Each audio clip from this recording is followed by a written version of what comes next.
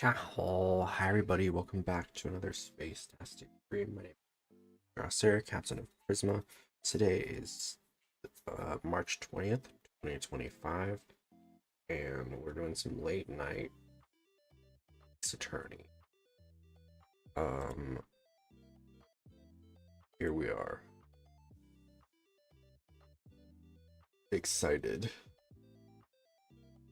Sorry, I had a burp, but it went away. Okay. Tomorrow I'm supposed to be getting my meds. Very excited about that. So, see how things go. It's been a mess, but here we are. All right.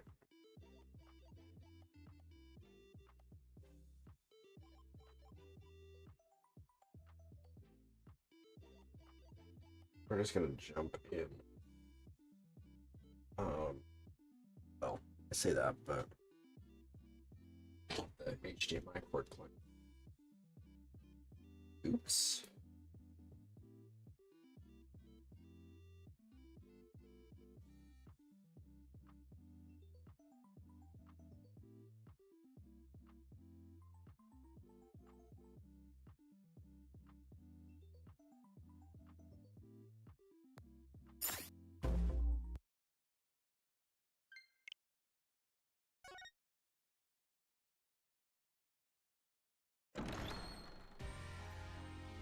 All right.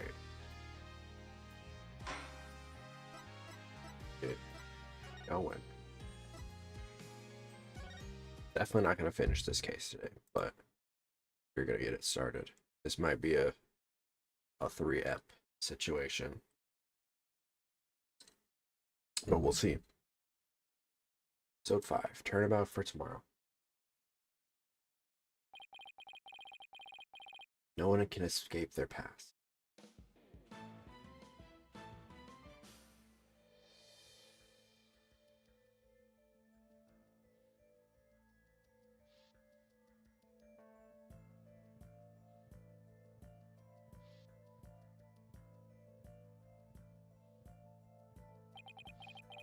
Sins we've committed, sadness we've caused.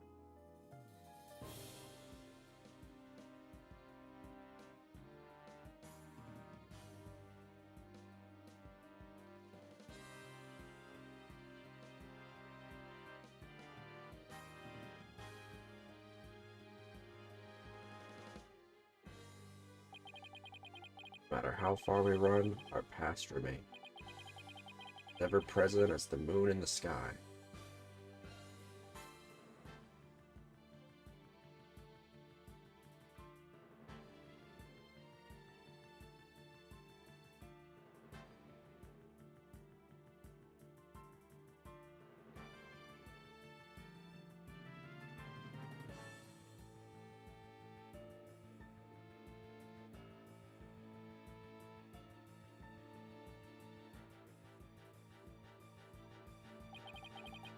It looms in wait. Today, we are forced.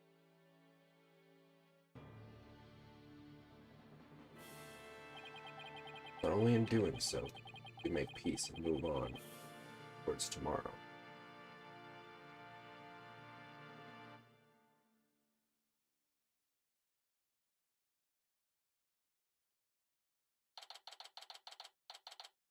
December 20th, 1:23 p.m.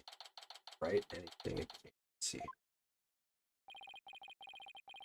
They took Athena from the courtroom, straight to the station, probably being questioned at this very moment.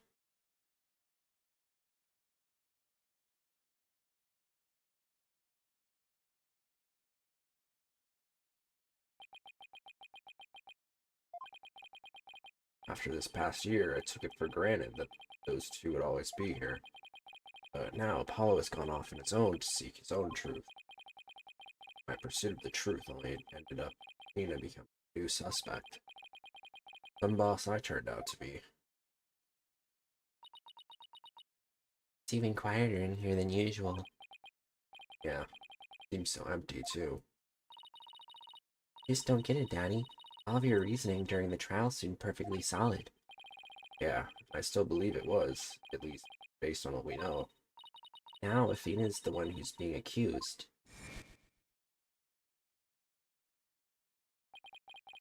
During the trial for the bombing and murder that occurred at the Cosmos Space Center, the lighter used by the real culprit was found. The lighter proved the defendant, Solomon Starbuck, innocent.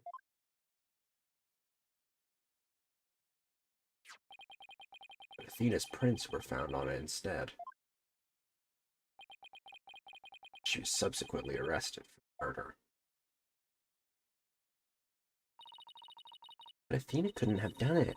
It just doesn't make any sense. No, none of it does. I've been racking my brain, but I just can't figure it out. There's the flaw in my reasoning. What have I got wrong in this case? You know, Daddy, if Athena was here, she wouldn't just be sitting around thinking. She'd be out there doing something. You are going to defend Athena, right, Daddy? Of course I will. And thanks, Jersey. I needed that push. This is right. Trial's tomorrow. There's no time to waste. I'm gonna prove Athena's innocence. I better get out there and find some evidence. Off we go then. We're on a hunt for evidence that'll prove Athena's innocence. Great, but before we go, I better tidy up the evidence I have on hand. Unnecessary evidence left at the office. Athena's probably still in the middle of being questioned, so Trucy's right. The thing to start with is talking to people at the Space Center. Okay.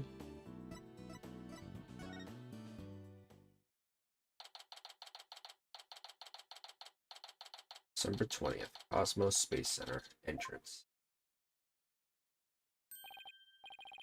Director Cosmos, do you have a minute? So I'm confused as to how he's innocent in all this, but I guess he only just switched the rooms around. He didn't like commit murder. Urgh. Galactic shooter, full speed ahead.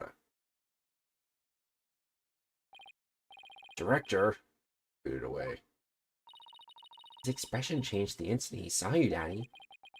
Yeah, well, I dragged his name through the mud pretty good at the trial earlier today. I still can't believe Apollo really left us. It was so sudden.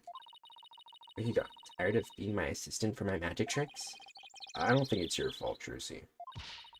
But I made him clean the toilet a lot. And I made him go bring in the newspaper. It was my fault. I just know it. Oh, Apollo. I really don't think it was your fault, Trucy. But I didn't realize Apollo was wearing so many hats around here either. How could they suspect Athena? It's just ridiculous. Must be some kind of conspiracy. Conspiracy, huh? Well, it certainly is some kind of mistake, that's for sure.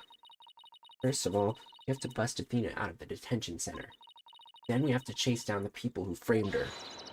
We'll sneak around the world, from Kiev to California, with the fuzz hot on our tails. Isn't that exactly the same as the plot of the movie you watched the other day?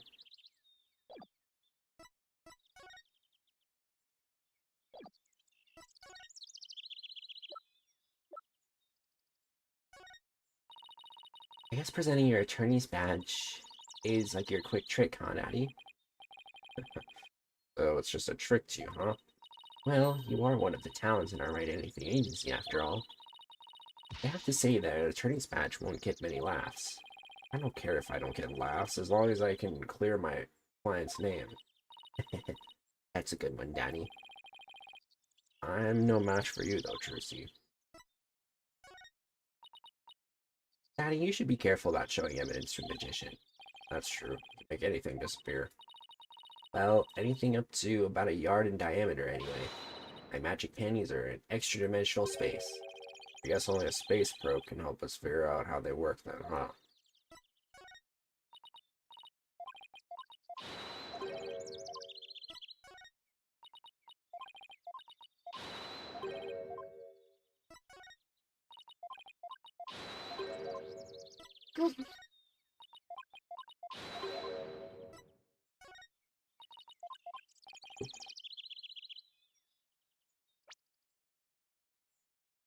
space, huh? I'd sure love to go up there someday. Will you take me, Daddy? Not like taking somebody to an amusement park, you know. Well, you hardly ever take me to one of those either. You either say I don't have my money, or I don't have any money, or I don't have time. Fine, I'll take you on my next day off. You're the best, Daddy. I'm no match for Trucy.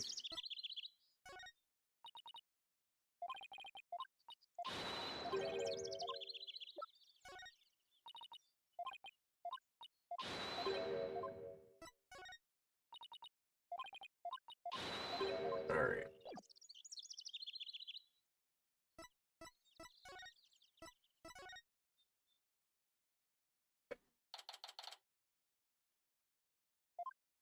Boarding lounge. We're here only yesterday. Mr. Starbuck, you've been released, huh? Yep, I came straight here. It's all thanks to you and your team, Mr. Wright. Giving me a second chance to fly into space again. Can't thank you enough. Except... What's wrong? I thought he'd be happy to be acquitted. As I was coming out of the detention center, I saw Miss Sykes. He saw Athena? It's at a loss for words. I didn't know what to say to the poor girl. And then, you know what? She flashed a peace sign at me. Congratulations on your acquittal, she said. Now you can go back into space someday. Yeah, that sounds like Athena. Just picture it. I saw her eyes. They were red and swollen from crying. She's gotta be suffering. Must be so worried. And yet she went out of her way to be nice and give me that big smile. You held back her own tears so she could give someone else a smile? That's so Athena. There's no question about it. That girl is innocent. Please, Mr. Wright, you have to make sure she goes free. And then they can put me in prison instead. I don't mind. We can't have that either, Mr. Starbuck. Don't worry, Mr. Starbuck. I'm gonna give her the very best defense I can. Promise to get her acquitted, just like I did for you. I know she'll be alright with you in her corner. I know you'll never give up on her. Apollo has a fine boss to look up to. I mean it. Text me later.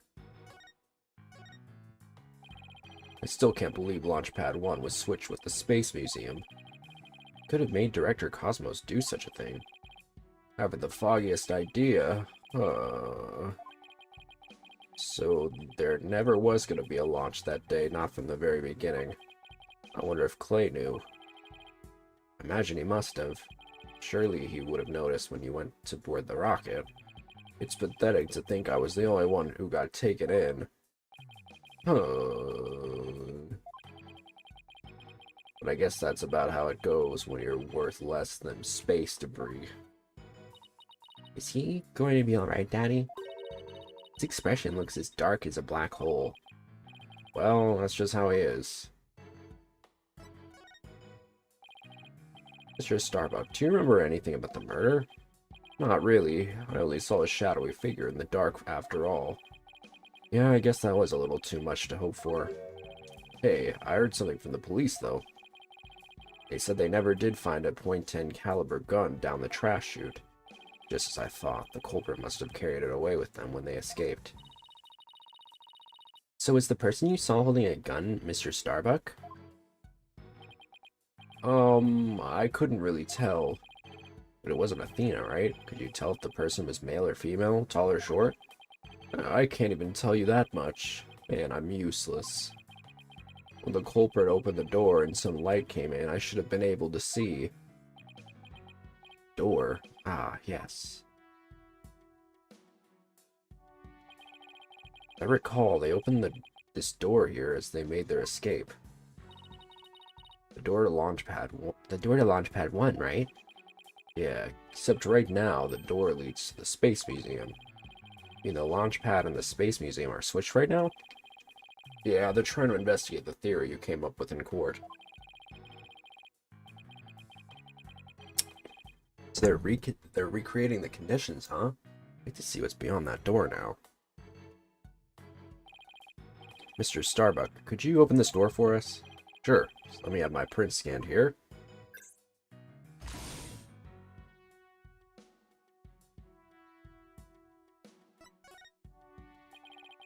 The launch pads get switched back and forth a lot? Well, back when the Space Museum was Launchpad 2, they used to switch the pads around at times. But these days, Launchpad 2 is only used as a tourist attraction, right? Right. Because, quite frankly, the Space Center needs the money.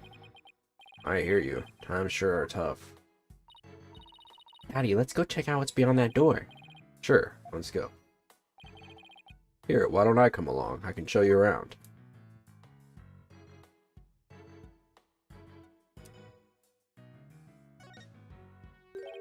Huh? I wonder what these dead leaves are doing here. Maybe they were stuck to the bottom of somebody's shoes? There are lots of trees around the Space Center. He's right. It's a modern state-of-the-art building, but it's surrounded by trees. But I don't know. They were stuck to the bottom of somebody's shoes. Wouldn't they look more crushed up? Just don't look like they've been stepped on. Maybe there's some kind of secret hatch in the corridor, and they came in that way? Not everything is set up like a magician's stage, you know.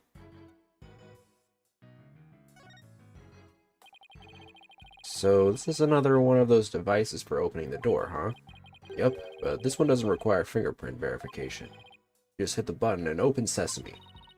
So when you and Clay went through here, you didn't need to show your prints either? That's right, Trucy, just like how the culprit didn't need to scan their prints. They escaped back out of the Space Museum corridor in boarding lounge 2.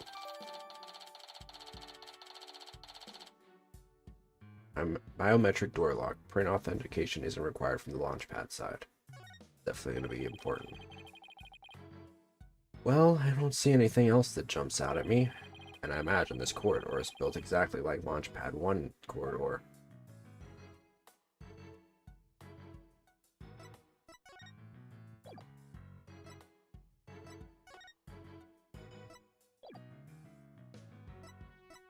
Gonna do some presenting. You know anything about this piece of evidence? No. Sorry I'm so useless. Oh. No, it's alright. No need to get all depressed. Clay always used to cheerfully greet me in a loud voice. And he did vocal exercises every morning, sometimes until he was hoarse, right? Exactly. You could always hear him even through the wall. Hey, wait a minute. Did you know Clay? No, but like attracts like, as they say.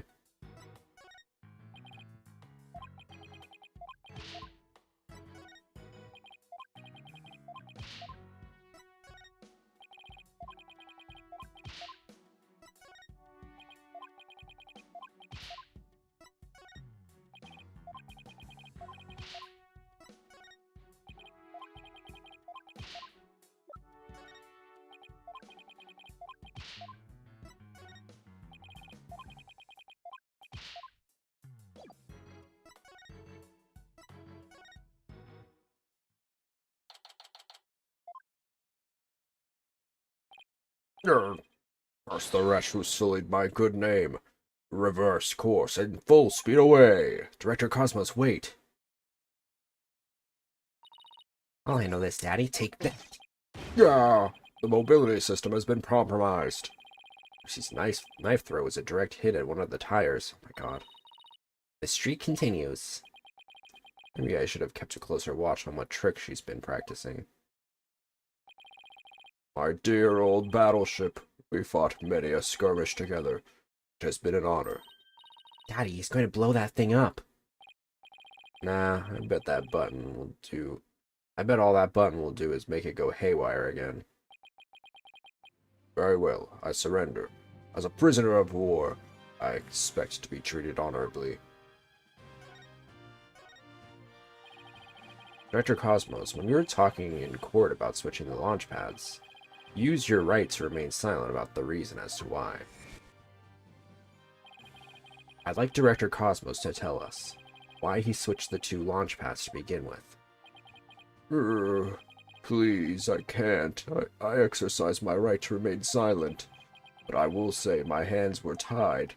I was only doing what I could to keep my men from getting caught in that blast. The center of the cosmos is shrouded in mystery, but I don't have any secrets left. Now that my battleship has been destroyed and I've been taken prisoner.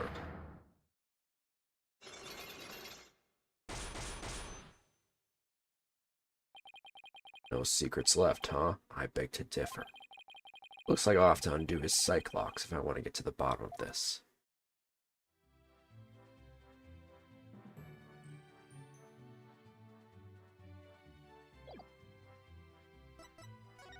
We'll come back to Space Museum. Wow, the place is crawling with cops. Looks like we won't get any investigating done here now. Let's come back later.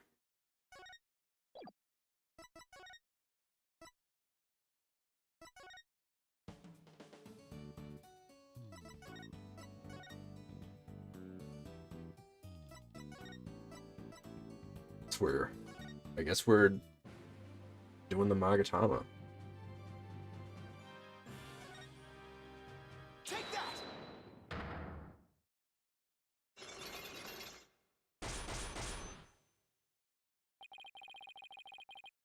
Behind the switching of the launch pads. I want you to tell me everything you're hiding about the switching of the two launch pads. I refuse. You can't make me. I can hold out longer than anyone. Hope I never get like this when I'm old. Now let's see. Where to start? This is how you explained your motive for switching the launch pads. You did it to fool the bomber? Prevent the bombing, to save the astronauts. I mean, probably all, right? But he did say he didn't want his men to get caught in the blast. So to save the astronauts? Thanks to you switching the launch pads, the astronauts escaped injury from the blast. Instead, they safely boarded the museum's rocket far away from the actual explosion. My astronauts were raring to go out on an authentic adventure in space. How do you propose I had them board a fake rocket without them noticing? I agree you couldn't have done it without help. For one, they would have figured it out the instant they stepped into the space museum. You figured you could fool Mr. Starbuck once he'd been drugged with his medication, but without the help of this person, it would have been impossible to pull your plan off. Candace? Take that! Wasn't this person, was it? Are we done here? I'm quite busy with the aftermath of this incident, you know. Oh, guess I was right about being wrong. Well, I did say it wasn't this person, didn't I? But I still contend that, without the help of this person, it could have been a...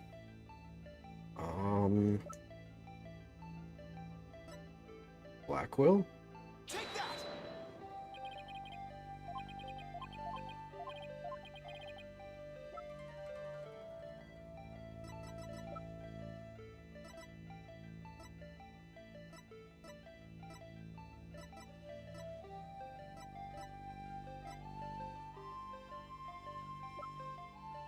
Isn't Fulbright there? Take that!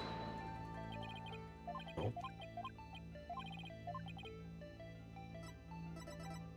Starbuck? Take that!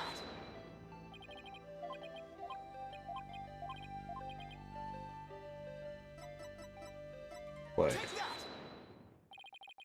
You must have gotten Mr. Tran to help you. Yerk. He stole the tranquilizers from his mentor's locker and slipped them to him. And then, with Mr. Starbuck in a daze, they boarded the replica rocket in the museum. Ah, someone help. Please help this poor prisoner of war. How is he able to spin around like that? You really wanted to save the astronauts' lives.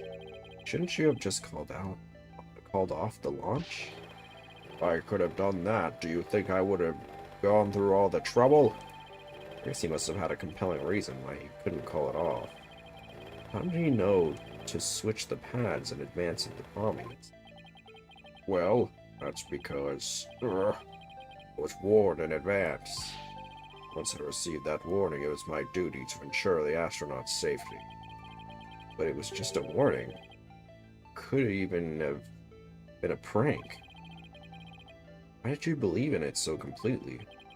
Because I went to one of those mediums that everyone's talking about these days. Oh, I didn't realize channeling was back in vogue. Besides, I thought it was you yourself that got the warning via telephone. Yes, that's right. The bomber contacted me personally. My battleship is equipped with a special advanced communication system, you see, aka a regular old telephone. It's been a while. Planning another launch? I see you haven't learned. I'll never forget the terror I felt when I received that call. The bomber said it's been a while? And that was enough to make you take the threat seriously? Perhaps Director Cosmos took the threat so seriously because the Space Center had been involved in a bombing once before? Maybe. The culprit in the current case is the same person who was involved in the incident.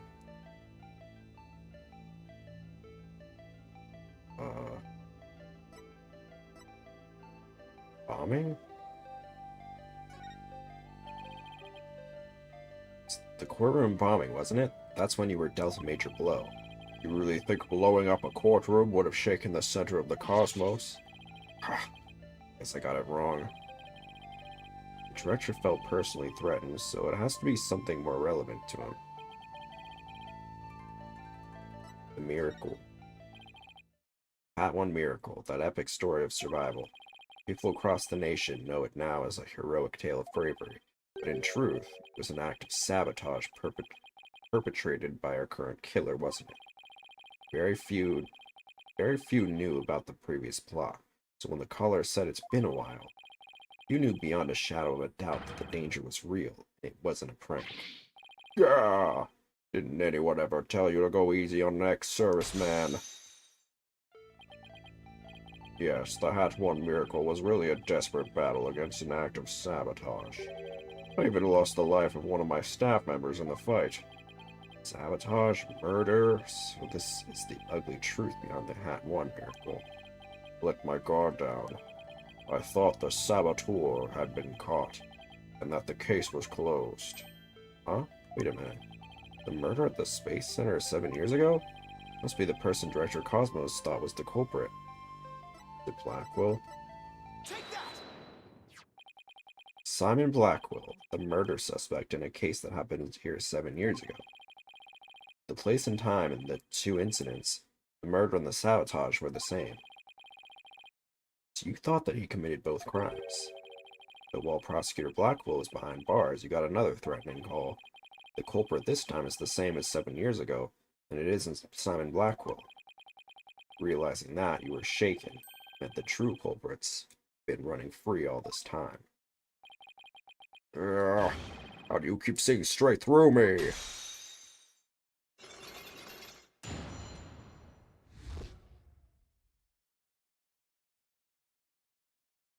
Mostly just guessing. The reason why Director Cosmos won't talk about why he switched the launch pads is connected to the truth behind the Hat 1 miracle. The sabotage and murder that happened at the Space Center 7 years ago. Director Cosmos, tell us what you're hiding. You really want to understand the reason I decided to switch the launch pads. You must go gray for a minute. We'll have to start with the story of that horrible nightmare 7 years ago. 7 years ago? You mean the so-called Hat 1 miracle?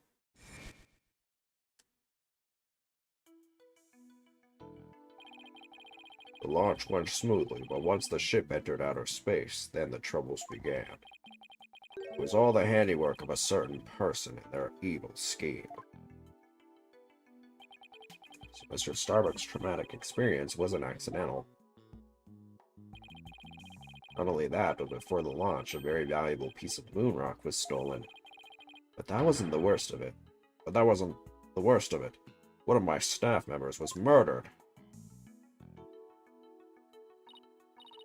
Wow, I had no idea such awful events were behind that exciting story of space heroism. All that in spite of the Space Center having very strict security in those days. All personal effects were examined thoroughly, coming or going. You couldn't even you couldn't even smuggle a withered old leaf through these checkpoints. Oh, a withered old leaf, you say? So, do you have any clue who was responsible for the sabotage? At the very least, I know it wasn't Simon Blackwell. I don't know enough to identify the true culprit. It's clear what that person is. Put it simply, a spy. A spy? You mean somebody who infiltrates a foreign country? Carries out dangerous missions and always gets the girl? Someone's watching way too many late-night movies. Well, I guess if we're talking about blowing up a rocket and stealing research material, not all that surprising that a spy could be behind it all.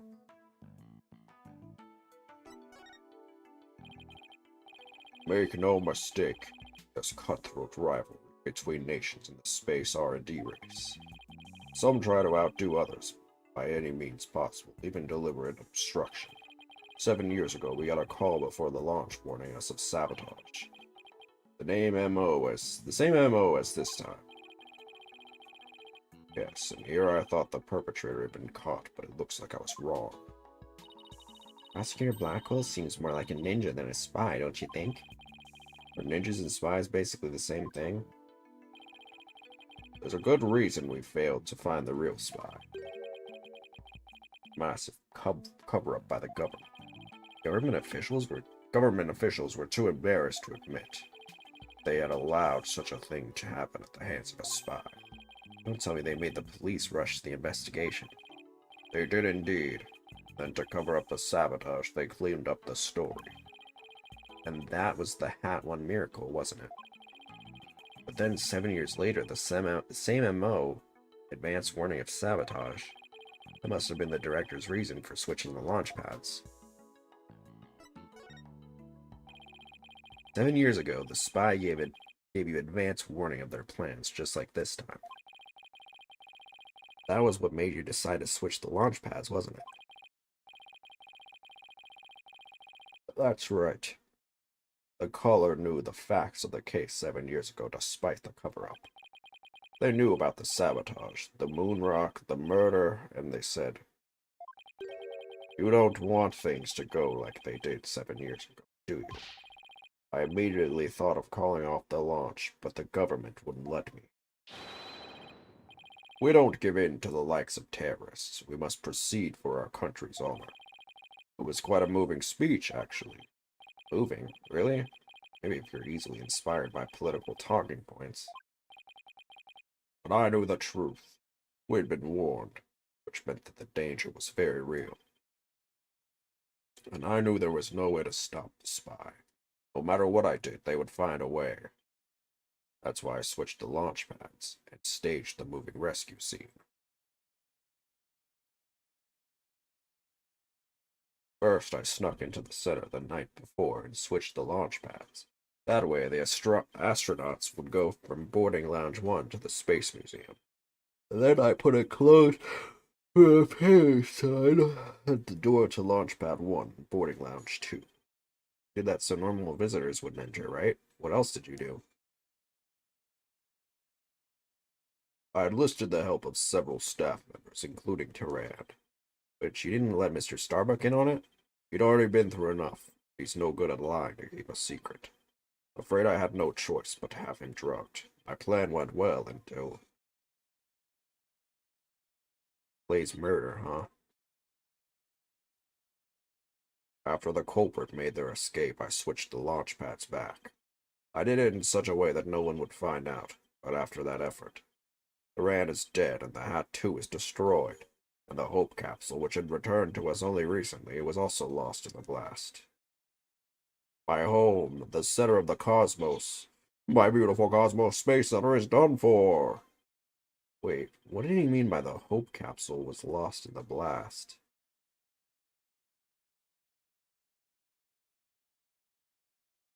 I thought that the Hope Capsule was found at the crime scene with Mr. Turan.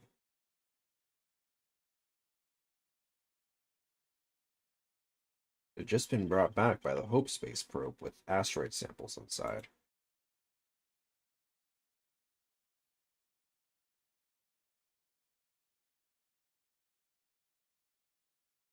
So what kind of samples are they?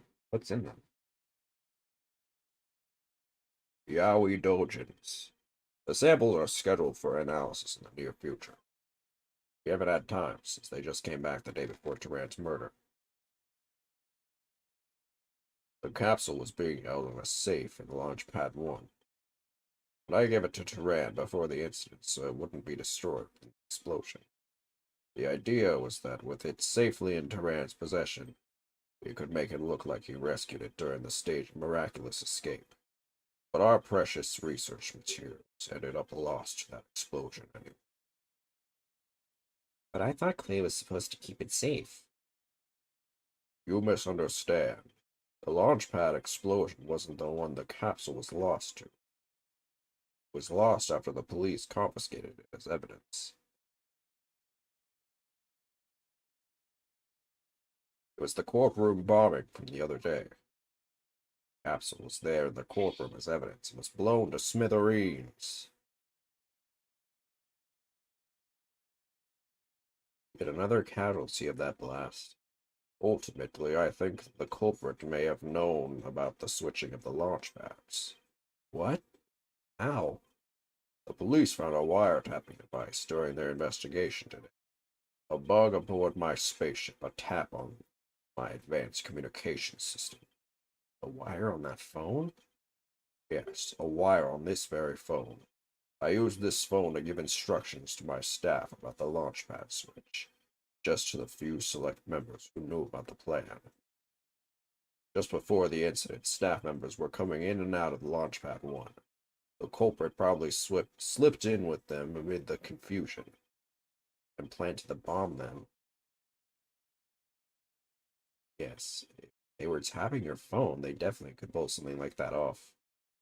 Do you really think the same spy is behind this incident and the one 7 years ago? Yes, I'm sure of it. And this spy must be the phantom Prosecutor Blackwell has been chasing. The Prosecutor Blackwell told me once.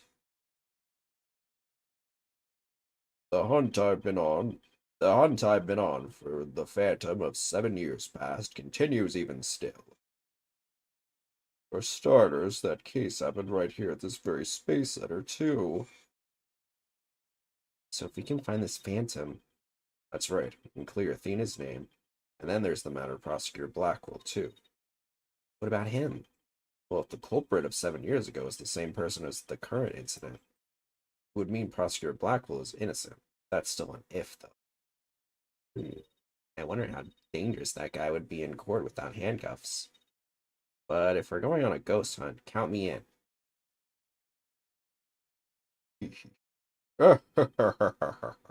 It's all over for me.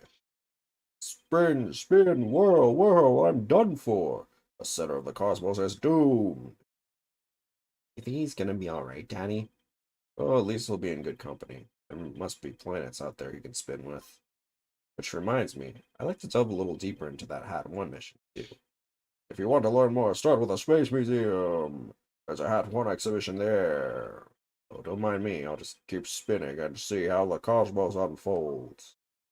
It's like he achieved spiritual enlightenment or something. I'm sure he'll stop when he gets dizzy. Well, let's go visit the space museum.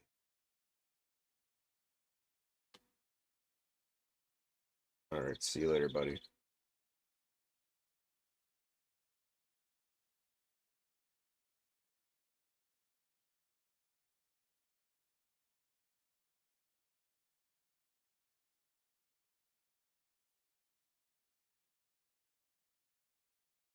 Let's see. Where's the exhibit on launch 7 years ago? There, that's the Hat 1 exhibit. Oh wow. Look at that photo of the team. I bet the person who died is the one on the right. There's Clay and Mr. Starbuck, Director Cosmos, Aura Blackwell, and even Pongo. I've never seen the woman on the right before. But he looks so happy. Well, except for Director Cosmos. Let's check out the newspaper article too. At one launch imminent, and there's a photo of the Hope space probe. I guess it's only natural it doesn't talk about the murder or sabotage. They really were keeping it a secret, just like the director said. Daddy, take a look at the jacket. Must be that Hat 1 team's uniform jacket. It's the same design as the one Apollo was wearing, the one that belonged to Clay. Actual jacket worn by a Hat 1 team member, it says. Not a replica, huh? I wonder if it was Mr. Starbucks.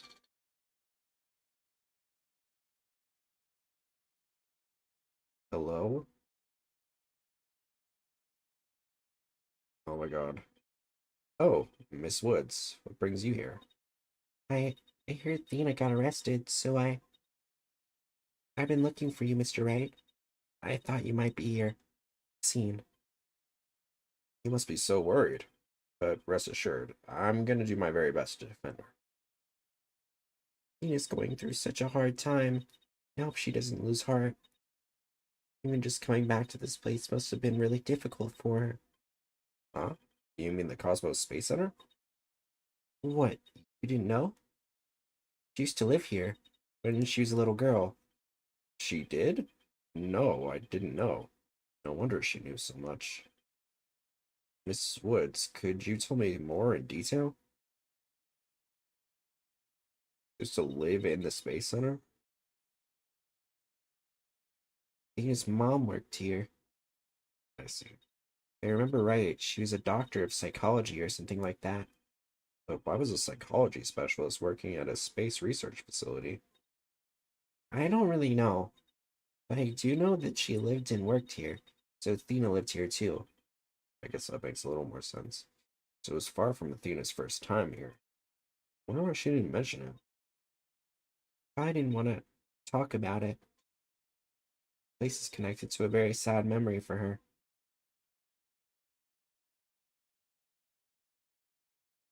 Sad memory. Can you tell me about it? There's a terrible incident here. It was 7 years ago. Same frame as the Hat 1 launch. Thena's mom, in the robotics lab, she was murdered. What? After it happened, Thena stopped coming to school. Poor Athena. All this time, she never let on at all. I was so worried about her. I came here so many times hoping to see her.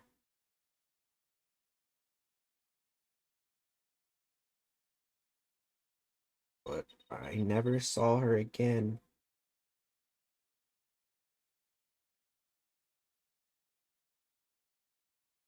After a while, we started exchanging letters, but I didn't get to see her face to face for 7 long years. so the first time you've seen her in 7 years was during Professor Court's case? That's right, and I was so surprised.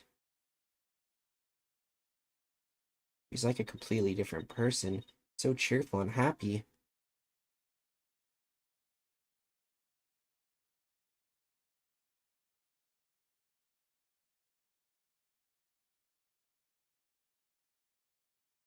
What was Athena like as a child?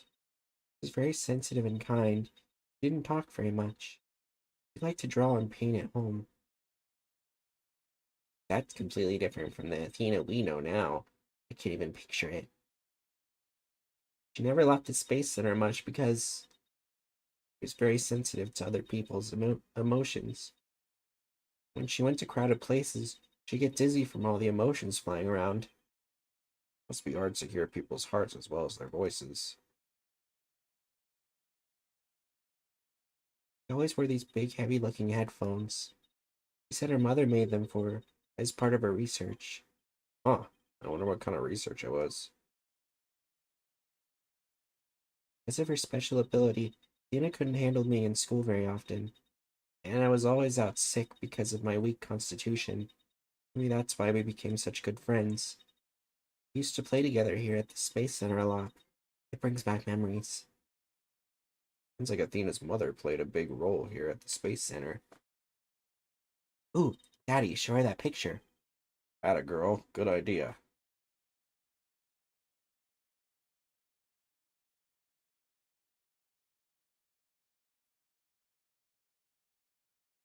Woods, could you take a look at this for me? Oh, look, there's Tina's mom. Woman on the far right. The one in the kimono. That's Dr. Menace Sykes. Sykes. I don't know. Tina's mother's murder. Did it by any chance have any connection to the Hat 1 launch? What? Why, yes, it did. As I recall, it happened on the day before the launch. Just as I suspected. That wasn't the worst of it. One of my staff members was murdered. So this is the murder director Cosmos was talking about. I mean that the crime prosecutor Blackwell was convicted of is the murder of Athena's mother? The chance her death is somehow connected to the current case. There is? Thank you for all your help, Miss Woods. And please, try not to worry. I won't let anything happen to Athena. Thank you, Mr. Wright. I know you'll take good care of her. We need to investigate the robotics lab and also talk to Athena. Got our plates full, Daddy. I hope we can fit it all in before the day is through. The detention center first, then. We have to see Athena before visiting hours are over.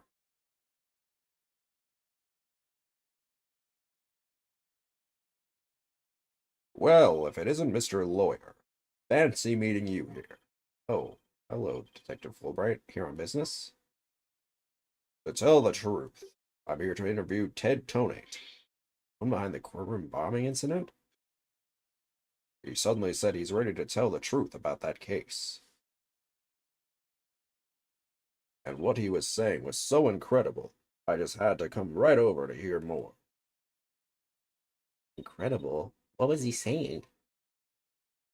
Why don't you hang around and hear it for yourself? Really? Us? Are you sure? Ha ha ha. I give you my special permission. Here comes the bomber now.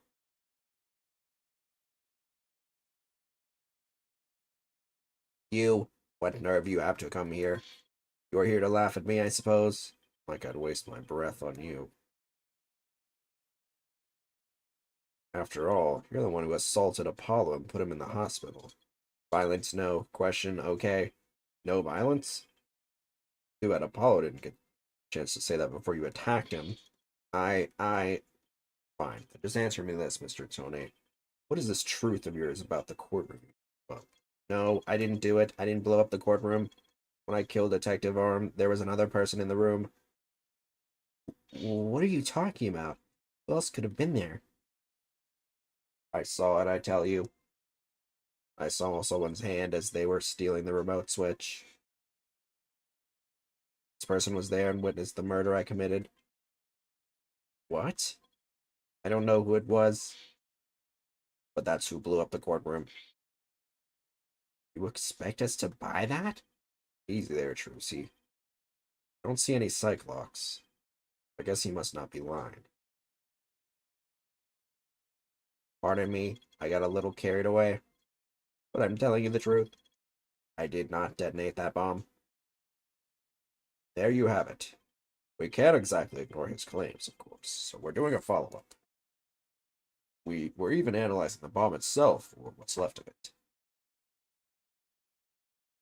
We haven't found any new facts yet, though. Wow, they've laid it all out, piece by piece. Oh, look at all those beautiful little pieces.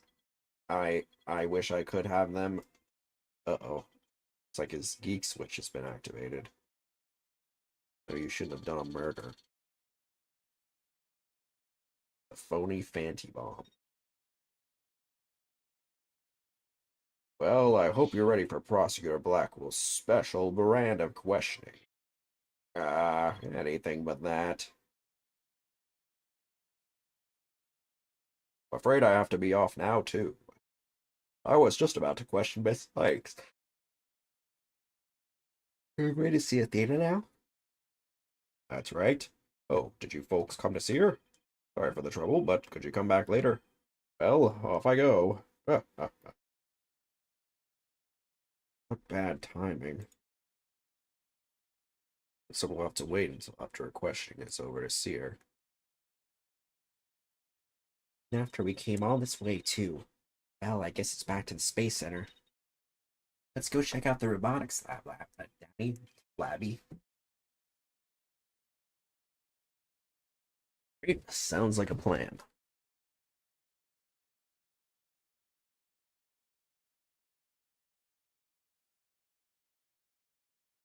Ugh.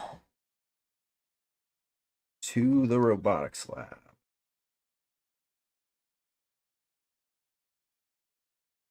Whoa. Place has seen better days.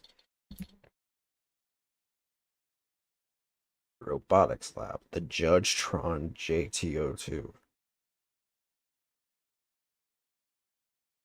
So this is the robotics lab, huh? Looks like it's exactly one floor above the boarding lounge. And where people were directed to evacuate from via the emergency ladder. This is where Athena's mother was killed 7 years ago. Speaking of someone who works with robots. Daddy, look, over there.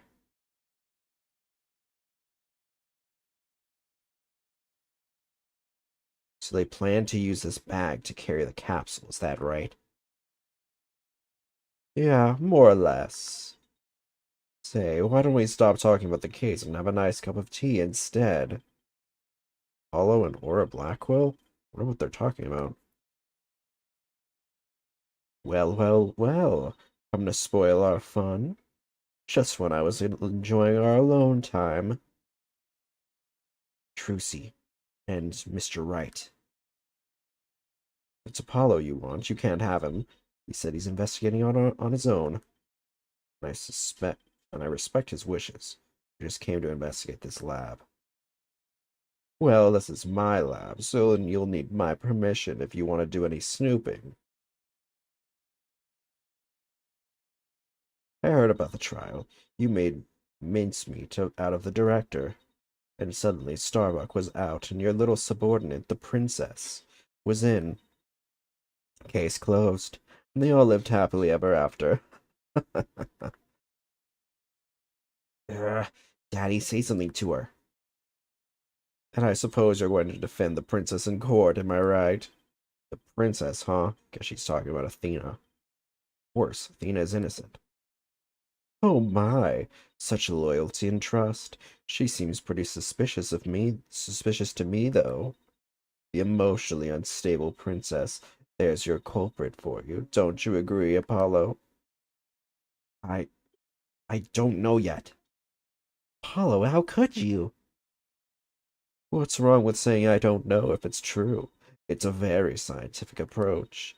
Your subordinate is more level-headed than you, or should I say former subordinate.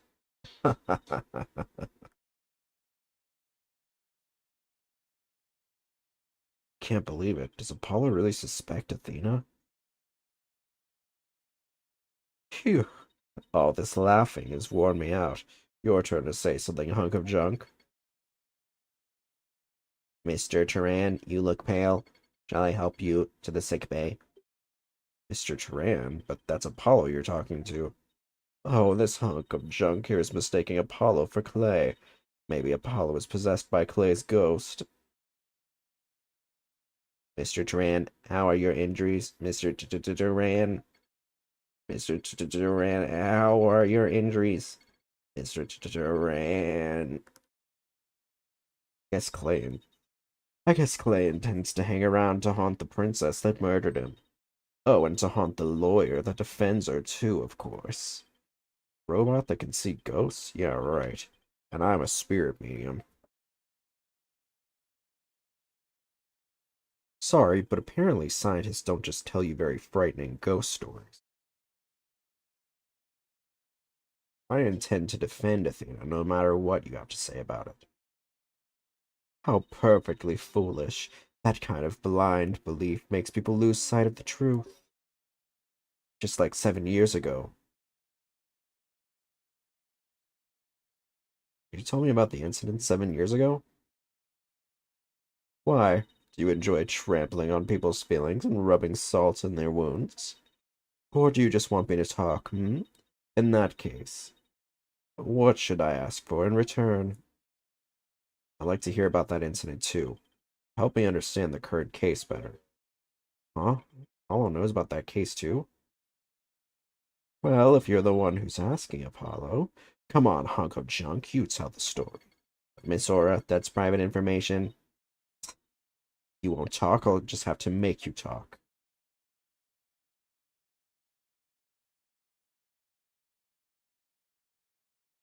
Yeah, yes, who cares about personal privacy? Not me. I am ready to utilize my blast processing abilities to impart all available information. Wow, what a magic trick. He's like a completely different robot now. The bodies of all the robots that come through this lab are designed by Miss Aura. I was born 7 years ago. Miss Aura was much, much younger then. Yikes, better watch what you say if you don't want to get recycled, Clonko. And then our hearts were created by that great genius, Dr. Menace Sykes. Hearts? Robots with hearts? You even make such a thing?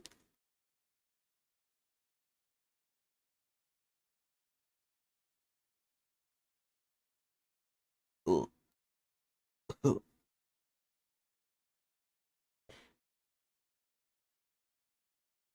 I'm just opening up my nose. Running out of nasal spray. I still have a little bit left.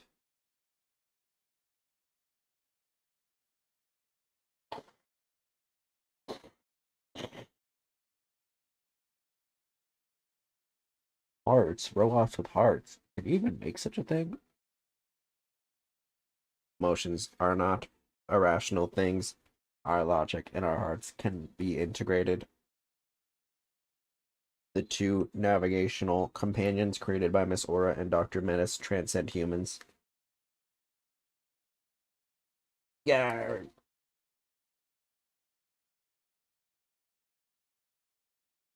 Menace. Huh? She just glanced over at her desk.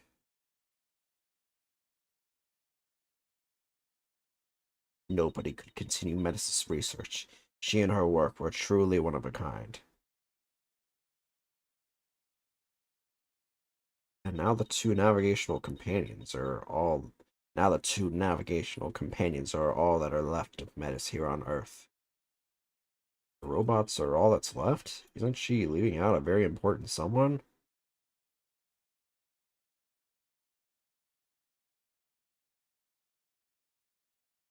One sec.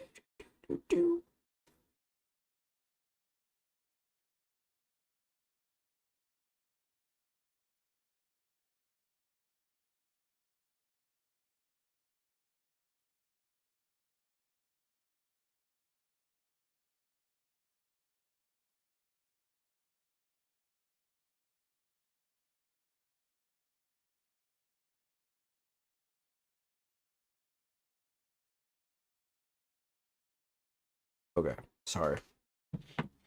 Just responding to a message. The robots are all that's left. Isn't she leaving out a very important someone? We built the ultimate creations together, and now she's gone. I get the feeling Dr. Sykes loved her robots almost as much as she loved her daughter. And almost as much as she loved you. What are you talking about? Don't make me laugh. But you lost someone too, didn't you, Apollo? Your friend Clay. I guess you and I are pretty much in the same boat. Miss Aura, would you like a tissue? Your trap shut, hunk of junk.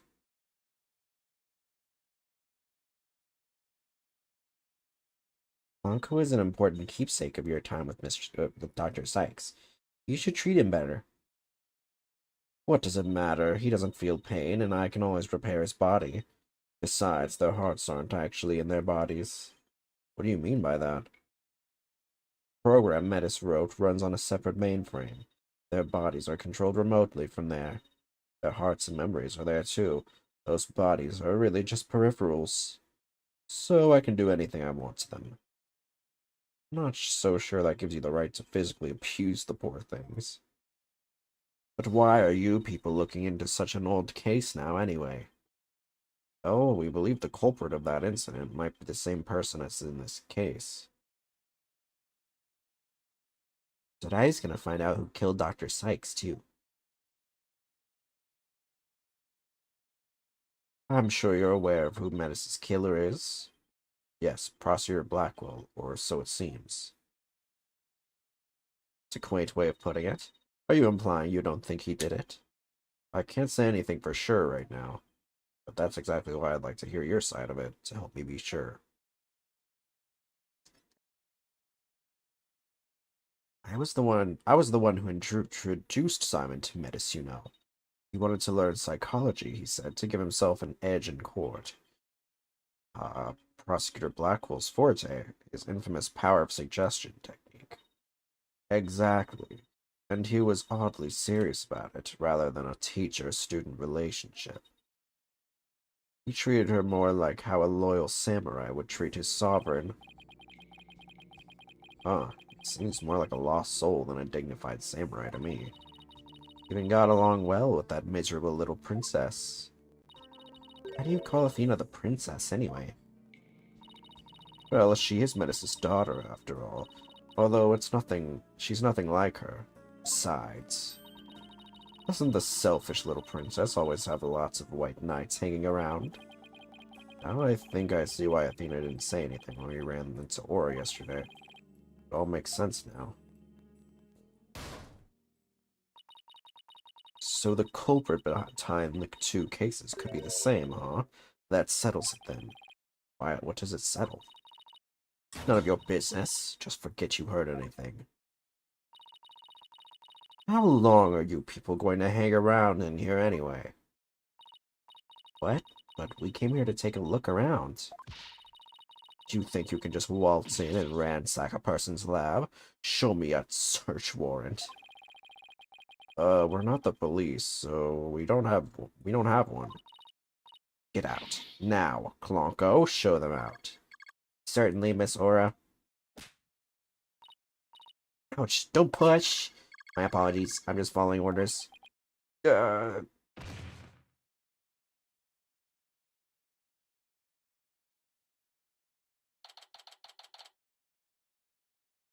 Cosmos Space Center entrance. What a way to get shown out. The nerve of that woman. What's with that horrible attitude?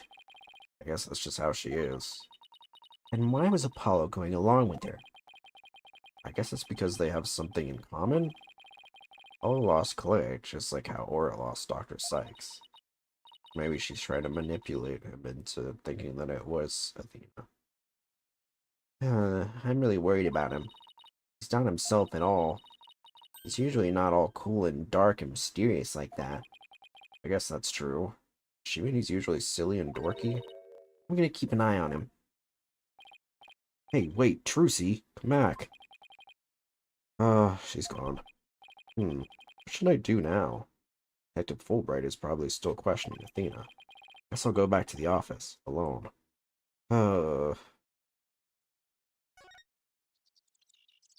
Back to the office. Well, here I am. This office has never felt so empty. I guess I haven't been here at the office all by myself in a long time. When I first became a lawyer, my mentor was here with me. And then, for a while after that, she was always by my side. I'm getting all sentimental. Must be tired. Huh? There's something on the floor. What's a letter doing here? Hey Nick, it's been a while, huh? Miss me? My God. Is it Maya? I know this handwriting. I read somewhere that we were holding a trial in the middle of an exploding courtroom. That must have been really something. Although weird is part for the course with you. I think she, or whatever paper she's reading, is a little off on the details. I'd love to come visit, but I'm right in the middle of a difficult part in my training. Instead, think of me as you watch those Steel Samurai videos I said. I'm sure they'll cheer you right up. Yours truly, Maya Fey. Good old Maya. It's as if she knew I was feeling down and needed a lift. Maya was my assistant for quite a while. Oh wow. Brought it back to the old art. Believe it or not, but she's a spirit medium. This Magatama I use on Cyclops, Maya is the one who gave it to me. But I wonder how this letter got here. Mr. Nick? Oh my God! Oh, it's you, Pearls. It's Pearl! Oh my God, Diva. He's all grown up now.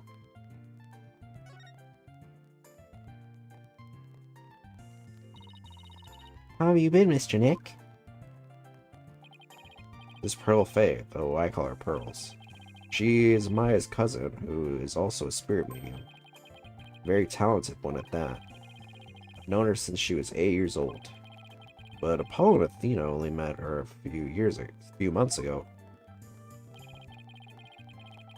You didn't come all this way just to bring me a letter, did you? I apologize for barging in. The door was unlocked. But I can't believe there was a big explosion here. Your office doesn't look any different.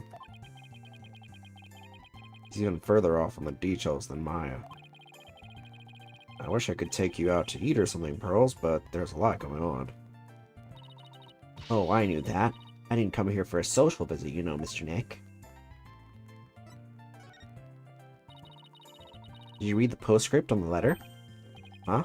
There's more? Oh, yeah, here it is. Yes. I bet you've been too busy to clean or take care of your office. So Pearlie said she would come help you. Isn't she sweet? You better thank her. Oh, so that's what you're doing here. That's awfully nice of you, Pearls. I and Pearls, thanks to these two. I'm starting to feel a little better. Thank you, girls. Now that I'm here, I'm gonna whip this place up into shape. You just concentrate on your work and don't mind me at all. I'll need to talk to Prosecutor Blackwell if I want to learn more about this case. The trial's still going on. They must be holding him down at the detention center. Has it been a while since you've seen Mystic Maya? Yeah, quite a while. She used to drop by the office sometimes to say hello. But she hasn't been by recently. Wonder what she's up to these days. Become a spirit medium worthy of heading the Fae clan, and she undergoes rigorous training. But she said she's growing tired of the vegetarian diet. I'll have to have some burgers delivered to her then. Oh, I'm sure she would love that. But to get where she is, the delivery person would have to climb a steep mountain. I hope she tips them well then.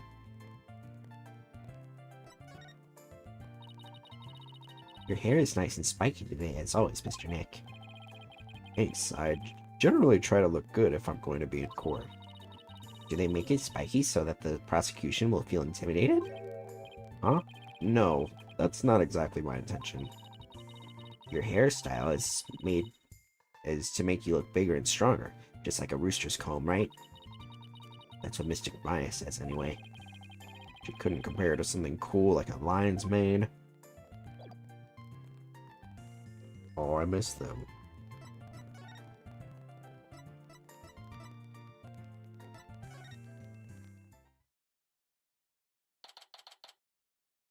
December 20th, Detention Center, Visitors Room. Well, look who's here. Wonder what they're talking about. All this time and you haven't said a word. It's even turning your hair gray. I don't have anything to say, Aura. Why don't you go home and play with your dolls? Scooter Blackwell? Well, even if you don't, I have plenty, you jerk. Miss Blackwell, don't you think that's enough for today? Enough for today? Today is all there is when there's no tomorrow. There's no tomorrow? What is she talking about? We have company, Aura. Please try to calm down. Alright, fine. I see you're just not going to listen, no matter what I say. I've had it. If that's the way you're going to be, I have another plan up my sleeve. Hope you're happy, Simon, because I'm done. Do as you please. See if I care. Oh. Wow. I could cut the tension with the katana. Right, Dono. It looks like Fulbright saved your case in court this morning. What? Oh, yeah, he did. He bounced back to business quick. Prosecutor Blackwell, forgive me, but it was the just thing to do. But as a result, Sykes Dono was arrested. Was that the just thing to do too? Mr. Lawyer, I'm sorry, but it was evidence. What else could I do? Don't worry about it. I plan to defend her and prove her innocence. I wouldn't take things so lightly if I were you, right, Donna? This is blade-proof glass, right?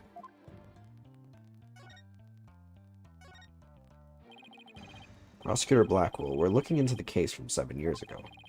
You're looking for somebody you call the Phantom of 7 years past, aren't you? You villain.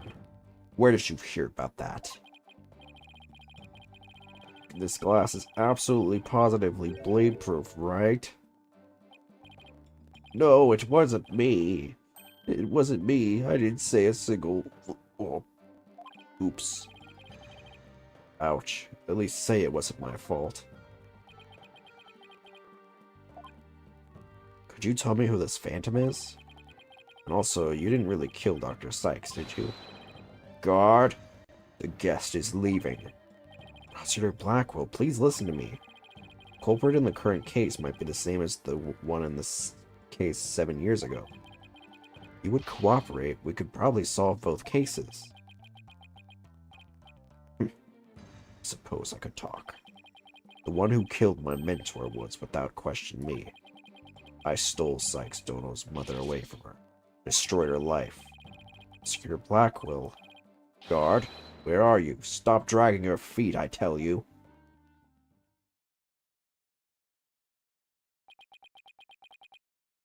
There he goes.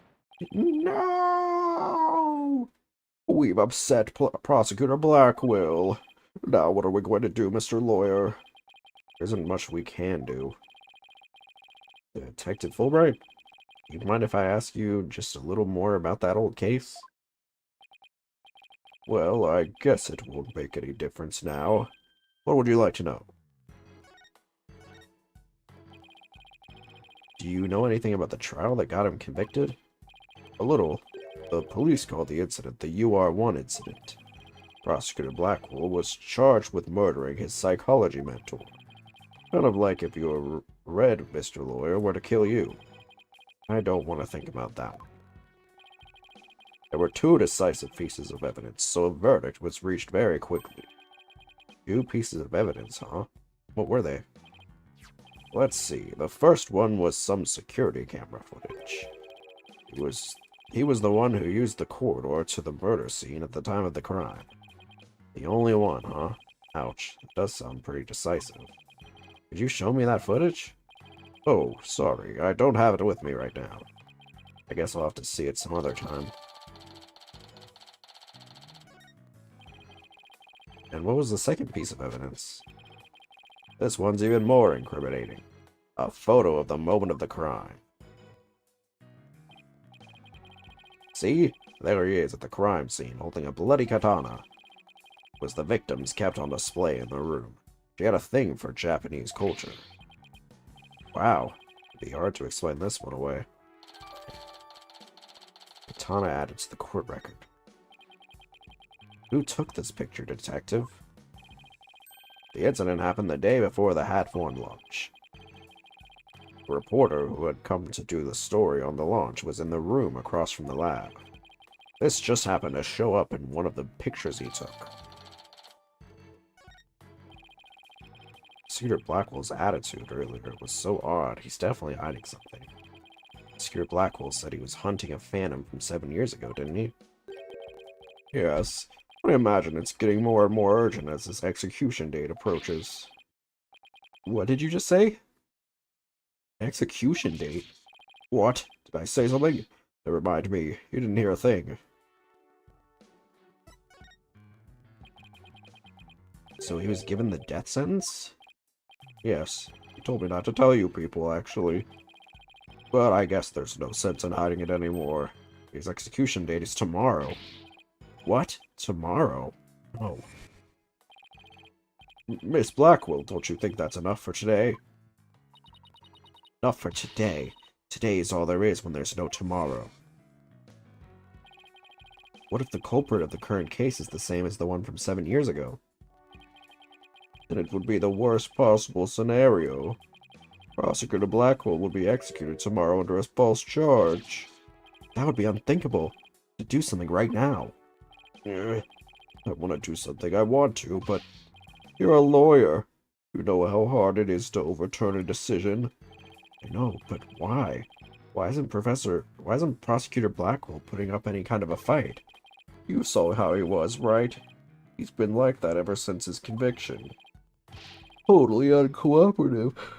I mean, his own sister couldn't persuade him. Uncooperative? When he's about to be executed for a crime he didn't commit? Right. Can't let it happen. I have to stop it somehow. Oh, pardon me. Looks like I have a phone call. Moshi Moshi. Albright here. What? What's happening? You've got to be kidding! That's quite a reaction. I bet he's making some big show of it right now. Mr. Lawyer! The robots! The robots are... Detective Fulbright, get a hold of yourself. Some kind of robot malfunction? Not a malfunction. They're staging a revolt. The machines are rebelling against humans. They've holed themselves up in the Space Center and taken the visitors as hostages. Taken what? No. Trucy. Oh, shit. We have to get right over there. This is going to be one heck of a battle.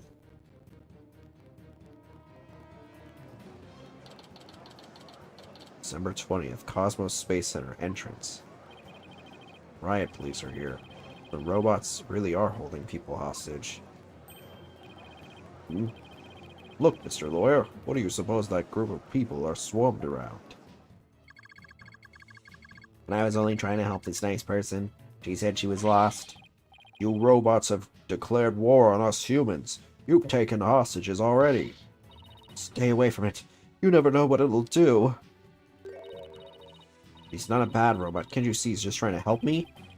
Recognize that voice. Detective Fulbright, are you okay here on your own? Leave it to me. Alright, people, what's going on here?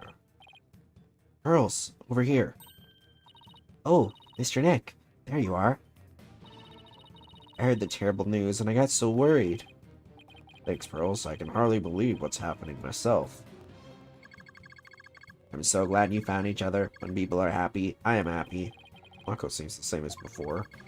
When people are sad, I am happy. When people are angry, when people are... Oh, did I say something odd? Did I err? Uh-oh. There is something wrong with him. Yeah. Looks like he fell asleep. Must have been tired.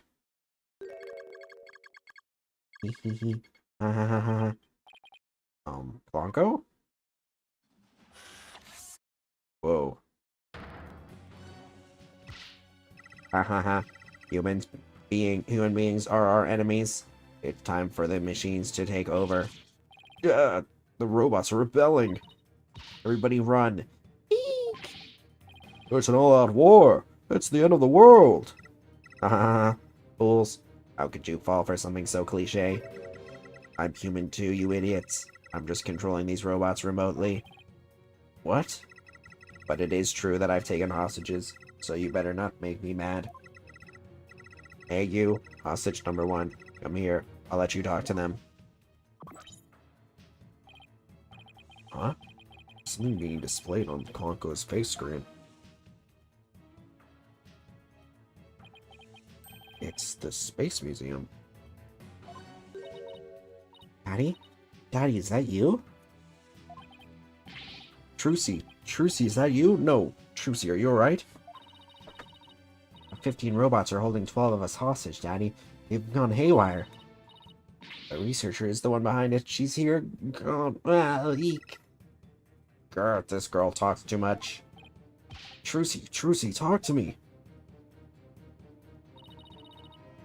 Why are you doing this? I'm glad you asked. My demand is simple. I hope that detective is listening. Bobby Fulbright here. I'm all ears. I want you to bring someone to me. Blade Turan's murderer, Athena Sykes. Athena? Now hold on just one moment. I can't give in to a demand like that. So you don't care what happens to these hostages, huh? I'll just pick one out then. No, wait. Mr. Lawyer. I know I have absolutely no right to make a ridiculous request, but you need me to buy some time, right? Got it. I'll see what I can do. But promise me you'll never hand Athena over. You won't give up on the hostages either. Of course I won't. I'd better go contact headquarters. Mr. Nick, how do you plan to buy time? I have no idea yet. This hostage taker, could it be? You don't bring me that little princess, I'll have Hunk of Junk kill all the hostages. Princess? Hunk of Junk? There's only one person this could be. In which case, there must be something I can use as a bargaining chip. I don't have anything to say, Laura. Why don't you go home and play with your dolls? Mr. Blackwell? Well, even if you don't, I have plenty, you jerk.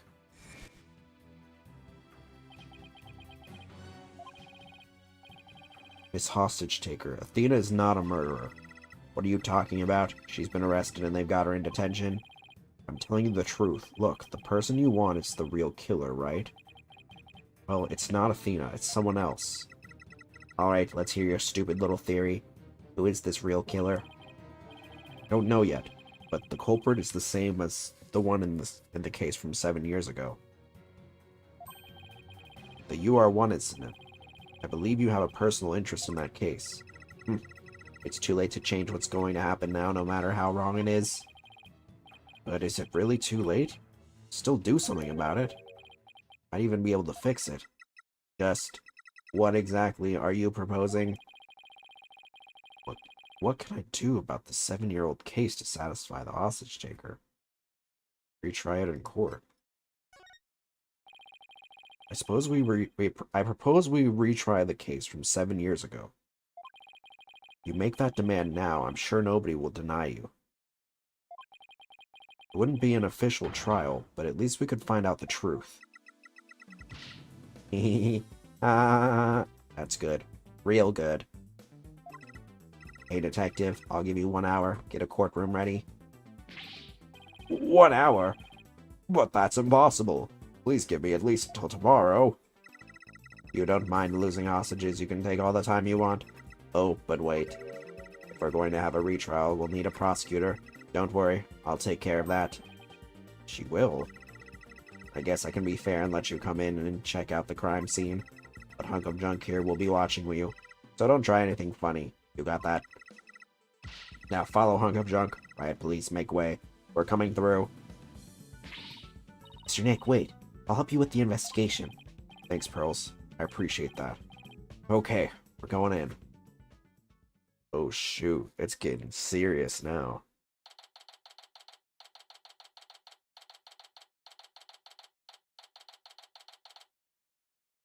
Cosmos Space Center, Robotics Lab.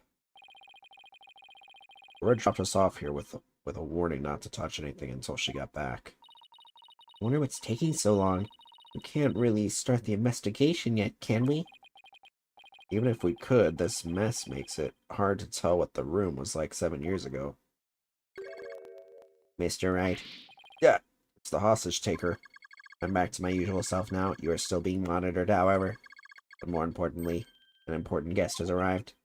A guest? Oh shit. Is it who I think it is? Oh my god.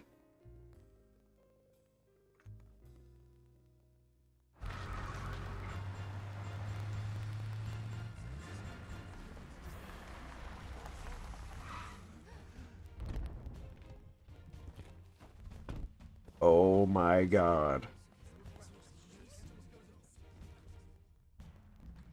I trust you've been well, right? Oh man, he's got glasses now. Oh my god.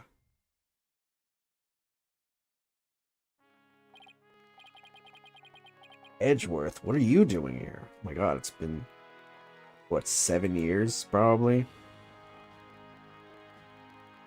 Edgeworth, what are you doing here? This is Miles Edgeworth. We've been friends since we were kids. We faced off in court a number of times back when he was a prosecutor, but now we're lovers. hello, Prosecutor Edgeworth. Oh, but you're not a prosecutor anymore, are you? It's a chief prosecutor now. Pretty soon it'll be a year, right? A title is nothing more than a title. Don't we have more pressing issues to discuss? So, what are you doing here, Edgeworth? The captor chose me as the prosecutor for the UR1 case. Wow, she's good. She went all the way up to the top. I gathered all the information I could in the short time that I had. I'll give you a rundown. You're always so well prepared, Prosecutor Edgeworth. Thanks, I appreciate this. I could really use the help. I'll start with a brief overview. The victim was the psychologist Dr. Metis Sykes. Yeah, Thena's mother. 7 years ago, on the 7th of October, her body was found here in this very room. I have 2 crime photos and the police notes on them for you to see. Whoa. Oh, what a terrible way to die. This other photo shows the other side of the room, I see. 7-year-old photos added to the court record.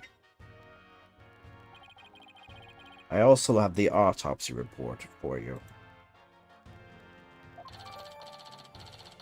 Metis's autopsy report added to the court record.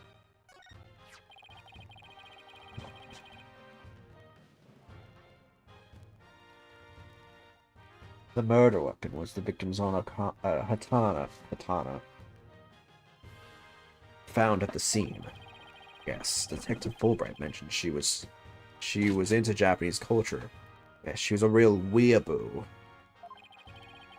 The body was found by a Space Center staff member and 2 police officers.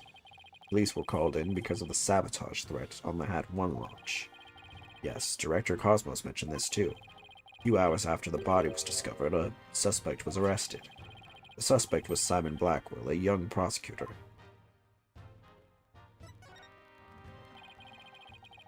I hear his trial was over in a flash.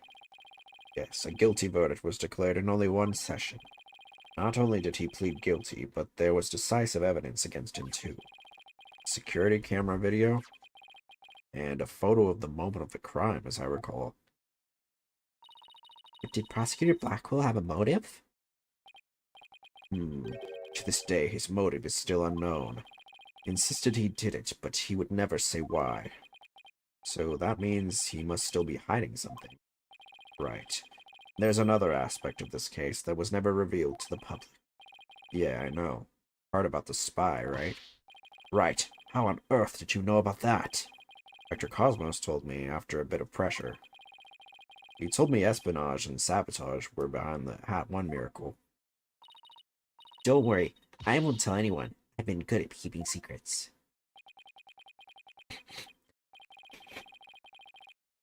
My nose is so clogged today. Well, I might as well tell you now. They really do suspect Blackwell as being a spy. I think he sabotaged the rocket and killed Dr. Sykes to steal the moon rock. But if you can prove that the Hat 2 bombing is the work of the same spy, we can stave the execution. It's a possibility. That's why I intend to help you any way I can. Thanks, Edgeworth. Now, all I have to do is comb this room for evidence. Let's do it together. Ba-da, ba-ba, ba-ba.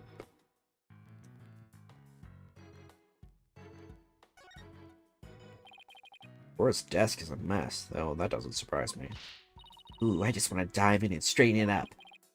Wait, before you do... Metis. Huh? She just glanced over at her desk.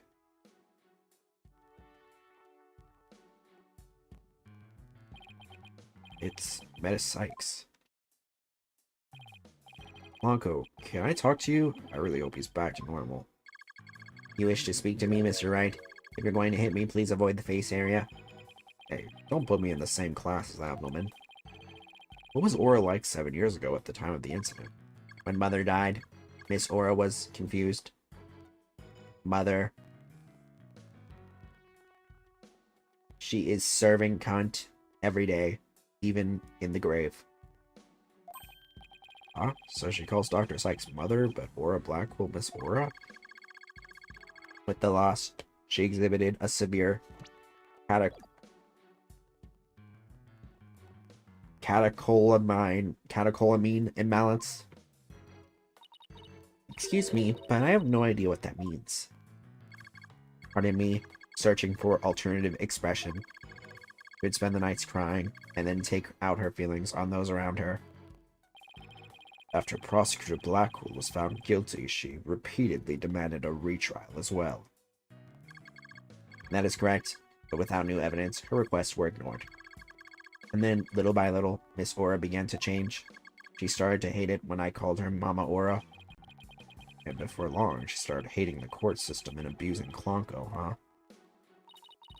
That murder destroyed so many lives. Right. Take a look at this paper on Dr. Sykes and Miss Blackwell's research. Honko and Clonko, they're the robots with hearts that Dr. Sykes created. Honko series features. Can determine the presence of a human with their heartbeat detection system. Recognizes people by scanning their spacesuit or uniform jacket ID tag. And also recognize a person by facial features once the face has been registered. Can infer people's emotions by analyzing their tone of voice and communicate with them. A heartbeat detection system lets them determine when a human is present. In addition, they can recognize people by their ID tag or facial features. And they can infer people's emotions by analyzing their tone of voice. That's amazing. Hey, I don't know, Edgeworth. They might even be more human than you. What's that supposed to mean? That sounds like these robots can do what Athena does. Makes sense.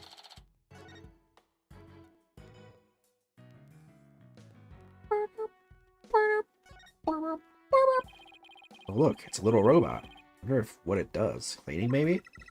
A cleaning robot must follow humans' orders as long as it causes no harm. Yikes, it talks. Cleaning robot must keep desks clean without violating the preceding clause. However, Miss Aura says she prefers a moderate level of clutter on the desk. Oh, what is the purpose of my existence? I guess slack off and cut some quarters aren't in its vocabulary bank.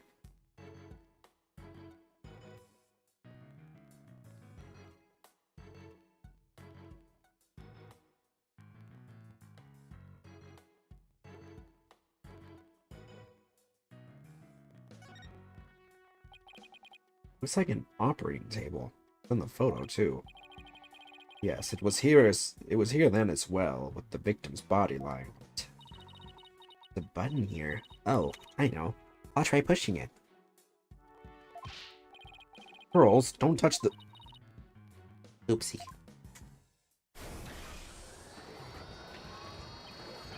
Hey, it's moving. It appears to be a robot assembly device.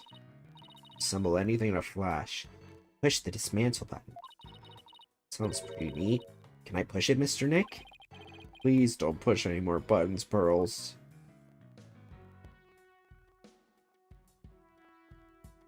There he goes.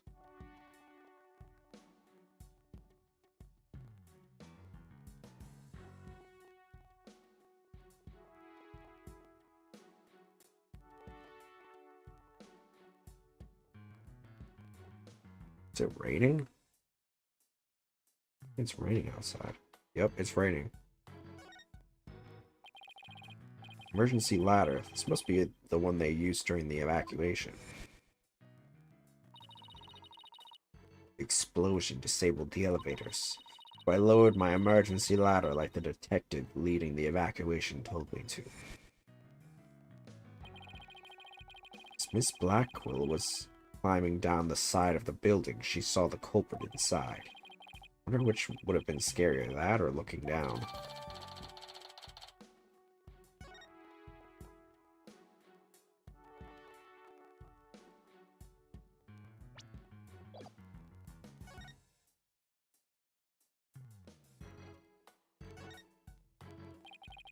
This is one heck of a robot. There's something written on it. Is this supposed to be a poem? I cut down anyone who displeases me. I make the rules. I am the law. I wield the ultimate gavel of judgment. I am Judge Tron JTO2. I don't believe we need to bother with that, Pearl. It's not even completed yet. He's right, Pearls. There's no sign of it in the photo from 7 years ago either. They're building the Hope space probe here at the time. The murder occurred after the space probe had been removed from the room. So it was long gone by the time someone took this picture, huh? But you can see the probe in this newspaper photo. Yes, and you can see the stolen moon rock there too. That strange black and yellow, black and yellow, black and yellow, black and yellow thing on the left side of the picture. Note that the same rock is absent from the crime scene photo. Not only that, but before the launch, a very valuable piece of moon rock was stolen. I hear there's lots of research into moon rocks and stardust from asteroids these days. You see that the results could potentially have a huge impact on all of civilization. It's like we're in a new space race with every other country out there. The person who stole it, think it was our spy? I'm sure of it. Dr. Sykes was probably killed because she was a roadblock in their plan. Unfortunately, the government thinks Prosecutor Black was the culprit.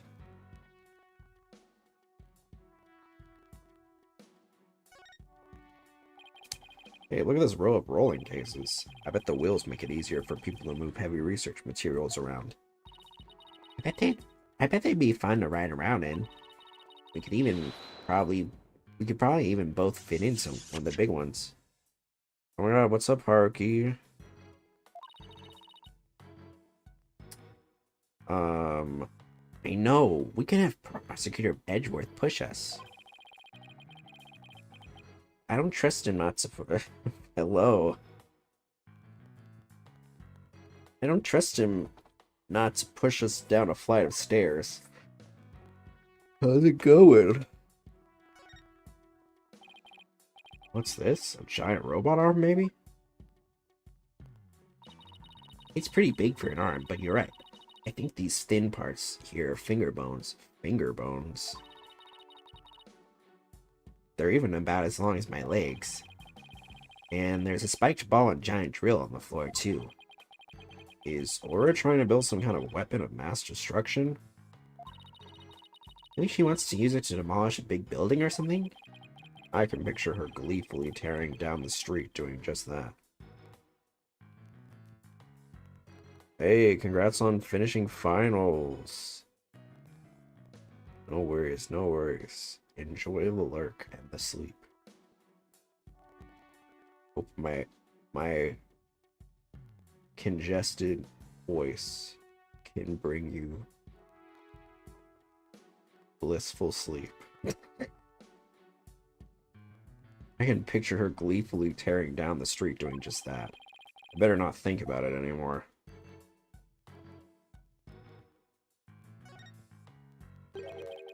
What's this? It looks like a giant power plug. It's attached to what looks like an electric vehicle charging station. That's a charging station for us robots. We come here periodically and charge ourselves up. Wow, machines that maintain themselves? That's pretty cool. Our batteries run out and we lose consciousness. We never know what Miss Aura will do to us when we're down, you see. Nothing motivates quite like fear, huh?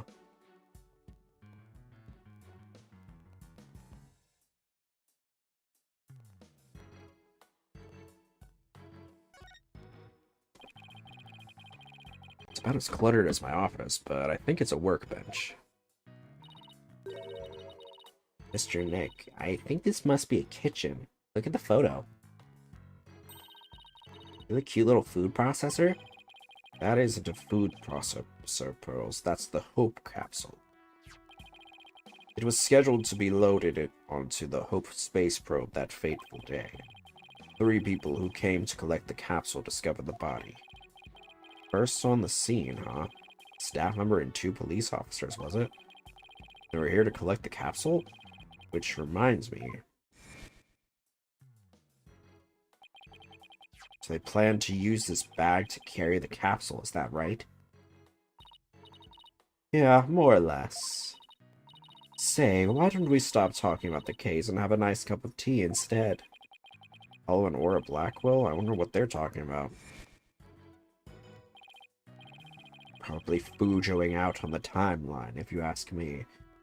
Edgeworth, did those 3 people have a bag with them for transporting the capsule? Oh, you mean this? It's a custom-made shock-resistant bag. But how did you know? Oh, I just overheard Apollo making an inquiry about it, that's all.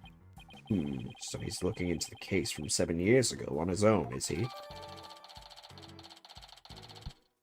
Hope capsule updated the court record. It was at the crime scene 7 years ago. It was launched into space and only returned to Earth a few days ago.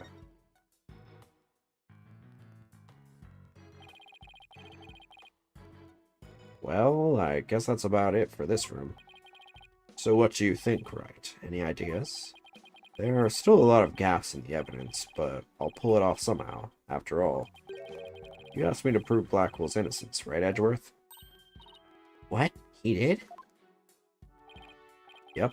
He called it a special request. He reached out to me while I was still disbarred.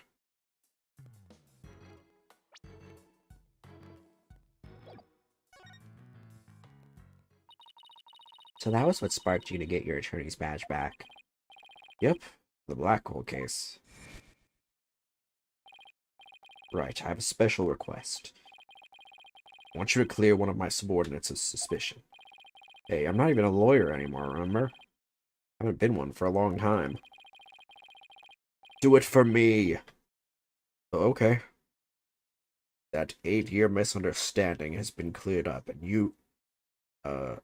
you must be eager to return.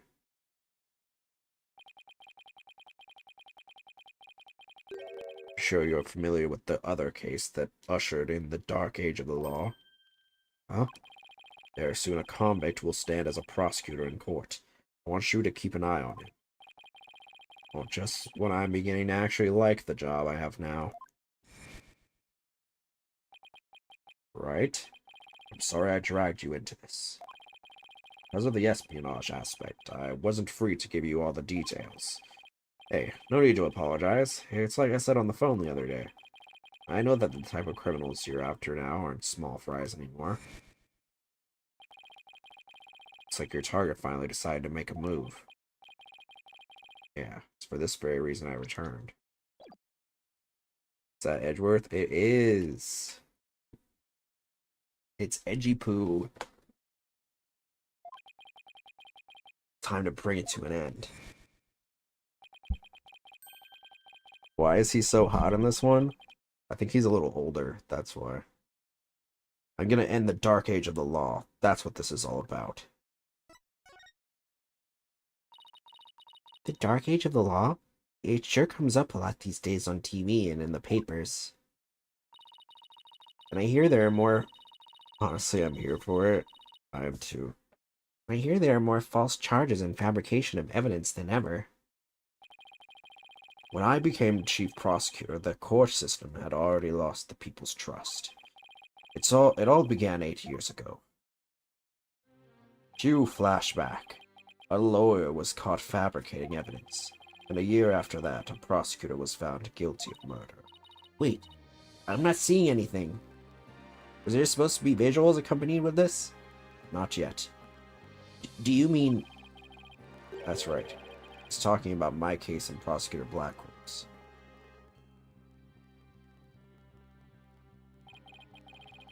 It was a downward spiral after that. An absolute nightmare. After those two cases, the mass media launched an all-out attack on the courts.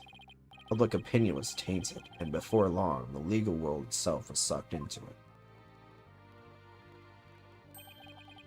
It's such a shame. Once suspicion forms, it's very hard to shake. Lawyers and prosecutors were supposed to trust each other, pursue the truth together. It's so sad when people begin to cast doubt. They start lying to themselves and each other. Yes, and do absolutely anything to win. We're in an age now where winning is valued far more than the truth. I'm sure it's caused our new chief prosecutor to lose many a night's rest. Just me, or did his brow get even more furrowed than the last time I saw him?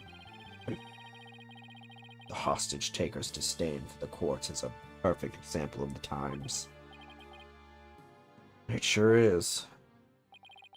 Do you have any idea who the hostage taker might be? Well, somebody who mistrusts the court system and can manipulate robots. It can really only be Aurora Blackwell. Who else but her would want a retrial from the case from 7 years ago so badly? I feel like this segment only makes any sense if Japan's court system works way different. Yeah, I don't know. I feel like... I don't know.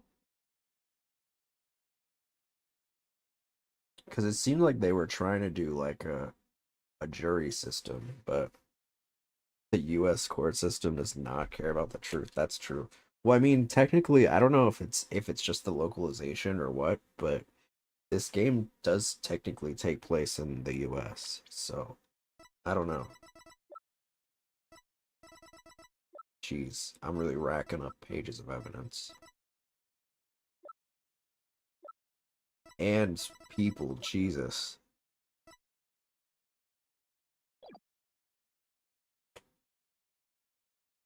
Who else but her would want a retrial of the case from 7 years ago so badly?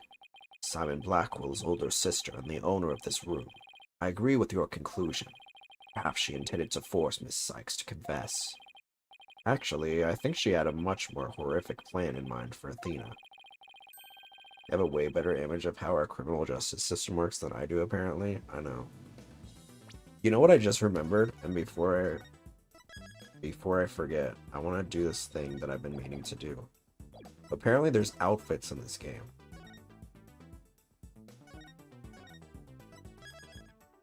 And I keep meaning to, like, go check it out and see if I can actually, like, do it.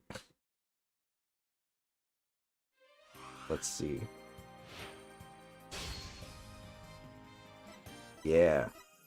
Oh, no way. I can play a special episode? I didn't even know that. I was wondering about that. Okay, so I guess we won't be finishing, we won't be finishing with this game too soon. And they added the 6th one for this one too. Awesome. Did they just add those?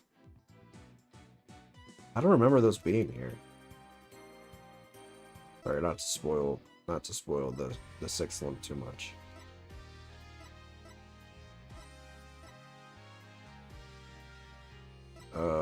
Art library?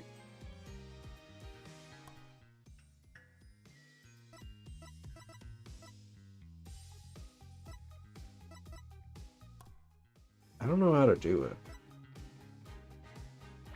options?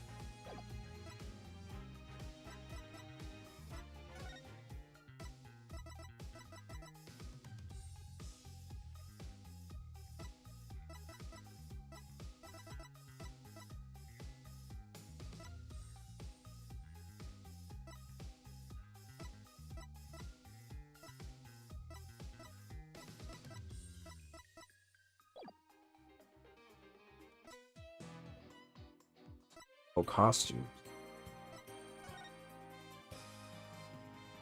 Do you like fighting games?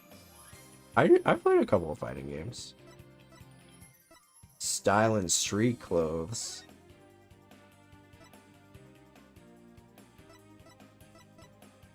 Oh my god. This nostalgic sweater.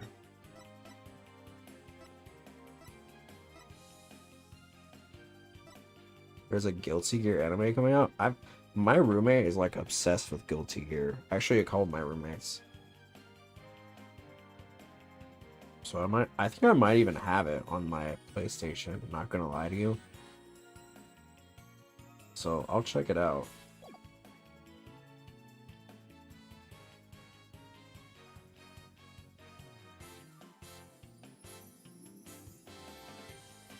All right, let's go. So, see, I was wondering about this because I saw that there's DLC for both the 5th and 6th games.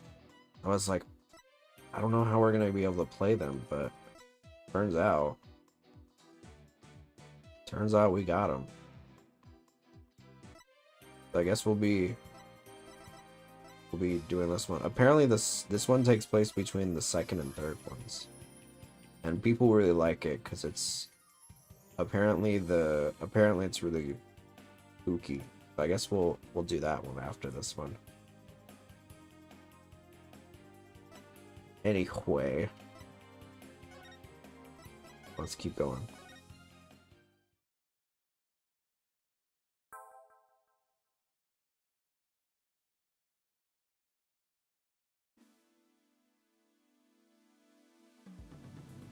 The important thing for you to solve is for you to solve UR1 and prove Blackwell's innocence. Then maybe she'll release the hostages. Okay, so since some new people have come in since the beginning of the stream. I like how Phoenix looks in the newer design too. I agree. Okay. Case brief. This is a continuation from the previous case. So, there will be some reference to it. I'll try to build people in as we go. So Athena's prints were found on the lighter the killer left behind, and that's why she's currently the defendant. This case is also coinciding with a case from 7 years ago, where Simon Blackwell, who is supposed to be executed tomorrow, is going to be. We're trying to stage a retrial, and that's kind of why we're like looking into everything here. Athena is in prison right now. We're probably gonna see her in a minute.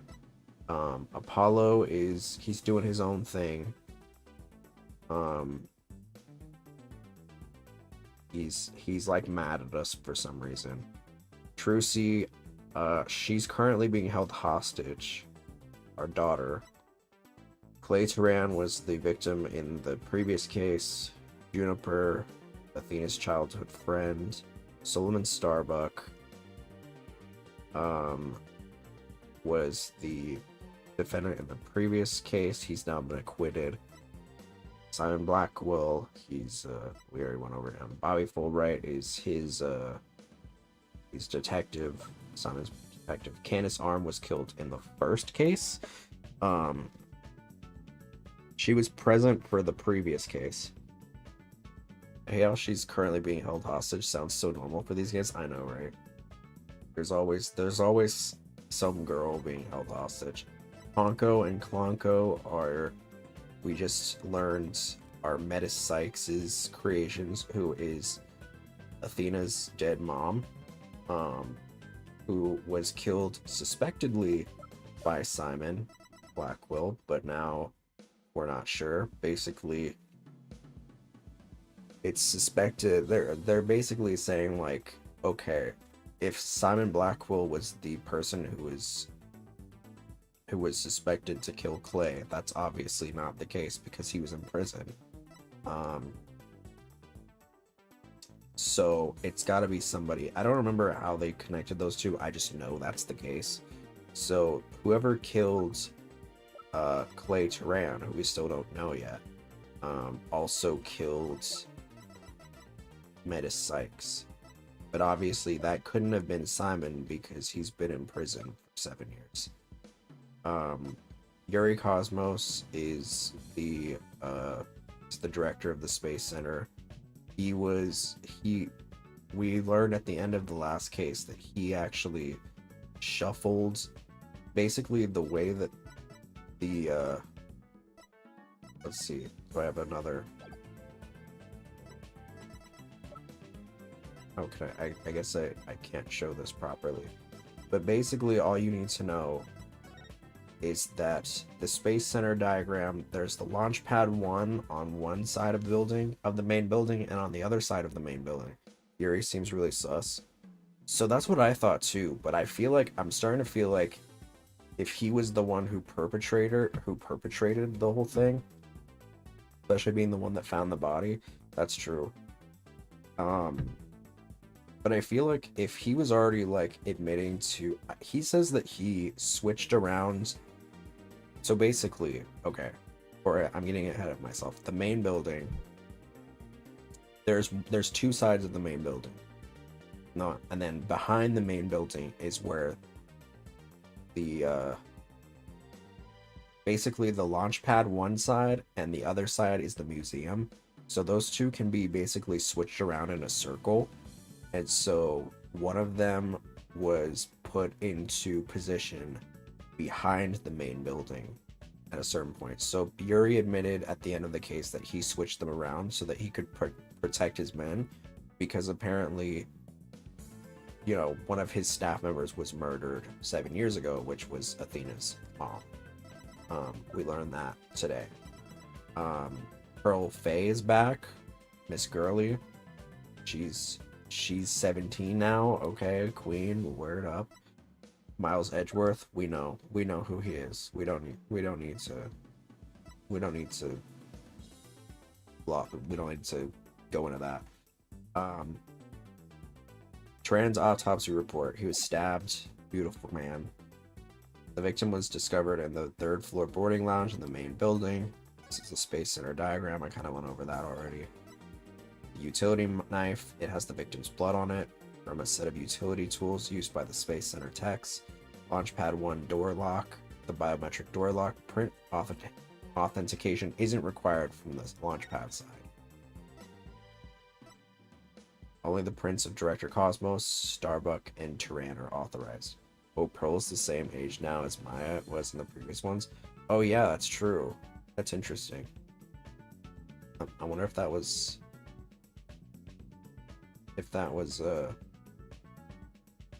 strategic.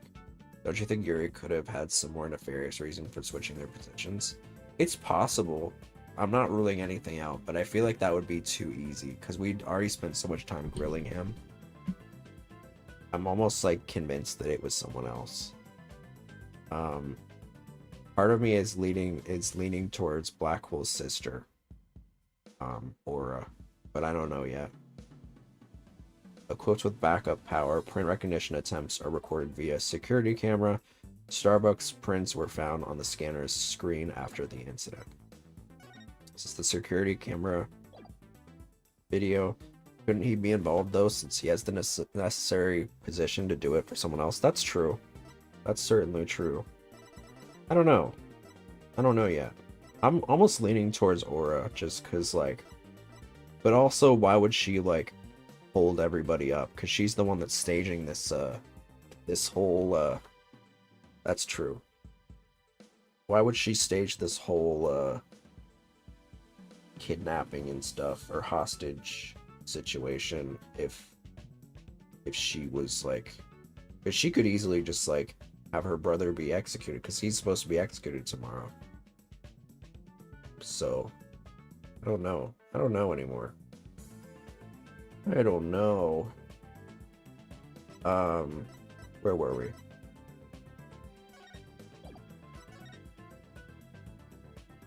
That's an interesting point as well. Yeah, there's a lot of points on this.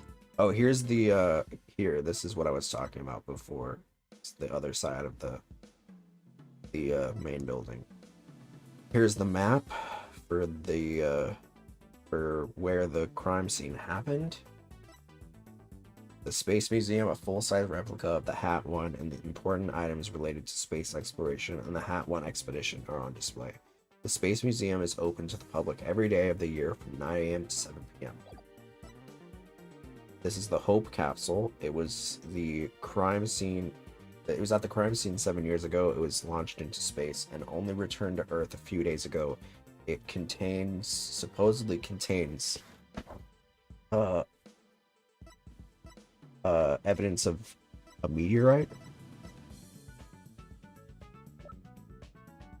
or a statement. The perp held a lighter with an Earth emblem on it in their left hand and a knife in their right. So this is ultimately what caused Athena to now be put in prison, because they found her fingerprints on it. Evidence found by Detective Fulbright has Athena's prints on it in the victim's blood. A newspaper clipping, a photo of the people involved with the launch, and a jacket one of them wore. Of course, you have Clay and Rocket Boy. He should have stayed like that. I don't know why he gave his hair a pointy top. Clay Turan in the middle, Aura, and Athena's mom, and then one of the robots.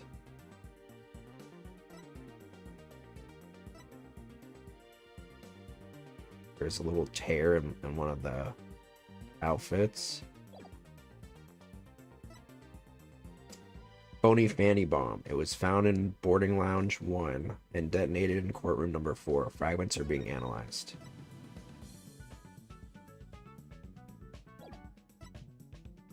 Seven-year-old video showing the corridor to the crime scene. Blackwell was the only one to pass through at the time of the crime.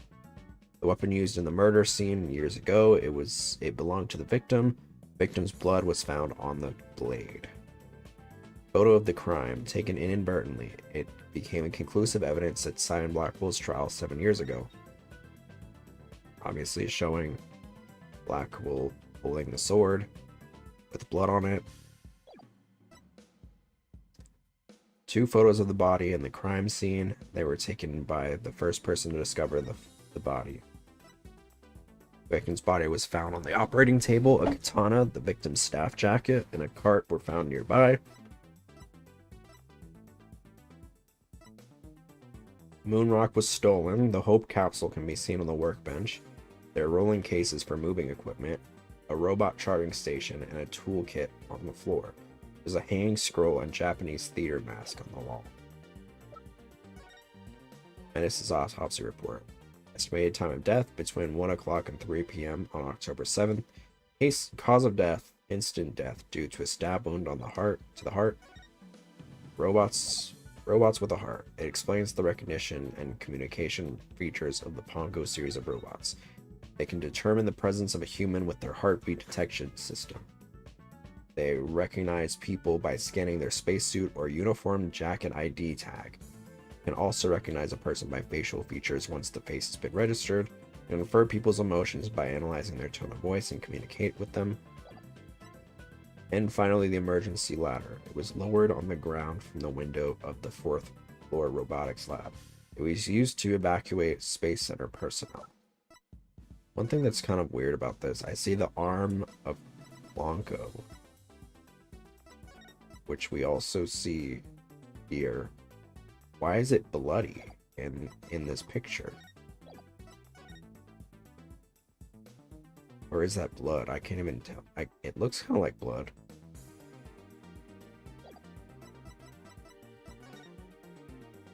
That's odd.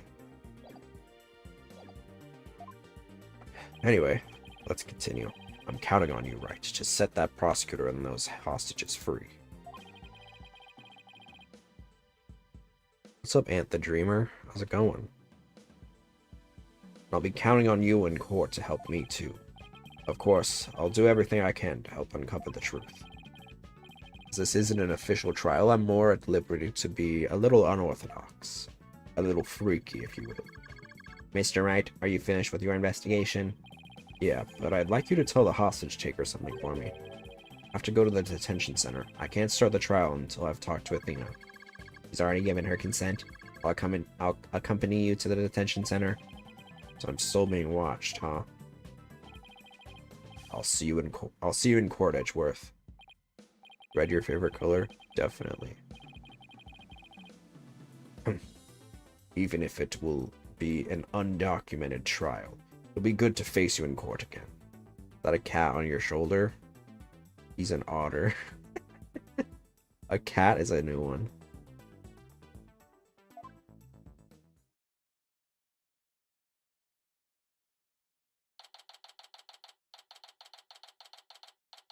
December 20th, detention center, visitors room. I guess this is the final part of the investigation. She's right by my side only a few short hours ago, but I feel like I haven't seen her in ages. Oh, Mr. Wright. And Pearly, too. I knew you would come. After all, the first step is the interview with the defendant. Because you're my friend, I was worried about you. Thanks, boss. I'm not the only one who's worried either. Really? Who else? I saw Miss Woods today. So beside herself, she came to find me. She told me you used to live in the Cosmos Space Center. I wonder you knew so much about the place. Oh, so you know, huh? I'm sorry I didn't tell you. That's alright, but there are some other things I'd like to ask you. Sure, you can ask me anything. I promise I won't keep any more secrets from you. Tell me about the day Clay was murdered. I was actually at the Space Center that day. In the Space Museum. Right where the culprit fled to? That's not good. I never could fully deal with what happened 7 years ago. But when I saw the Space Center again during the news coverage of that Hat 2 launch, I thought maybe if I went there, things would be different this time. That must have taken a lot of courage to face your past like that. So I went to the Space Museum the evening before the explosions. This was before the launch pads had been switched. There was a sign that said closed for repairs, and they weren't letting anybody in. Yeah, the director couldn't very well switch the pads if there were people in there. But I snuck in anyway. Did you want to see that Hat 1 group photo? The one with your mother in it? I did, but what I really wanted to see was her jacket. A jacket on display. That was Dr. Sykes? Newspaper clipping a photo of the people involved with the launch and the jacket worn by Dr. Sykes. I should have known it wouldn't be easy to get over such a traumatic experience. The second I saw that jacket, it all came rushing back to me.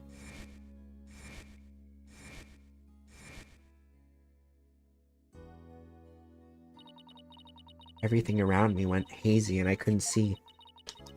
I tried to get out of there somehow. But I guess I passed out.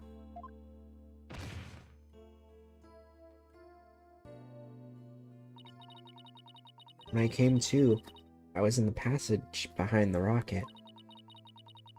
I was in the shadows, where people couldn't really see me. Maybe you got confused and went the wrong way when you were trying to leave? How long do you think you were unconscious, Athena? I was out until about noon of the next day. I didn't even know about the explosions. When I woke up, nobody was around, so I just went out into boarding lounge 2. My mind must have still been fuzzy because my memory is vague after that. I don't remember how I got home. No memory, huh? It's gonna be tough. Which means, what if I'm the one who killed Clay? I think that's enough of that, Athena. Let's talk about something else. So, during the entire incident, she was unconscious in the Space Museum. Of course, I believe her. But will anybody else? What kind of research was Dr. Sykes, your mother, doing? Machines that could tell people's emotions by their tone of voice, and my special ability. Someday, when people travel to distant planets, their companions will be robots. Your voice goes well with the girl. Thank you. So she said they had to be able to understand how their human companions felt. Wow, robots that can understand people? I was just a convenient subject for her research. All she ever did was work, and she never paid any attention to me. Oh, sorry about that. Dredging up all that old stuff. No need to apologize. I guess her home life was complicated.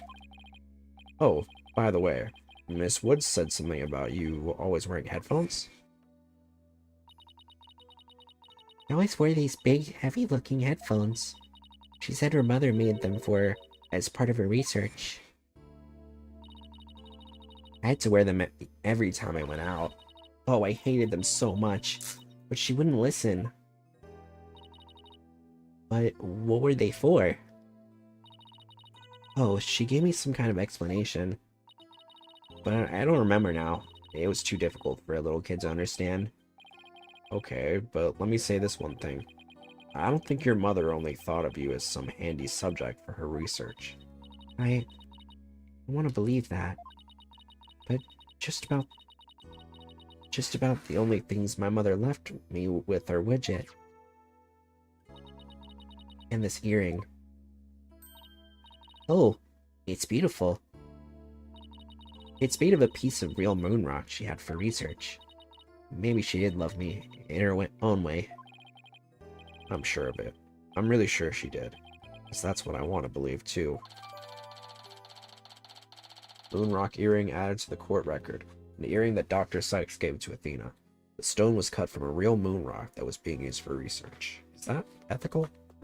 Okay. I better ask her a little more about her mother's research. I should show her that paper I found in the robotics lab. Paper I found in the robotics lab. Is it this one? Oh, the Ponko series. You must have gone to the robotics lab. You seem to really love Ponko and Clonko. Yeah, my mother made them and I grew up around them, you know. Oh, there's one of those cute little robots in this photo, too. See Ponko's bandages? I put those on her. I just wound them around and around. Pretty bad job, huh? But I really put my all into it. I hardly left the center in those days, so I didn't have any human friends besides Junie. I didn't really understand the difference between robots and people back then. I thought if a robot broke, bandaging it would help it get better. What a weirdo I was. It looks like there's something written on the bandages. Yeah, I wrote stuff like, "Get well soon, Ponko." But in the end, my mom just put her on the operating table and fixed her in a flash. Oh, that must be the thing I made move in the robotics lab. I was so impressed by what my mom did. What did you do? I was so impressed by what my mom did. I even asked her if she would put me on the table and fix me if I ever got hurt. It looked just like magic to me, what she could do. A little girl who grew up around robots. She seems to have good memories of it. On a different subject. I like that they made Pearl into, like, the new Maya. I know, right? It's like whoever is, like, girl at the time, like, available girl at the time. It's always Maya, Athena, Pearl, the daughter. It's just always one of them. or that one girl in that one case. On a different subject, did you hear about the person holding up the Space Center? Yes, a little. And this person has even taken hostages? I guess I better spare the news about Trucy. Well, After some negotiating, we agreed to do a retrial of the case from 7 years ago. what? You're kidding me. So that means Prosecutor Blackwell might... Yep, I know he's innocent. I just have to prove it. So wait, did you know him back then? Yes, he used to come visit my mom a lot. She called it her D appointment. I don't know what that meant though. He studied psychology under her and would sometimes ask for advice on his legal cases. He was very kind and considerate and straight as an arrow. Well, at least that's what I thought. Now I'm not so sure. Unlike now, where he's more twisted than a basket of snakes. That's why I took the witness stand during his trial 7 years ago. Please, you have to listen to me. Please, you have to listen to me. He didn't kill her. He started screaming that he didn't kill her. I was a fool. How could anybody else know what I was talking about? I heard the voice of his heart. You were only 11 then, right? You were very brave just to give testimony. Prels is right. You did the very best you could at the time. But nothing I said did any good. I was a shaking and scared little girl, small and ineffectual. Even after I went to live with my relatives in Europe, I stayed closed up in my shell. But you're different now. You're always so bright and cheerful. Thanks. That's because one day, I came to realize that I had to fight. I couldn't give up. I exercised hard and I studied hard. I wanted to become the strongest lawyer I could be. Oops.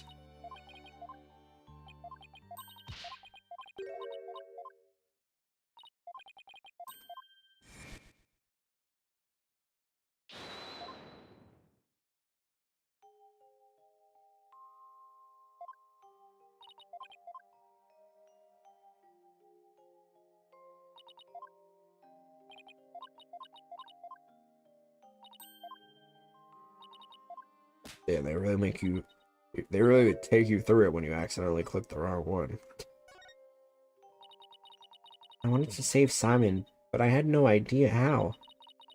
Then I met Mr. Wright, and thanks to him, I realized that if I became a lawyer, I could prove that Simon was innocent. I also realized that psychology could help me do this. I mean, psychology was my mother's specialty. When I studied it, I felt like she was there with me, supporting me. She's a psychologist, but also an engineer. Doesn't seem like Athena knows that Prosecutor Blackwell is due to be executed tomorrow. I wanted to prove Simon's innocence personally. I wanted to do it so bad. Even now, I want to fly out of here and go save him. Come to think of it, she said something like that during the Themis Legal Academy trial. She mentioned there was someone else she wanted to save. She must have been talking about Prosecutor Blackwell. I heard some prison guards that say that you had an interview with Simon. How was he? What did he say? Huh? No, I can't tell her. But how could I lie to Athena? He was doing well. He was happy about the possibility of being proven innocent. He was? I wonder if he smiled like he used to back then. I can't prove Prosecutor Blackwell's innocence in this trial. I don't think Athena will ever forgive me. I just have to free him. Failure is not an option here. Ah, I thought you might be here. Mr. Lawyer, we're in trouble. We are? What is it?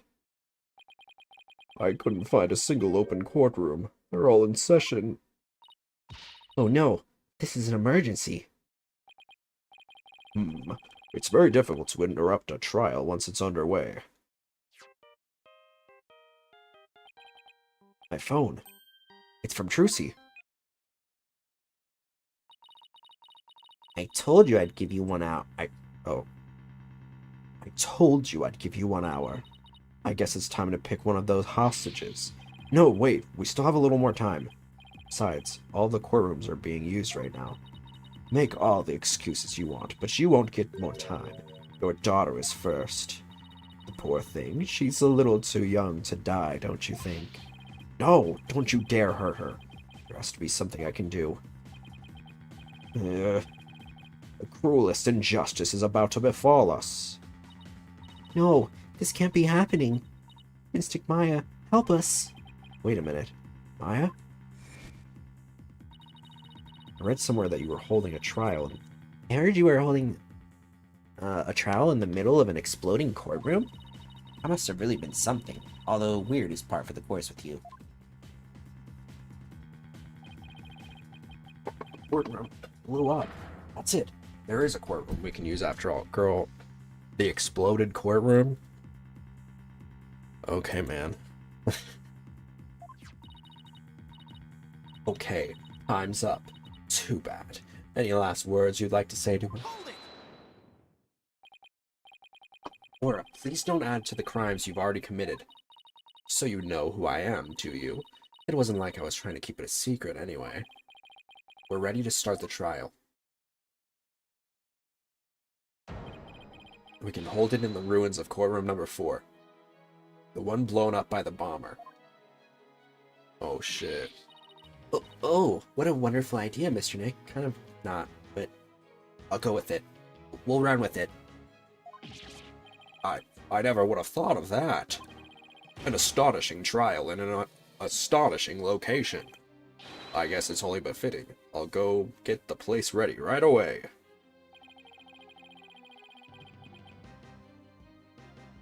I didn't exactly pick the place for its astonishing factor. How bad? Are you ready to have your brother's innocence proven? My brother? Oh, I'm sorry. Did I forget to mention? It's not Simon you'll be defending. What? Not Prosecutor Blackwell? I indict Athena Sykes on the charge of murdering her own mother. You'll be defending the little princess there, the one behind the glass. What? See you in that mountain of rubble you've chosen for a courtroom, Mr. Wright. What is she talking about? Dina? Of course. Why didn't it ever occur to me before? Prosecutor Blackwell is innocent. Somebody else had to have been the true culprit. Did I kill my own mother? No. No!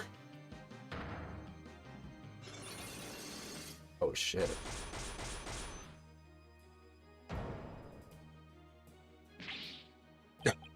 No way. It can't be true. Mr. Nick, what's the matter? See 5 black cyclocks?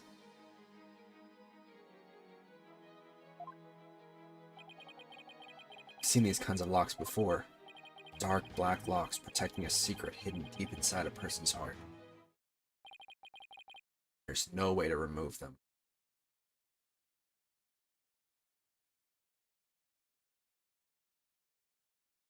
Yo. Oh shoot.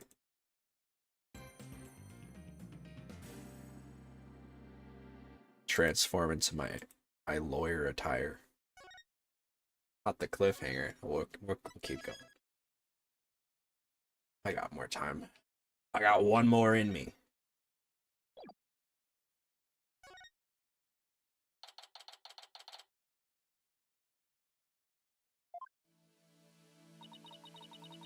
I did a little research. I looked into those special cyclocks you mentioned, Mr. Nick. You did? That's great. I really appreciate it. A red cyclock protects a secret a person is consciously trying to hide. If the person folds under questioning, the lock breaks and the truth comes out. Yep, that's exactly how I got the truth out of Detective Fulbright, Director Cosmos. But a black psych lock protects a secret from the deepest place in a person's heart. A secret that the person isn't even unconsciously aware of.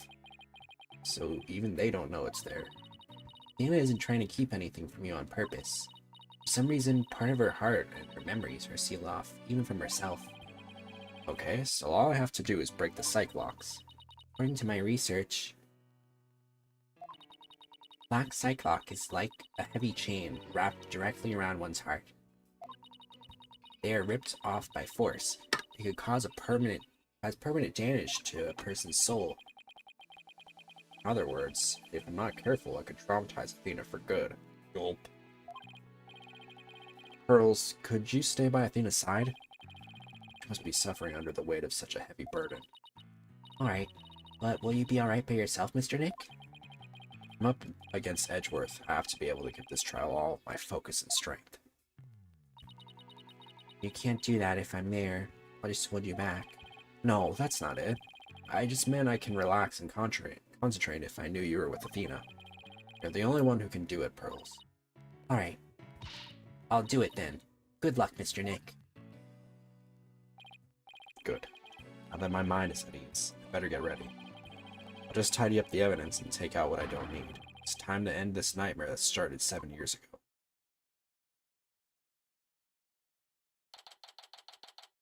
December 20th, District Court, Courtroom Number 4.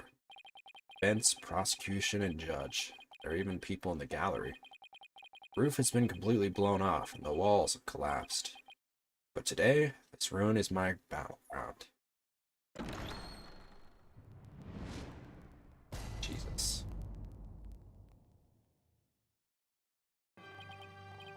Court, or some facsimile thereof, is now in session for the trial of Athena Sykes.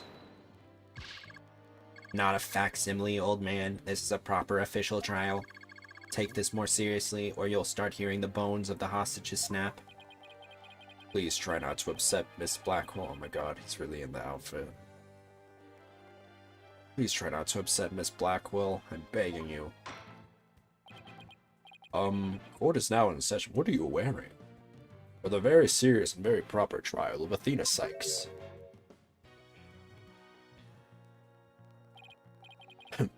This is no trial. It's nothing more than a ridiculous farce. What did you say? Is this judge immortal? I know, right? Edgeworth, did you not hear what I just said to his honor?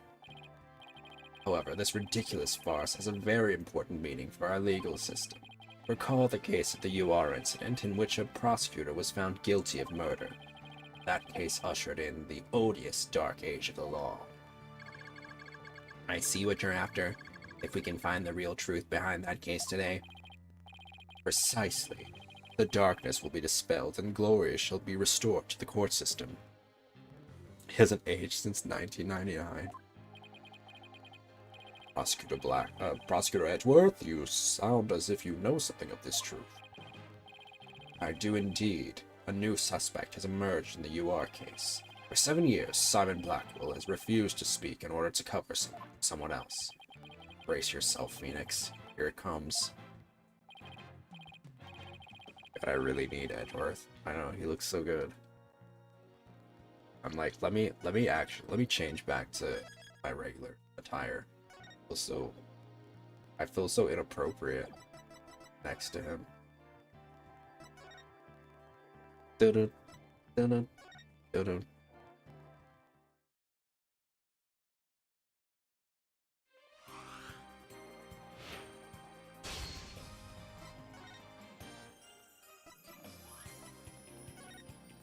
All right.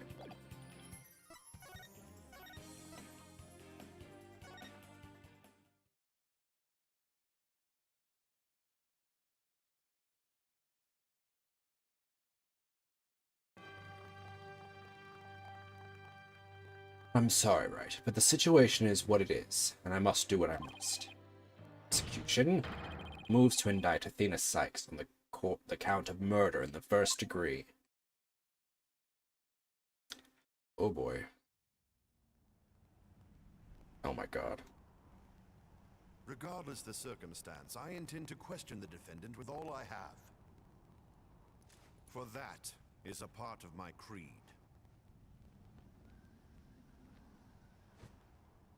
Then you'd better bring it. If the two of you are ready. Court is now in session for the trial of Athena Sykes. Your Honor, the defense was born ready. The prosecution is also ready. They made Ace Attorney into an anime.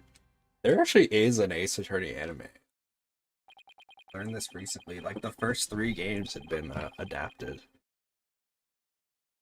This immense tension between us. It's like we're picking up right before we left off. Oh, there he is. It's my duty to clear Prosecutor Blackwell of false accusations and end this insanity. But I have no intention of losing Miss Sykes either. She's a very promising young lawyer. I know without a doubt that Athena is innocent. Doesn't this count as a vested interest? Whatever.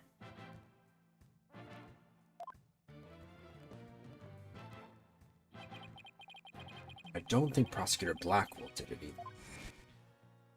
I guess we're figuring it out. So, do you have any clue who is responsible for the sabotage? At the very least, I know it wasn't Simon Blackwell. I don't know enough to identify the true culprit, but it's clear what that person is. It's fine, we're out here questioning parrots. I don't think any of them take it super seriously, that's true.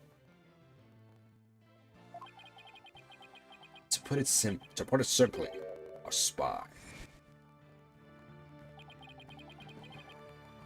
True culprit is a spy.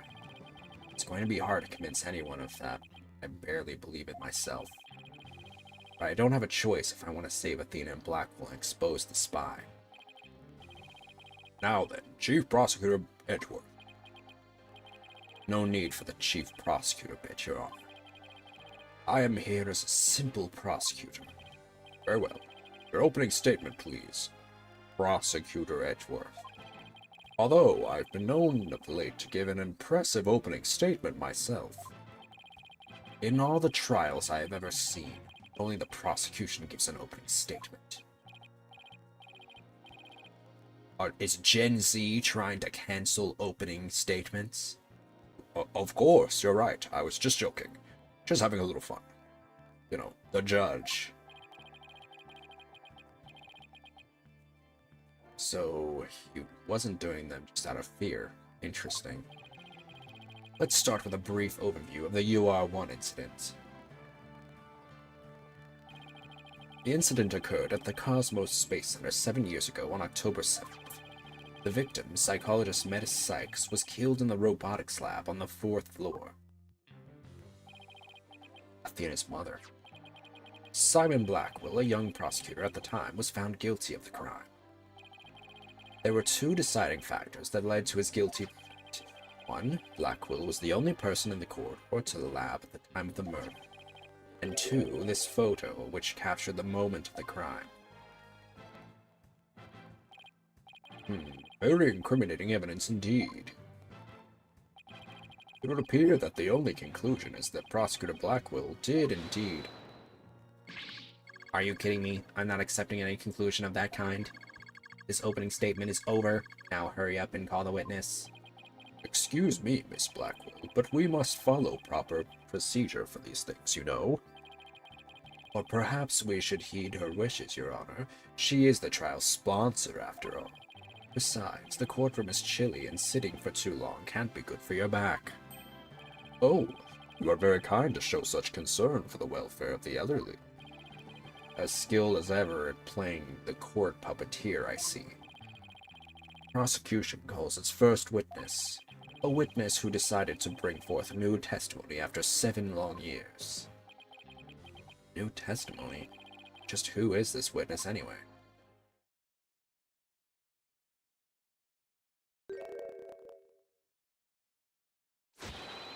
Bobby Fulbright's the name, and just as we trust. What are you doing here? I'm just here to speak for the hostage taker, Miss Aura Blackwell. She says she's too busy, what with confining and threatening the hostages and all. That doesn't seem to stop her from constantly chiming in through Klonko. I'm nothing more than an observer in this. Do your best. I'm watching you. Believing her brother innocent, Miss Blackwell has been conducting her own investigation. And though her current actions are hardly lawful, I think we can at least hear her theory. I have here Miss Blackwell's notes on the investigation she conducted. And I'll be giving testimony based on these notes. Here I go. Standing like a starfish. Were Blackwell's theory. Simon isn't the murderer. He was trying to cover for someone. Someone else was at the scene at the time. They say Simon committed the murder. I mean, if he really was out to steal that moon rock, then why the rolling case? Because he was using it to hide someone inside, that's why. And the only person small enough to fit inside that case was Athena Sykes. That's Miss Blackwell's theory. It totally goes in the face of the official ruling, huh? About the case she mentions, there were other ruling cases like that one in the lab. But they're not for traveling. They're apparently her moving parts and equipment. I vaguely remember seeing 3 cases, all different sizes. At the last trial, they thought that Prosecutor Blackwell used the case to steal the rock. They had a perfectly good reason to think that too. See, there's a security camera in the corridor that leads to the robotics lab. And that camera captured footage of Blackwell leaving the scene with the case. You can see why that footage helped to bring his trial to a quick end. It's very convincing, that's for sure. 7-year-old video updated court record. That case, by the way, was later discovered outside in the Space Center grounds. Speaking of after the incident, where was the defendant Athena Sykes found? She was found on the 5th floor of the Space Center in the Sykes family residence. Prosecutor Blackwell most likely brought her there after the incident. In addition, it's unknown where Miss Sykes was at the estimated time of death. Miss Sykes was too confused by the shock of her mother's death to give proper testimony, and there were no witnesses or evidence to tell us where she might have been. So what you're saying is Miss Sykes didn't have an alibi? That is what the evidence is saying, yes. I understand the reasoning behind the theory, but I'm far from convinced. The victim is the accused mother. Are you actually claiming an 11-year-old girl? Of course, the girl had a very strong motive. Dr. Sykes was a psychologist who wrote many papers about speech and emotions. You're aware of Athena Sykes' special ability, aren't you, Your Honor? Are you referring to that therapy thing? Yes, she's done it quite a few times in court. The ability to read emotions from speech, the subject of her mother's research. Well, as long as it benefits society, I don't see any particular problem researching it. I don't like where this is heading, not one bit. Dr. Sykes was so intent on her research, she forced her daughter to undergo experiments. Prosecutor Edgeworth, are you seriously suggesting? I've done my best to be delicate, but even you can deny it to be true, Mr. Wright.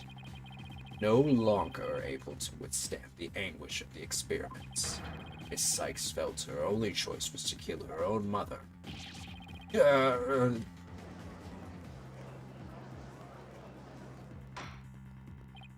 Order in the court. What a tragic story. I hardly want to believe it myself. But we must proceed. Mr. Wright, if you could. Detective Fulbright, please refer to the notes.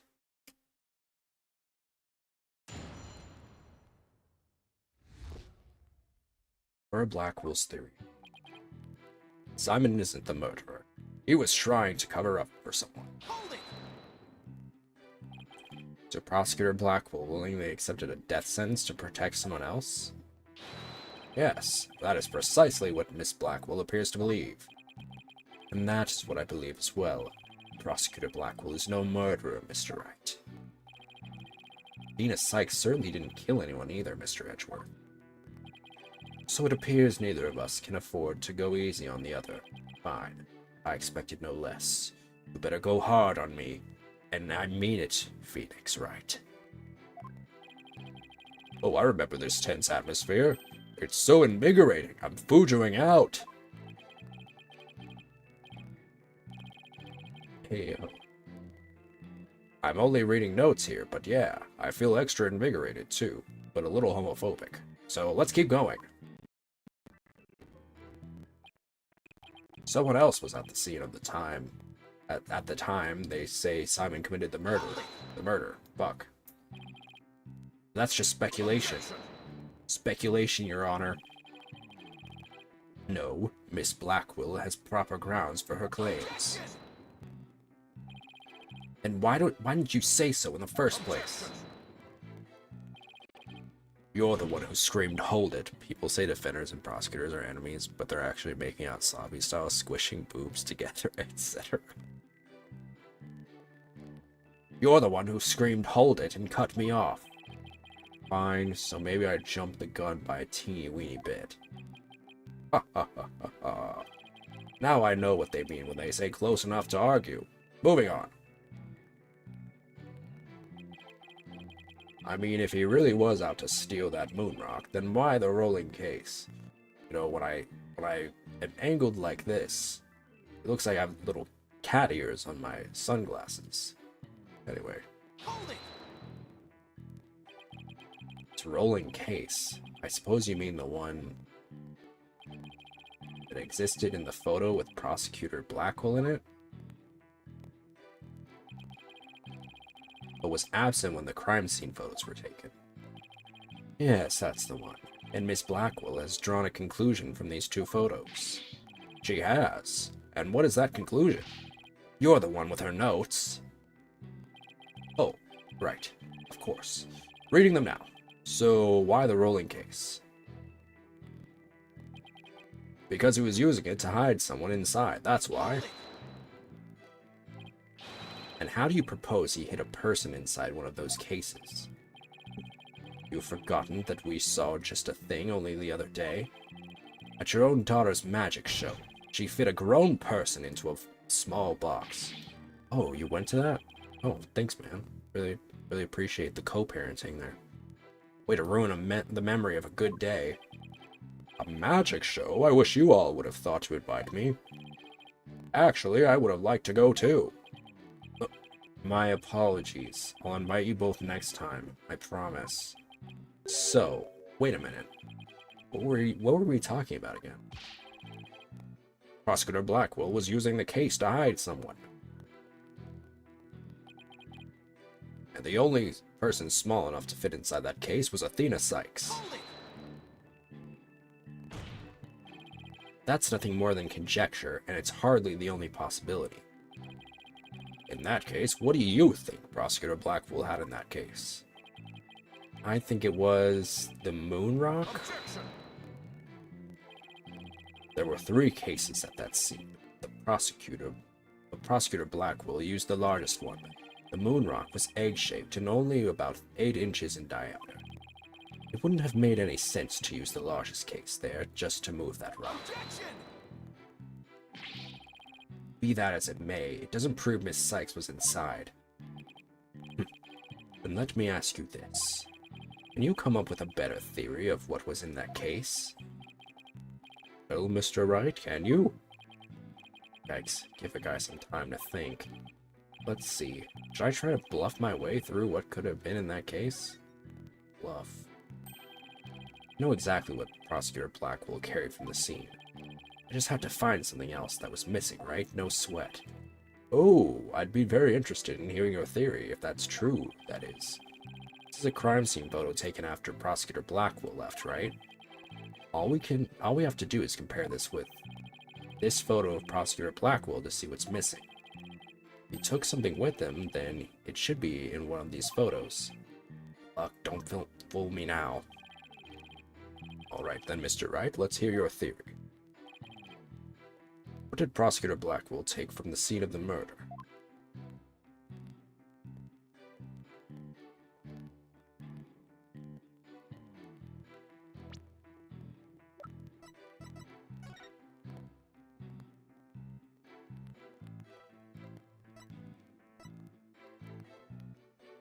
Is it the sword?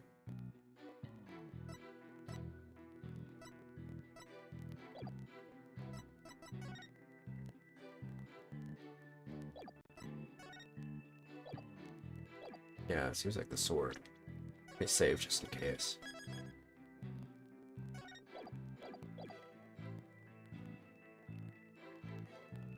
Take that! Took this. I'm afraid I never heard mention of that being removed from the crime scene. Saw straight through that. Tell me you have something more substantial than that, right? Well, I have something more substantial for him. A penalty. Better compare the two photos again. Okay. In this photo I see the operating table, the katana, cart, and stuff on said cart. Any of those things different in this photo? Ooh, ooh, ooh, ooh, the arm. It's the arm. It's gotta be the arm.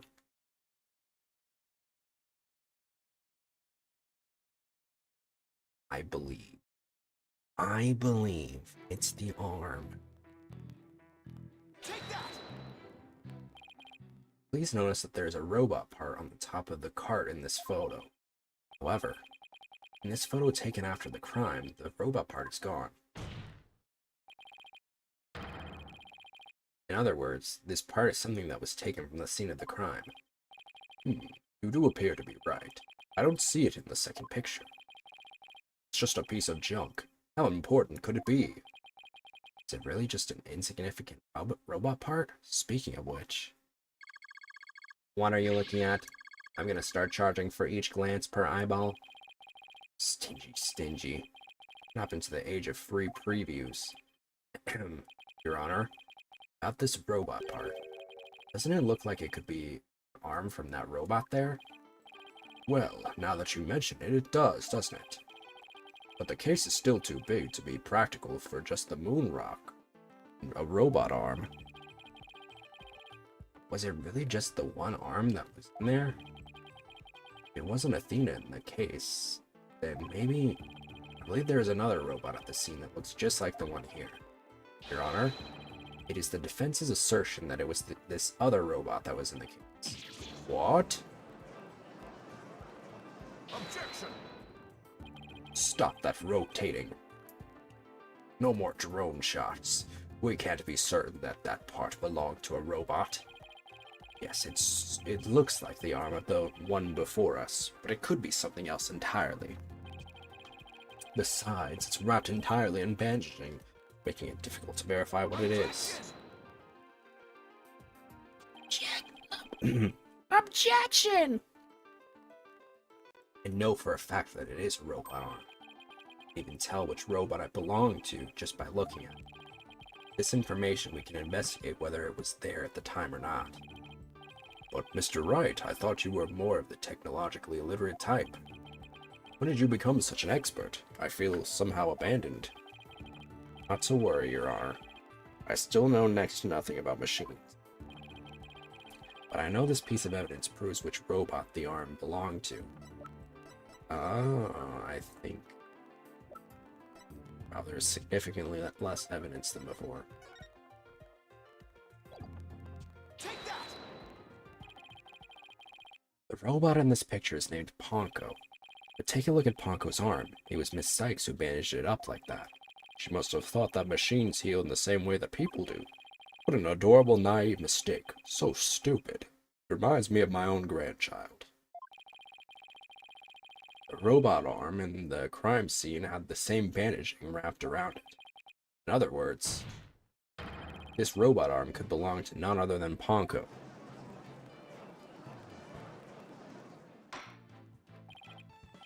Order in the court. Order, I say. Prosecutor Edgeworth, what do you have to say to this? I can see that the robot is about the same size as a child, but it cannot grab its knees and curl itself up into a ball. Even if it was the largest of the cases, the robot couldn't have possibly fit in it. The case does come up to about mid-thigh on Prosecutor Blackwell. I see your point. The robot is much taller than that. Could they not have taken it apart? got me there. So then, did Prosecutor Blackwell make Ponko fit into the case by dismantling her? Of course Ponko would fit. All Prosecutor Blackwell had to do was dismantle her. Once taken apart, the robot could have easily fit inside that rolling case. Appears to be a robot assembly device. Disassemble anything in a flash. Push the dismantle button. That sounds pretty neat. Can I push it, Mr. Nick? Sounds rather violent, but Mr. Wright does have a point there. Objection! Except that there was a body on the table where robots are dismantled and assembled. There would have been no room to take that robot apart. But what if it wasn't done on the table? What if the katana was used instead? You mean the sword? Yes, Your Honor. A katana is a type of sword. Miss Blackwell, I'd like your opinion as a woman of science. Isn't it true that the katana could have been used to take the robot apart? I suppose so. Their joints aren't made of a very tough material. A blade could slice through them. Thank you for your expert opinion, Miss Blackwell. Thanks to you, we now know. The existence of the severed arm in the photo proves that Ponko was taken apart. In addition, since the rest of Ponko was not found at the scene, we can conclude that the true meaning of this photo is very different from the original interpretation. You can't mean... That's exactly what I mean. This photo does not capture the moment of the murder. It is indeed a picture of the moment after the robot was sliced apart. The blood you see where the arm was cut off was transferred there by the bloody katana. Most likely, the rest of Ponko was scattered around Prosecutor Blackwell's feet. Not hearing this? Therefore, what was transported inside the case was not the defendant, but a robot. Sykes never was at the scene at the time of the murder. Yeah. My head, my body. Where am I? Yeah.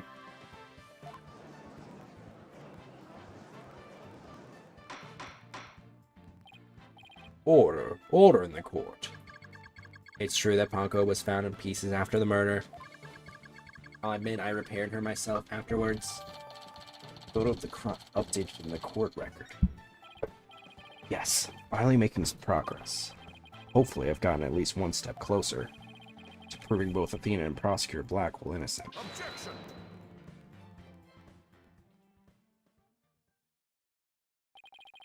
Well played, Mr. Wright. You've made your point abundantly clear. I can see that it wasn't the defendant inside the rolling case, but the robot. Alright, what's going on here? Never good when he plays things this straight. After all, he's not at all.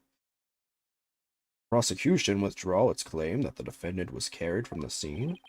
No, Your Honor. My claim hasn't changed. Ponko and Miss Sykes couldn't have both been in that case. Objection! The notion that the case was used to carry Miss Sykes was Miss Blackwell's theory. I have been on a different opinion from the outset. Now I finally have the opportunity to voice my theory. Thanks to the defense. Worth. It's been one step ahead of me this whole time. In that case, how do you propose the defendant left the crime scene? Simple. Footage only shows Prosecutor Blackwell from behind.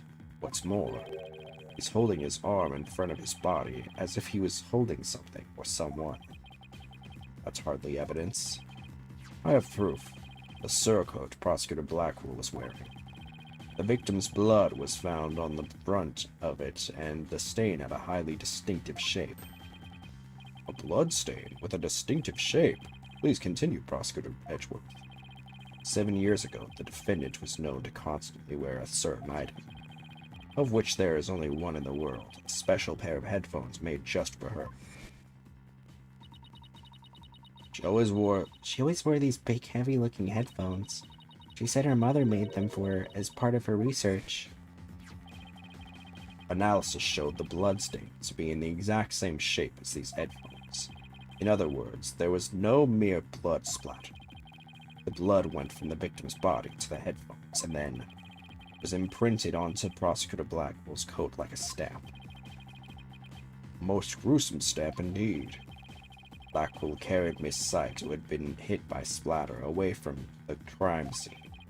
This proves that Athena Sykes was without question present at the crime scene. And that concludes the prosecution's argument.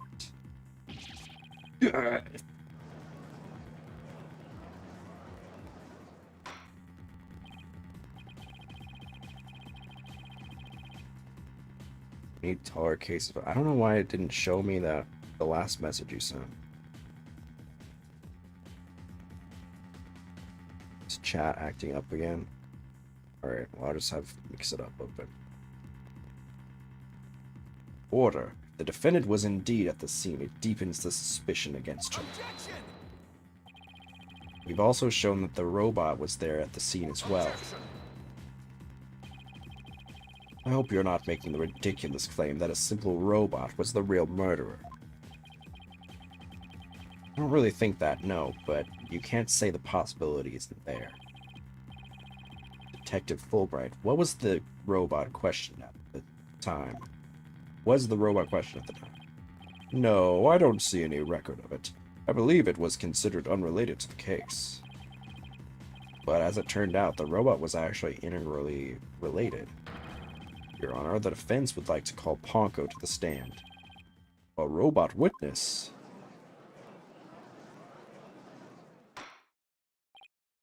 Order. Order in the court. Prosecutor Edgeworth, what do you think about this? Mr. Wright has called all manner of witnesses to the stand over the years. So why not a robot? Nothing surprises me anymore with him. Very well. I will allow the witness. Bailiff, please summon the robot named Ponko.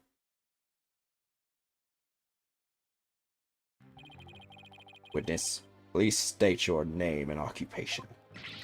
My name is not Witness. My name is Ponko. Yes, I realize that, but when you are at the witness stand, you are the witness. No, I'm not. I'm Ponko. Say it with me. Ponko.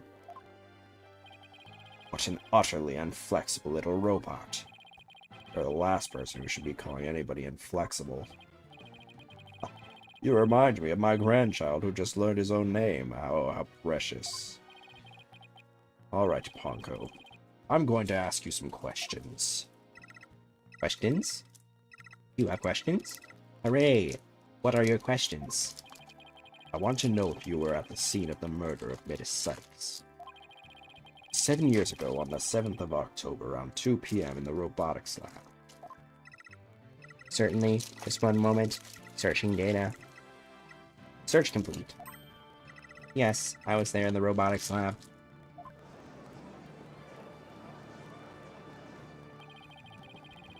It would seem this robot's testimony is necessary to this case after all. It's great. This new Ponko must have seen something important. A murder committed right before this poor little girl's eyes. It's inexcusable. The judge seems ready to adopt Ponko as another grandchild. So, little Ponko, do you think you can give us your testimony today?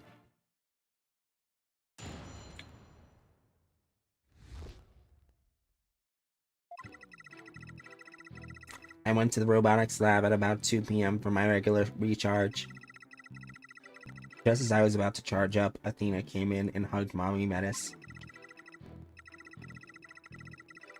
And then Mommy Metis fell down.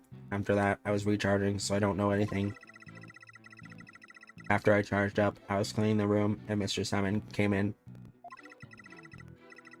And then an error occurred. There is no data after that point. Well, it sounds like the defendant was without question at the scene. However, it doesn't appear that the witness saw the actual moment of the murder. I disagree. The testimony shows that the defendant did indeed commit the crime. What?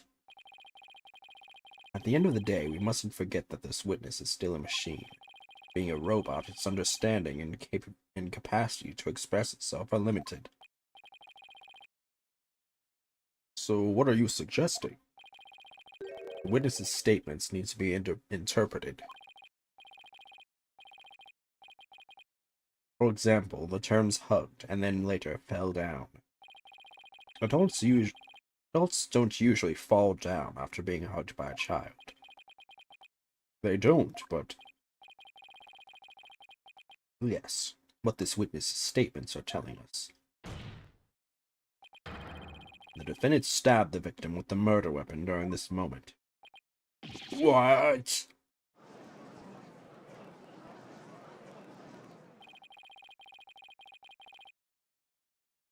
Or Mrs. Sykes hugged Dr. Sykes.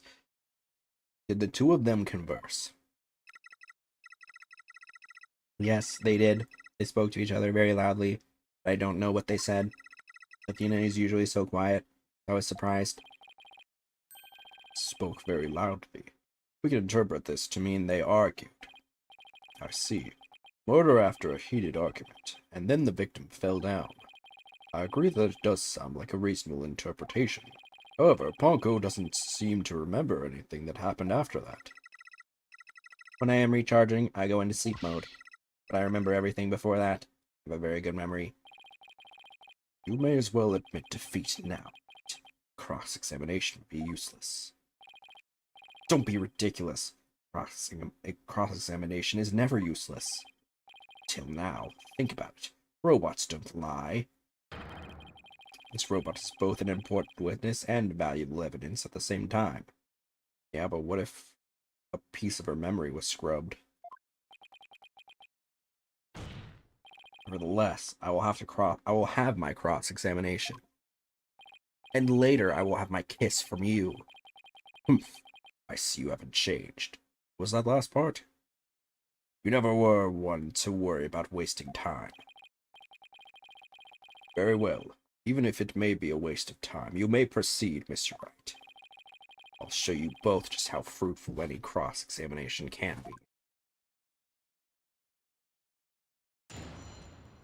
Ace Attorney makeout sesh.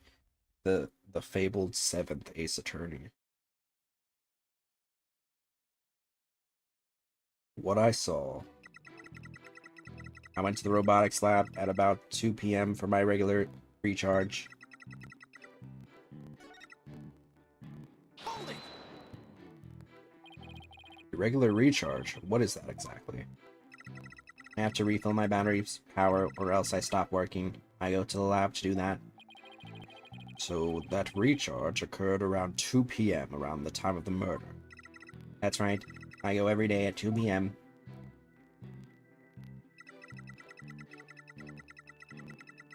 Just as I was about to charge up, Athena came in and hugged Mommy Metis. Hold it! Hugged her, huh? Which Edgeworth took to mean stabbed her with a weapon. You said the two of them were talking before Miss Sykes hugged her mother, is that right? Yes, they were talking very loudly, but I couldn't tell what they were saying. Couldn't tell, even though they were speaking so loudly? I'm only allowed to listen to voices that are directed at me. If I'd listen to every voice, it would be a little better than a mobile eavesdropper. Well, that explains why some of Ponko's testimony is so vague. A shame that our little friend wasn't listening in, however. We could have listened what they were talking about just before Dr. Sykes was killed. Now then, what happened after that? And then Mommy Metis fell down. After that, I was recharging, so I don't know anything. After I charged up, I was cleaning the room, and Mr. Simon came in. And then error occurred. There is no data after that point. There are a few parts on Ponko's testimony that are hard to interpret.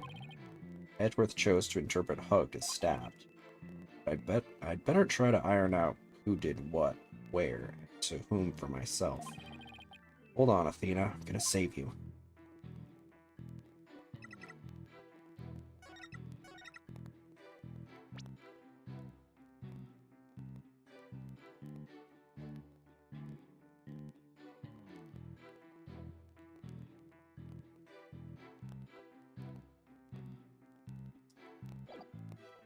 Hold it! don't want to delve too deeply here, but could you tell us how the victim appeared and acted at this moment? Mommy Menace was very surprised when she was hugged. I heard her heart pound. Hard. Mr. Wright, have you forgotten about this document we found in the robotics lab? These robots have a heartbeat detection system. Now that he mentions it, I do remember reading something like that there. Detect the presence of people by the sound of their heartbeats. Wait a minute. That means Dr. Sykes really did die at this moment. Honko, how was Dr. Sykes after she fell down? Could you still hear the sound of her heartbeat? Let's see. The moment she fell, her heart was pounding. After that, I don't know. I started recharging just then. All the unlikely timing. If it heard anything after that, could have possibly proved that the hug wasn't actually the moment of the murder. I'm very sorry. I'm afraid I don't know. I'm very sorry. The robot is designed to go into sleep mode automatically, so it can't be helped. It does appear it detected an increased heart rate at the moment of the stabbing. Ugh. After Mommy Menace's heart started pounding in surprise, she fell by the window. It was the round window, on the workbench side of the room. Workbench, huh? Honko must be talking about that table to the right of where that giant robot is now. There's something critical in Ponko's statement just now? Your Honor, I believe this statement is critical. I'd like it to be added to her testimony. Very well. Ponko, could you please add that statement to your testimony? That's a good little girl. Mommy Menace fell down near the round window on the workbench side of the room. Hold it! Let's see. There are 2 round windows in the robotics lab. Which one did you mean? The one on the right, near the hanging scroll. The hanging scroll was Mommy Menace's prized possession. Okay, in the pictures of the crime scene from 7 years ago, there is definitely a hanging scroll and a Japanese theater mask hanging on the workbench side wall. But is there some problem with the statement?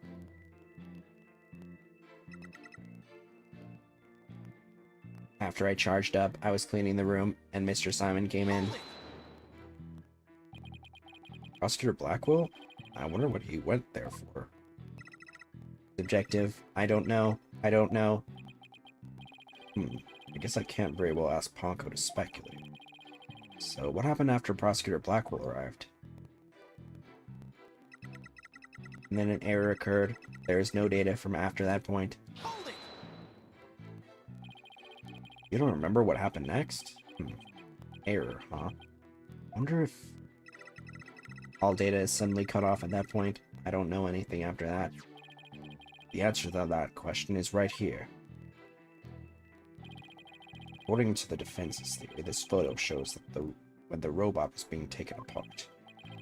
Exactly. We can conclude that Ponko's error was the result of her being dismantled. Indeed. The bodies of these robots are designed to be controlled remotely by a separate computer. Yes, that's basically what Miss Blackwell explained to us too. She said that their hearts and memories are stored on a separate computer. When the witness was taken apart, she lost the use of her body, not her memories. That's how she is now able to give testimony about the events of that day. Yes, as if she can be seriously wounded, but her soul still burns. There are a few parts of Ponko's testimony that are hard to interpret. Edgeworth chose to interpret hugged as stabbed. But I'd better try to iron out who did what, where, and to whom for myself. Okay. So I'm guessing it's the addendum.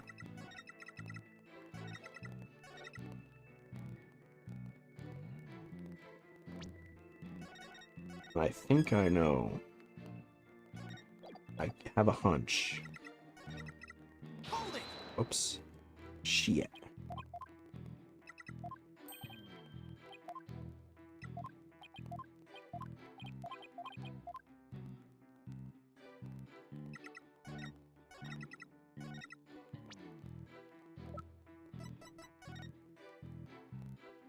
If she fell down, then that means she was eventually placed on the seat, the operating table. Objection! Honko, your statement may have just inspired a breakthrough. That was helpful? Hooray! I'm so happy. Just to be sure, let's go over it again, shall we?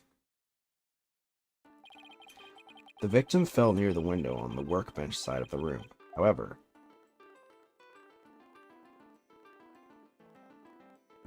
her body was discovered on the operating table. But the operating table and the workbench are two different locations. Exactly, Your Honor. Just learned a new crucial fact. What could explain the two very different locations of the body? I'll tell you what. The victim moved. The defendant moved the body, I'm guessing.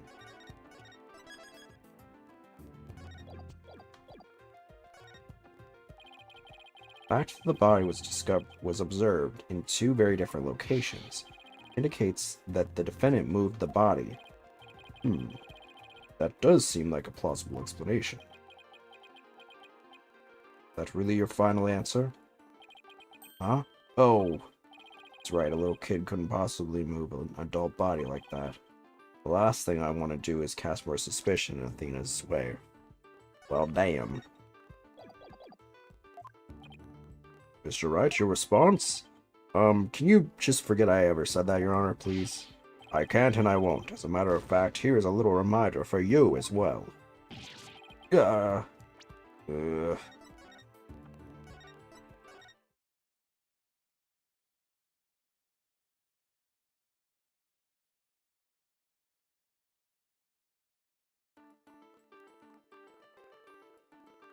victim moved. I laughed at it, but I guess it was true. An 11-year-old girl couldn't have moved the heavy body of an adult. The only explanation is that the victim walked to the operating table herself. In other words, what Ponko observed near the workbench couldn't possibly have been the moment of the murder. Whew, I'm very relieved to hear that. Glad to know that the murder wasn't committed in front of little Ponko here. Yes, as we just heard in the testimony, Miss Sykes hugged her mother, nothing more. Objection.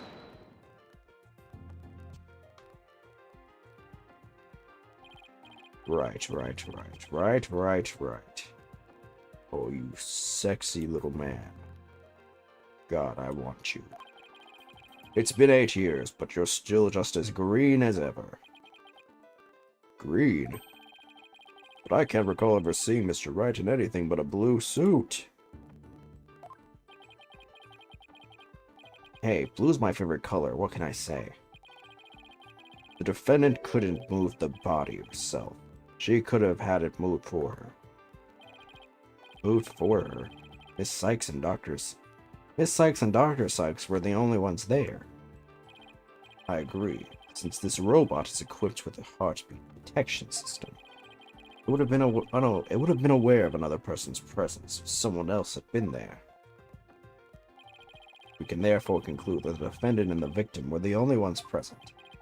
And who do you suggest moved the body? Don't you know it's in the nature of a robot to help people do things? Miss Ponko, allow me to ask you a question. My name is Ponko. Say it with me. Ponko. I believe you said you were cleaning after Dr. Sykes fell down. Did you happen to move something large onto the operating table? Yes, I did. Athena asked me to.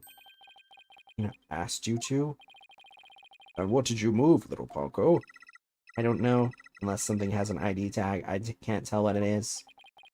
ID tag, you say? Yes, a tag with a barcode on it. We robots scan them to tell us what a thing is. That paper in the lab did mention something about that. Recognizes people by scanning their spacesuit or uniform jacket ID tag, it said.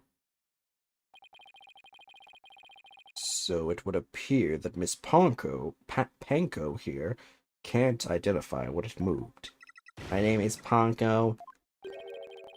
But we humans have the power to imagine what it was, do we not? We do. Well, I do at the very least. Miss Panko, on the defendant's command, moved the body onto the operating table.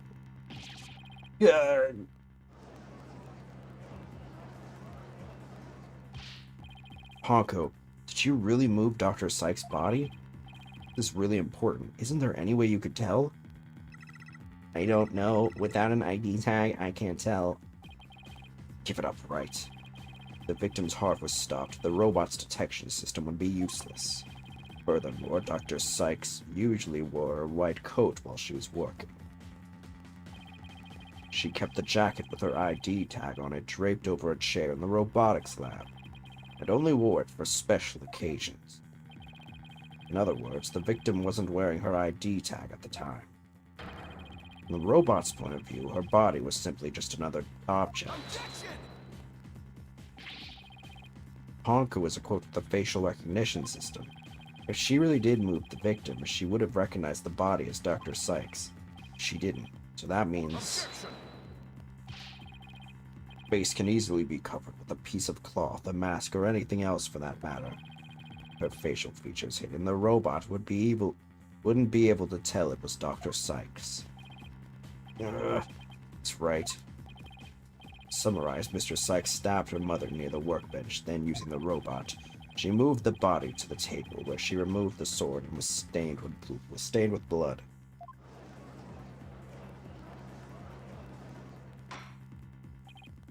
Order. But if that's the case, then I have a question. Why did the defendant move the body to the operating table in the first place? You want a reason? Very well. What? You can't possibly have an explanation. Your emotions blind you to the truth.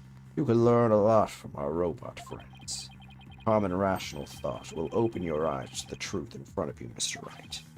Now then, do you remember the operating table's one special feature? I believe I read that robots can be assembled and disassembled there. Isn't that right? That's right. And to the defendant, who was just a child at the time, the table was like a magic box that could make robots appear or disappear in seconds.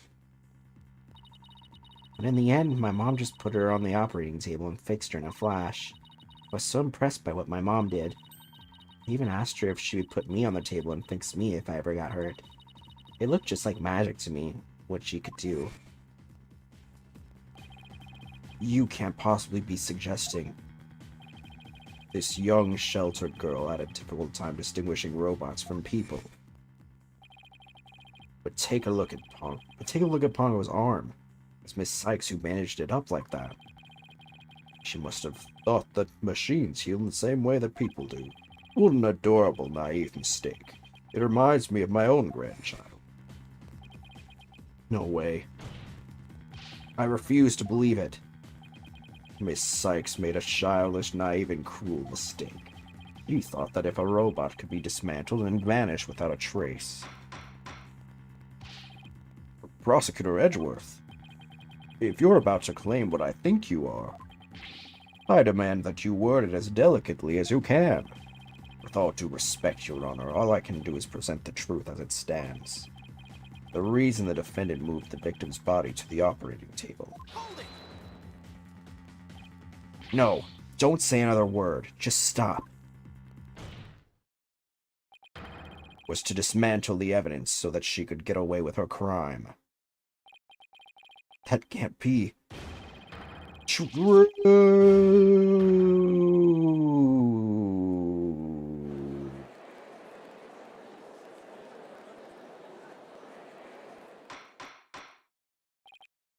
Order. Order in the court. Order in the court, I say.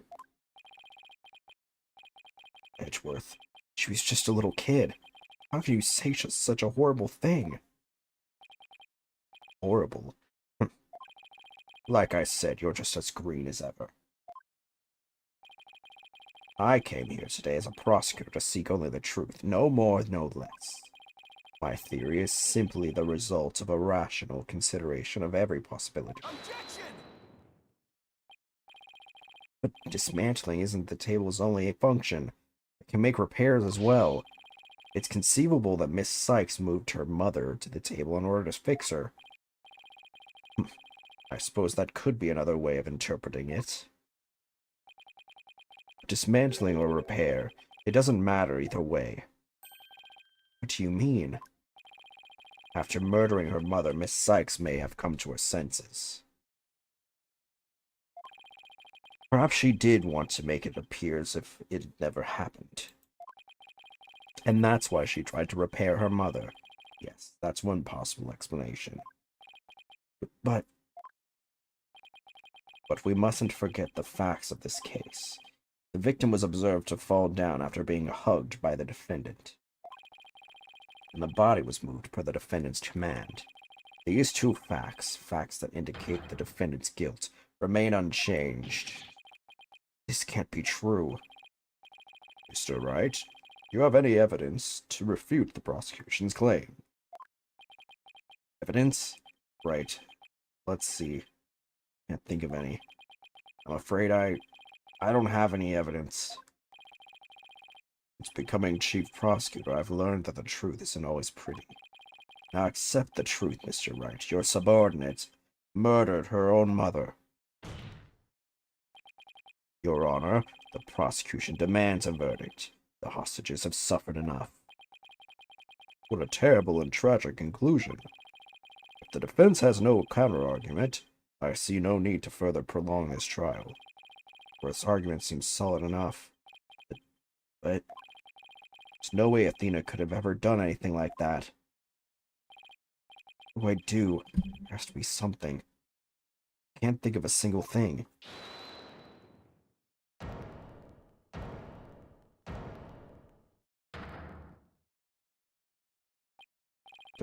Prosecutor Blackwell. This is quite the farce you are conducting here. I could die from laughter. Prosecutor Blackwell, what are you talking about? What I'm talking about is that your argument is based on an entirely false premise. Go on, we're listening. Would this be the miracle I need? What is Prosecutor Blackwell trying to pull here? 7 years. For 7 long years. This case has been on my mind. Not for an instant did I not think of it. I'm the one who killed my mentor and don't think you can alter that fact now. Baldness, I will take to the stand and I won't take no for an answer. Of course, Prosecutor Blackwell. Please go on ahead.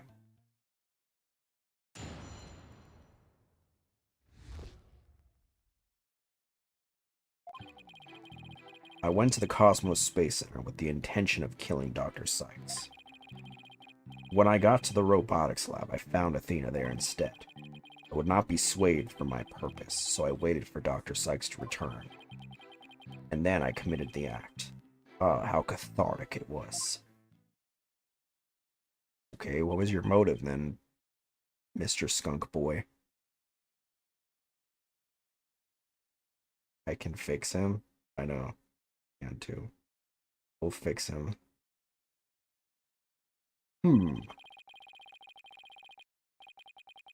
Oh. Where is my Postmates? But little Ponko here witnessed the victim falling. In other words...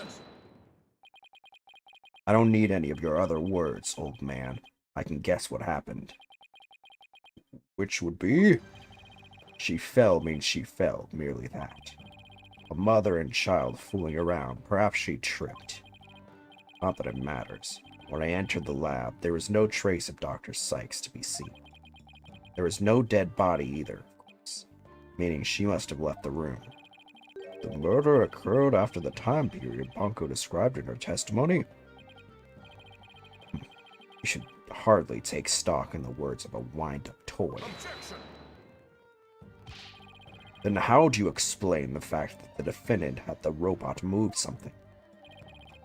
Athena was always tinkering with robots on the operating table to amuse herself. And she always had Ponko move the heavy ones for her. That day was no different. Ponko moved a heavy robot for Athena. This is awful. What's up, Astro? You looking fine? I know, right? This is awful. What he's saying seems to make sense, and yet... Objection! Prosecutor Blackwell, are you trying even now to turn away from the truth? Don't you realize we could bring the dark age of the law to a close today? Objection! You expect too much from me. I'm just a murderer beyond redemption. Why don't you just let me go so I can settle down into hell? Yeah. Prosecutor Blackwell's execution is tomorrow. The truth doesn't come out now, it's all over. Are you saying that the little girl and the robot had nothing to do with the murder? That's right. So let's hear your verdict. If we don't hurry, I might miss the ferry across the sticks. Is it even legal to do so many objections to one another? Probably not. But that's Phoenix Wright for you. That's Ace Attorney. Don't you dare judge. Don't forget I have hostages over here. And Simon, how long are you going to cover for her? Miss Blackwell. Forgive me, Aurora. Never wanted you to do anything like this for me. Lawyer. But you agreed to this trial. And if you have a counter-argument, then present your evidence. That's the rule of the courtroom. Isn't that right, Chief Prosecutor? Blackwell. You selfish, beautiful man. Hey, wait. You're supposed to say that to me. Well, to be frank, is there a love triangle going on here? Well, to be frank, I don't like this, but it's my duty to make a decision. If no one has a counter-argument, I will announce my verdict. Is this really happening? Is it really going to end just like it did 7 years ago? I wanted to do it so bad. Even now, I want to fly out here and go save him. No, I can't tell her. How can I lie to Athena? I can't prove Prosecutor Blackwell's innocence in this trial. I don't think Athena will ever forgive me. I can't let this happen.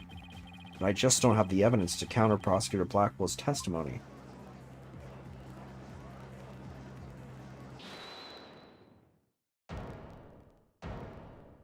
Who is it this time? What? Athena? What are you? Are you feeling okay? I can hear it. I can hear the voice of his heart. He's hiding something. He really is. I could sure use Athena's help here. Can I ask why she's here? The power might just be the thing to get us through this. Objection! Psych, Stoneham. No need for you to chime in here. Just accept that you're innocent. Shut the fuck up.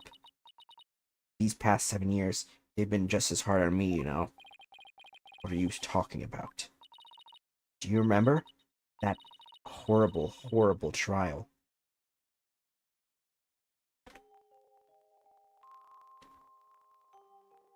Please, you have to listen to me.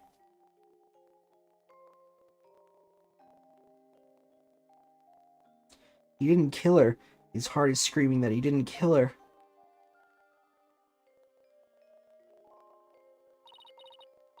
Me appealing the voices of the cop's heart to the judge to get out of a speeding ticket. Even now, every time I stand in a courtroom, it comes back to haunt me.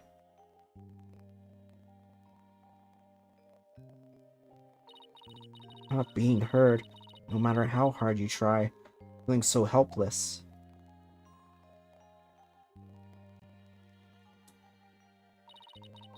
Caught in people's stares, so scared that it feels like your chest is in a vise.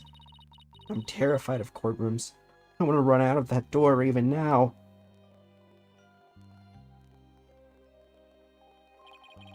And yet you found a way to keep your fears at bay and become a lawyer.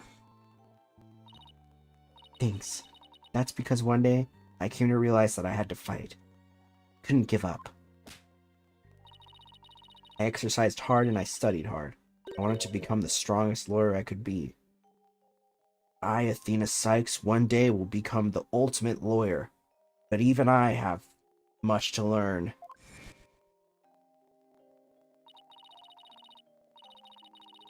This day has finally come. The day I've been looking forward to with all my heart. That's why I became a lawyer. That's why I studied psychology. It was all to save you from this false conviction. But, Miss Sykes, you do realize what it could mean. You are the accused, after all. You prove Prosecutor Black were innocent, then... The only thing that matters is the truth. It's my duty to find out what the truth is. Simon, please give me this chance. Chance to shake off this fear that's been with me for 7 years and face the truth. Athena is being so brave confronting her past like this.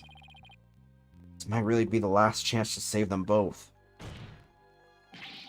Prosecutor Blackwell, please testify one more time about the incident 7 years ago. Fine. Your efforts will surely be in vain, for I am not a man who can be cut down easily. Here we go, Simon. Let me hear the voice of your heart.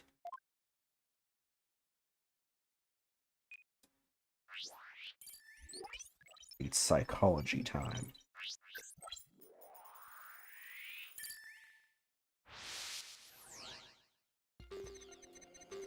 I went to the Cosmos Space Center with the intention of killing Dr. Sykes.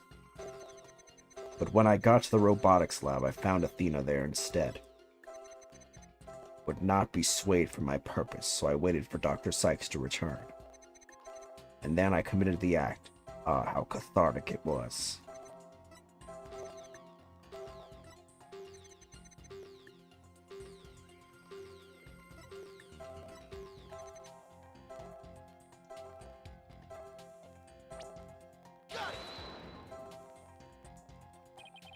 When we view your emotions alongside your testimony, we find the unexpected emotion. Wait a minute, there isn't anything strange here. I don't know, but I think we made a mistake, Mr. Wright. I think maybe you're right. Let's take another look. Must be an unexpected emotion around here somewhere.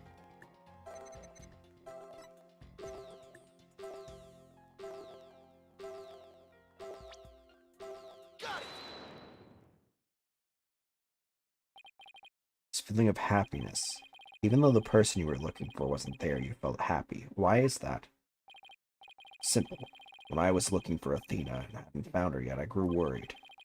So when I saw her in the robotics lab, I was happily relieved. Merely that. Just now, you said that you went to the Space Center to kill Dr. Sykes. The first thing you did was look for her daughter instead? I had no intention of harming Athena. I wanted to confirm that she was safe first. It's just a part of my plan, nothing contradictory about that. Ugh. Second I find an inconsistency, he cuts it down. Simon knows the principles of analytical psychology. There's less noise now, but I don't see any instabilities we can latch onto. Afraid of that. I'll have to keep chipping away at them, then bit by bit. Did you update his testimony, Athena? You got it, boss.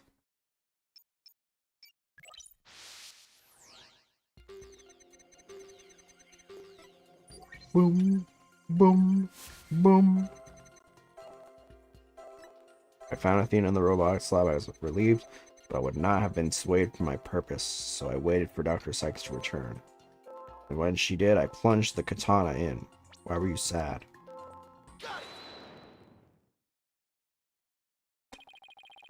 Not even you can falsify your emotions, Prosecutor Blackwell.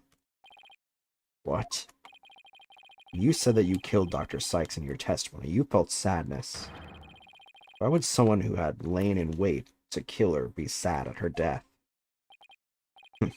Such an obvious attack. Yes, I felt sadness, but it wasn't for her. I felt sorrow for Athena and her circumstances.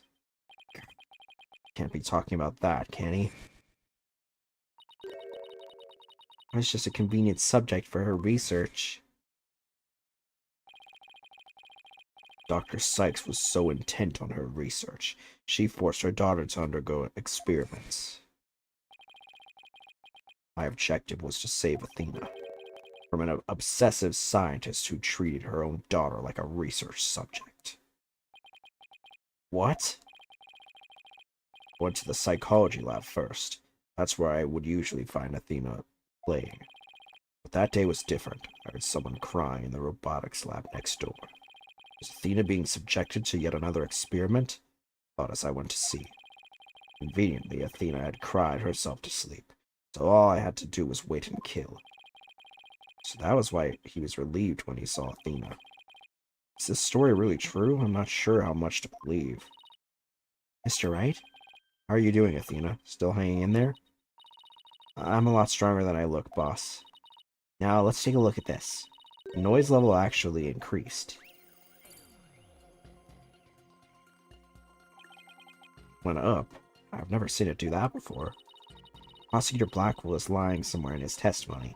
As a matter of fact, he's piling lie on top of lie in an attempt to make his claim sound more believable. He's trying even harder to suppress his true feelings, and that's what's causing the noise. How in the world should I approach that? Think he's lying that she was asleep? That's a good point. I feel like he's lying about a lot of shit. I think she was awake and that's the hidden trauma she has. Oh, interesting. But if that's the case, wouldn't she, like... I guess she was kind of young, but I feel like she would have, like, been able to see who actually did it. I don't know. I don't know. She probably saw her mom get killed, yeah. I think that there's a good chance of that, but clearly it wasn't Blackwell. How in the world should I approach this? An evidence-based approach might work if I can find a contradiction. Otherwise, I should look for an inconsistency in his emotions. There are no flaws in my testimony, and his boldness is prepared to give his verdict. Give up on this lost cause and let the law free me of these chains already. I don't think so. Not while I'm around. Now, contradictory testimony or inconsistent emotions. Which should I tackle first?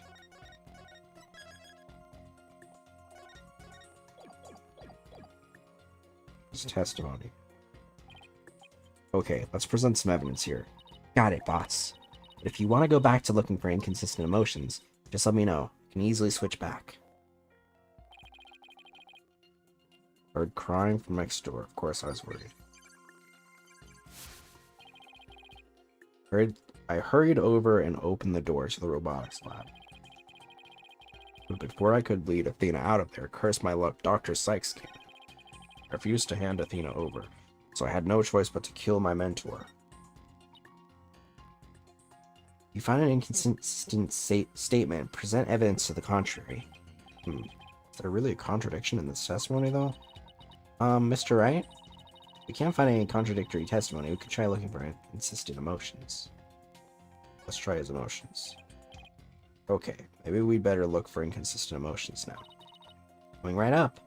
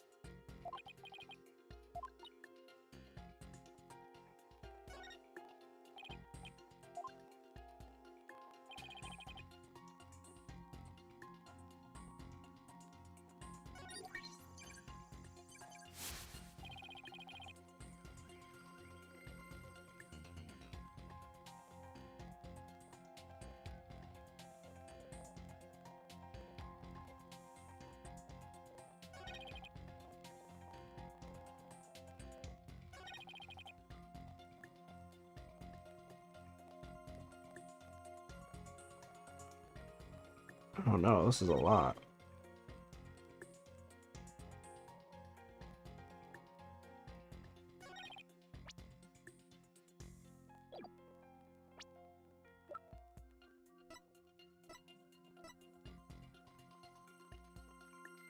Objection!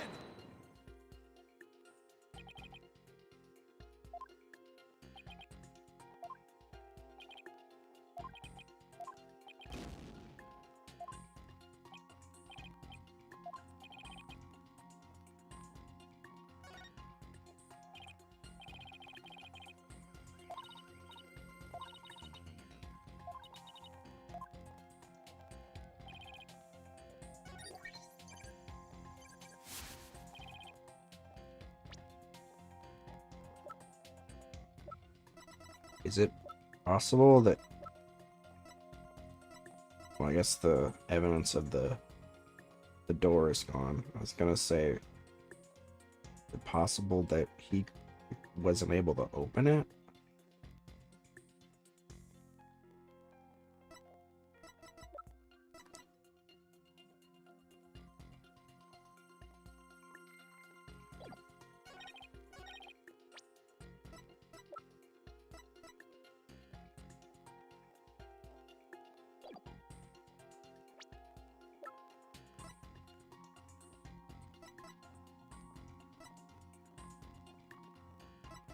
Objection!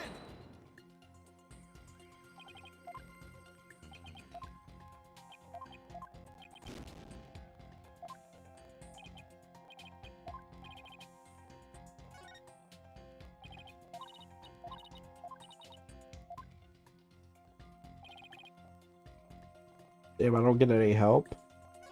Ugh. Usually they give me the...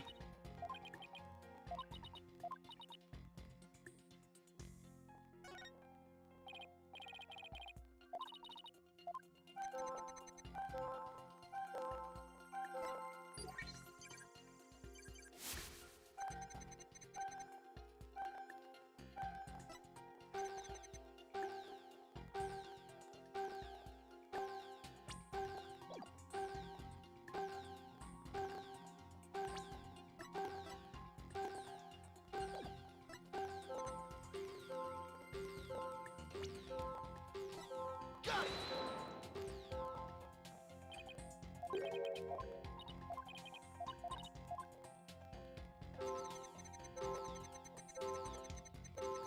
Let me see.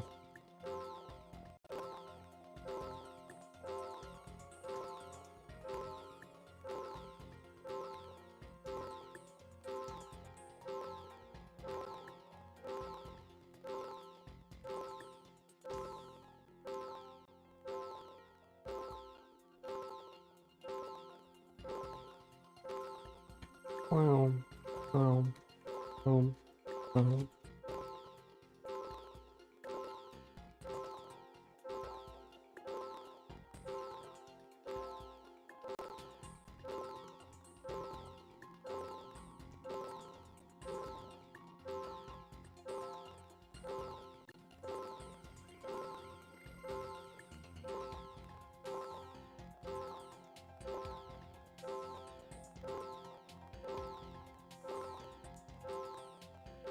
Okay. I got my keyboard in my lap.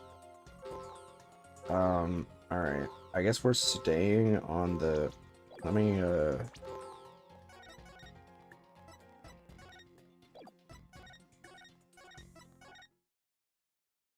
staying on the emotions, the emoticons, the emotions.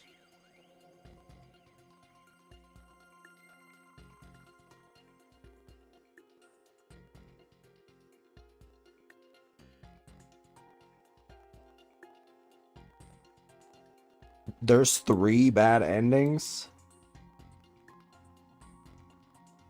This game has 3 bad endings. Oh my god. Let me see how much longer this case is. It's not a lot left.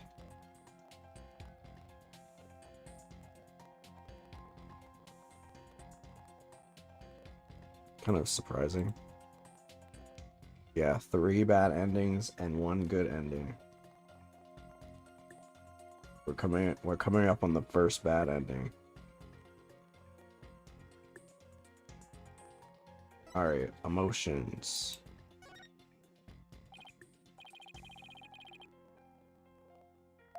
Are we on 60%? Because it rose, right? On the second statement, pinpoint his surprise.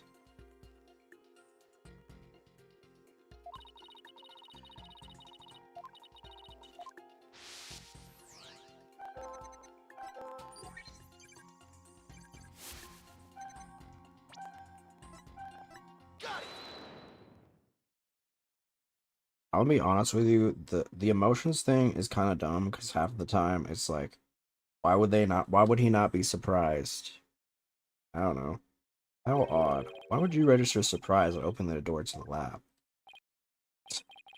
Alright, fine. I'll explain if I must. What surprised me was Ponko, that toy figure attacked me. Dr. Sykes knew full well of my plan to rescue Athena. She couldn't stand guard over her daughter 24 hours a day. So Dr. Sykes had Ponko do it? That's right. She ordered Ponko to forcibly remove me on sight.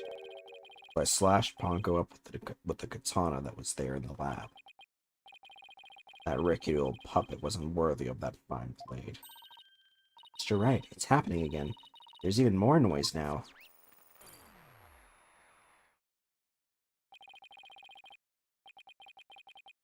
It's at 100% now. What's going on here?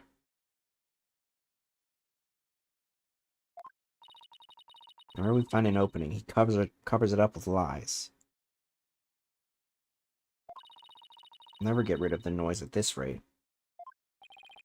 It's pretty hard to keep telling coherent lies like this.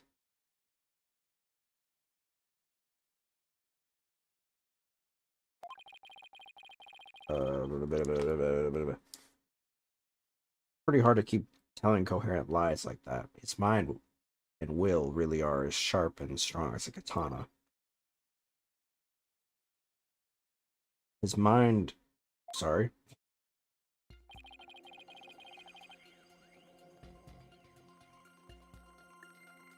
Alright. What should I tackle first this time? His tested cold.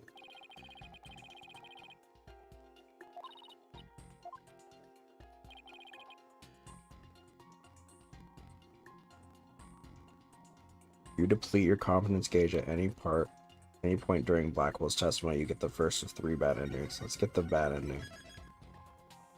Curious. Objection!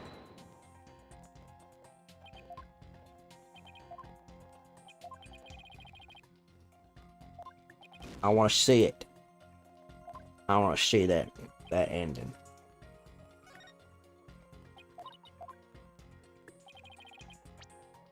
Objection! Objection!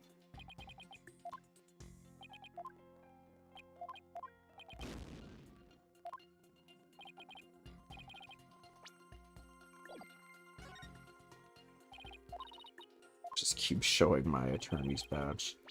This is the evidence.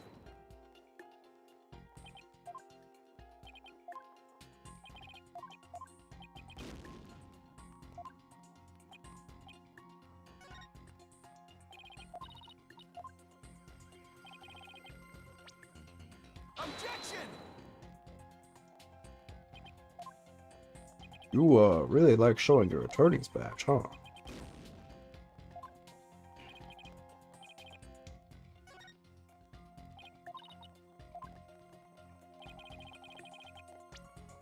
Objection!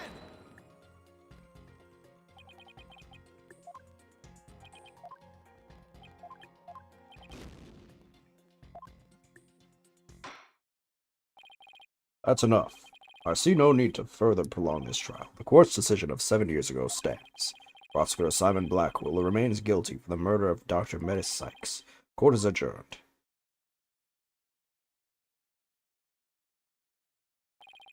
Prosecutor Blackwell was executed as scheduled the next day.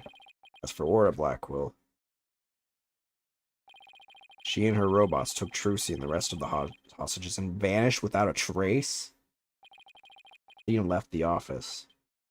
Hollow stopped smiling, and I, realizing my uselessness as a lawyer, took off my badge for good. Holy shit. That's the first bad ending? What's the second and third?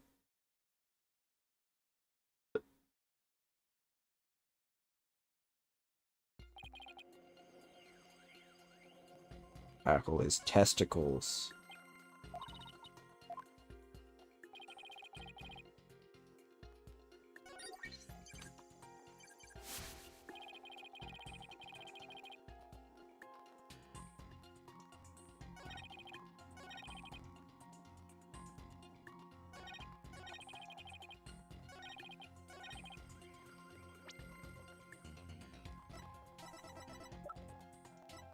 Objection!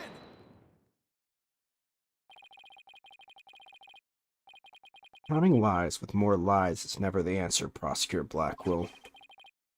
Take a look at this photo. That's the photo of the supposed moment of the murder, isn't it?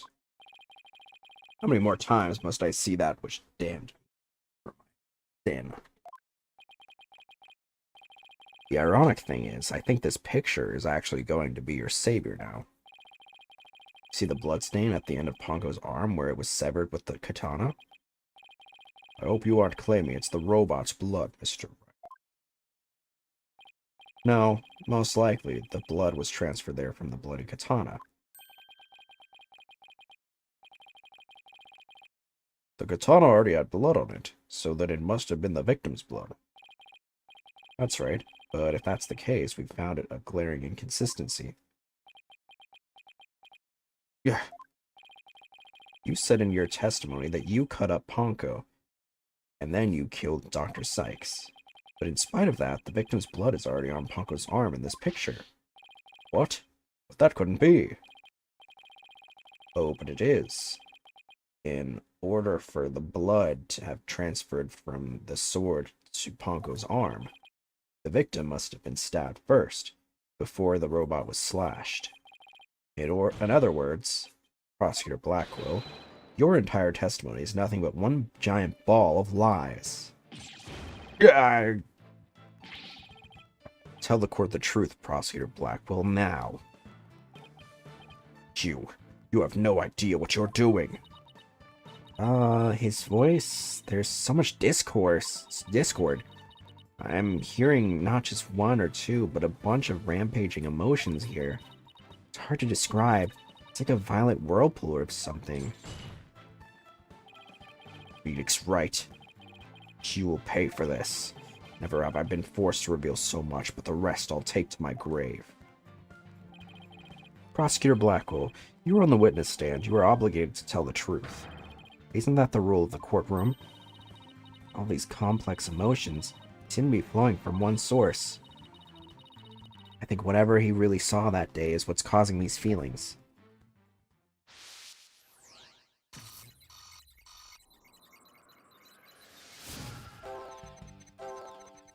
Whoa.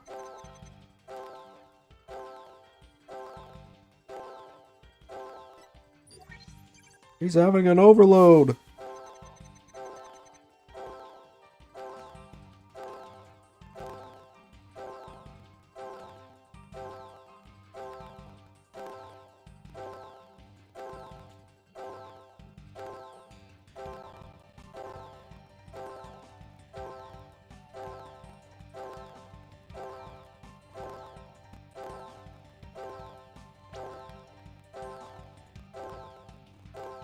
Got it!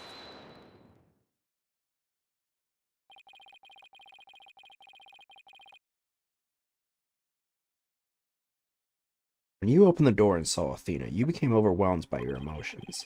Isn't that right, prosecutor? You should know better. And though it's pathetic, I admit I'm terrified to speak of it. Prosecutor Blackwell, Mr. Sykes is innocent. I'll always believe that with all my heart.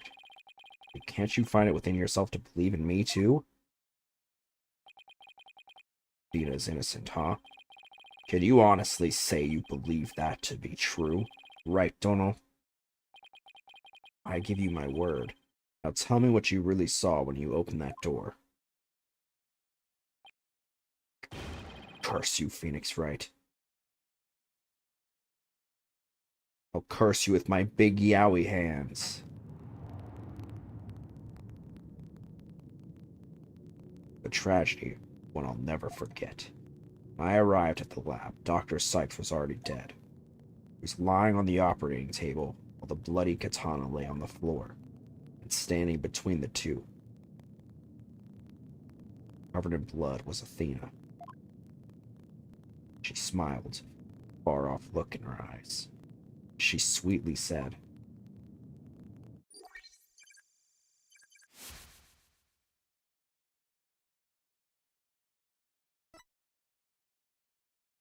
"Something's wrong with Mom, so I'm taking her apart to fix her." Jesus.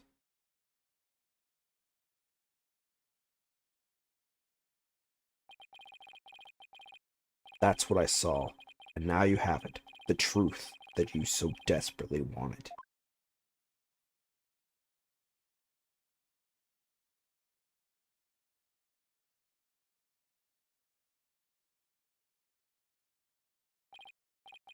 No.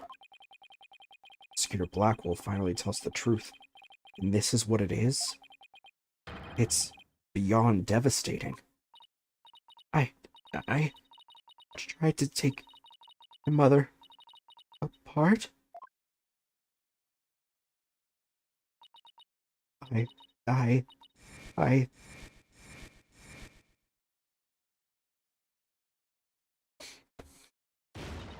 No! No!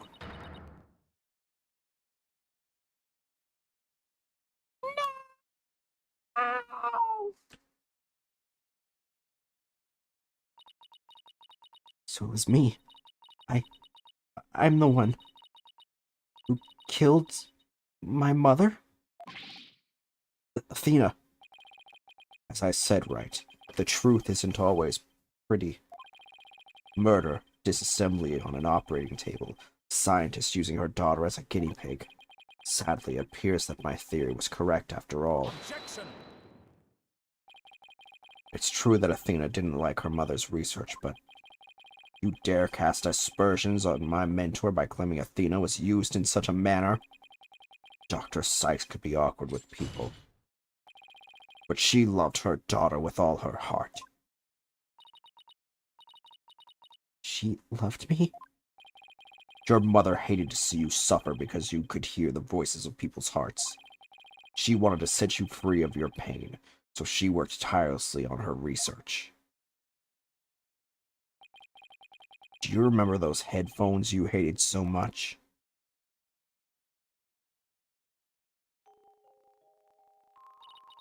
Yes, my head hurt every time I wore them. No, Athena. It's just the opposite. They emitted sound waves to nullify emotional input from the voices of people around you. Your power was much stronger than it is now. Those headphones were what enabled you to carry on with everyday life. No, that can't be true. Then why? Why would I have done something like that to somebody who loved me so much? Her love for you was real, that I can guarantee. That's why I knew that what happened had to be some kind of mistake. I couldn't let you be punished for it. So you took the blame yourself? You and your mentor are more alike than you know. Ponko was a witness, so I put it in the case, held Athena close, and vacated the lab. I threw Ponko away in the boarding lounge trash chute, and I hid the case on the Space Center grounds. It would seem that we now have all of the facts of this case. Loki, why do I feel like Ponko actually killed Dr. Sykes? I mean, it's not improbable.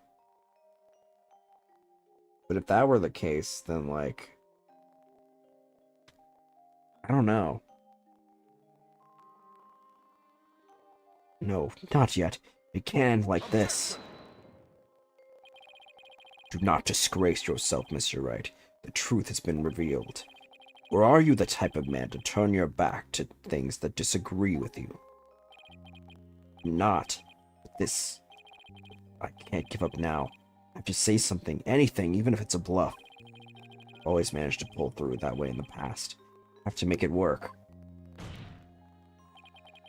Defense is, prepared to present evidence. Mr. Wright. Yes, Athena? It's okay. You can stop now. I don't want you or anyone else to suffer any longer for my sake. Athena, what are you saying? You killed my mother. That's the truth. It's just like Prosecutor Edgeworth said. We have to face it, no matter how much it hurts. I admit my guilt.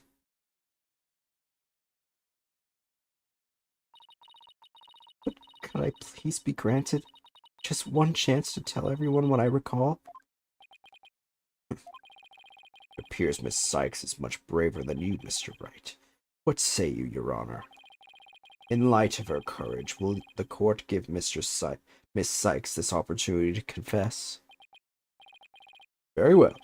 Then if you would, please take the stand, Miss Sykes.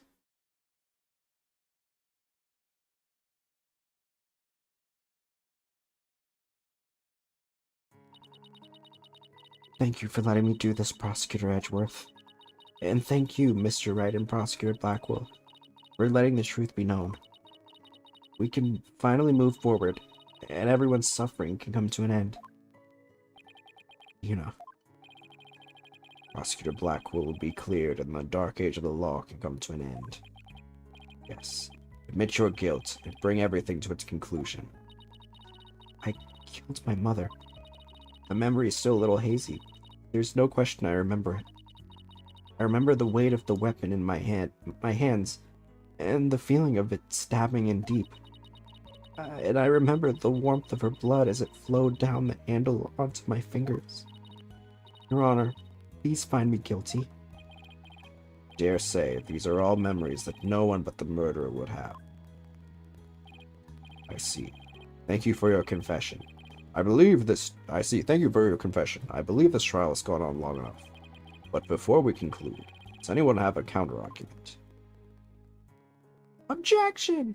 Objection!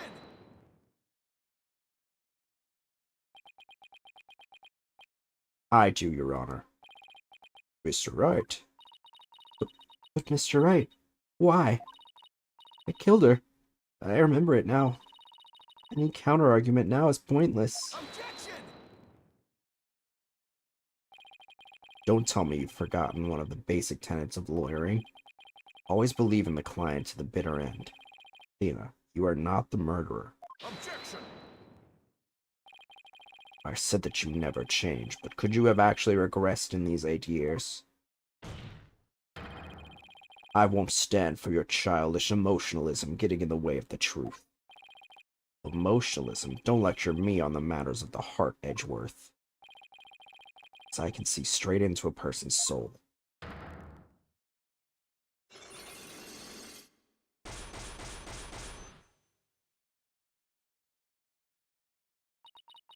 I did a little research. I looked into those special psych locks you mentioned, Mr. Nick. Athena isn't trying to keep anything from you on purpose. For some reason, part of her heart and her memories are sealed off, even from herself.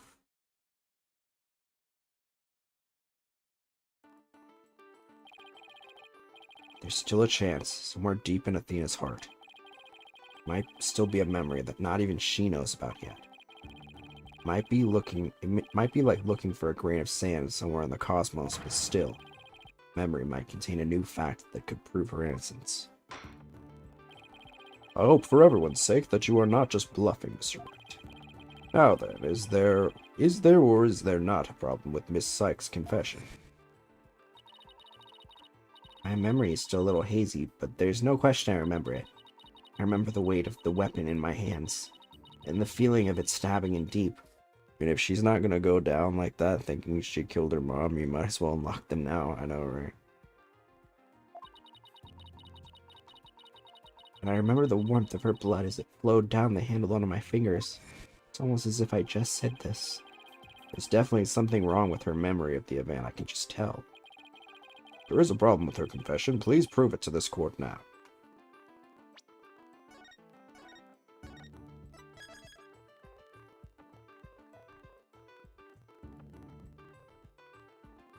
Boop, boop, boop, boop, boop, boop, boop, boop.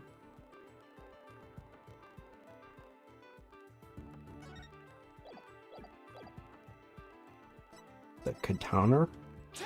The katana? That the katana the defendant used to kill the victim, Mr. Wright? Respectfully and vehemently disagree, Your Honor.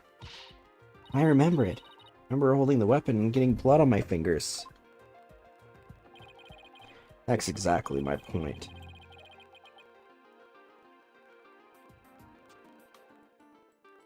The blood really did get on your fingers while you were holding it. There should be blood on the handle. Please focus on the handle of this sword. There's not a trace of blood on it. Therefore, this clearly is a contradiction of the facts. You're right. Oh my. Objection! The defendant must have simply confused a portion of her memories. She mentioned it was hazy to begin with, and we can't mull over every minor detail. But she also said there's no reason I remember it, a fact we can't ignore.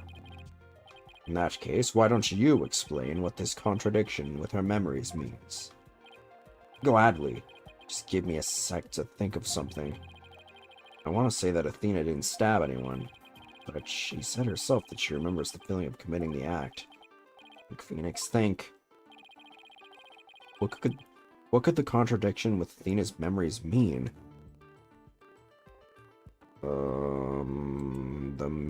The blood was wiped off the weapon?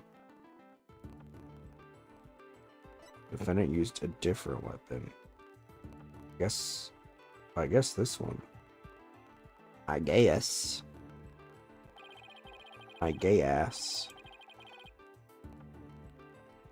Miss Sykes said blood flowed down the handle, but the katana's weapon is spotless. So, doesn't it follow that the defendant must have used a weapon other than the katana? What are you up to this time?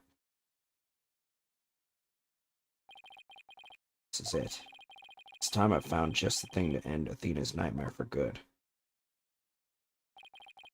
The weapon that took Dr. Sykes' life was the katana. That much is for sure. So if I can show a possibility that Athena didn't use the katana, it could help me prove her innocent. A different weapon, you say? What weapon would that be exactly? Right, of course you would ask that. And since you're floundering, Mr. Wright, did you speak without thinking again, as always? How does he do that? But I can't back down. Not here, not now. That's right, I did. Because it's so obvious, it doesn't require any thought. What did you say? Okay, so maybe that was an exaggeration. There has to be something. Was there some other bladed weapon in the robotics lab that day? Maybe there's something in one of the crime scene photos. Wait a minute. There is something. Something is a high possibility. There is a high probability that that was in the lab. I don't have that particular weapon here in evidence right now, but I do have a piece of evidence just like it. Other than katana, this is the blade that may have been seen at the crime scene. The utility blade? Well, that's the murder weapon in the Clay Turan case. Yes, this is the knife that took Mr. Tran's life. But there must have been a knife just like this at the scene 7 years ago as well. Toolkits containing utility knives like this one are issued to the Space Center employees. And a robotics lab especially would naturally have one of these around.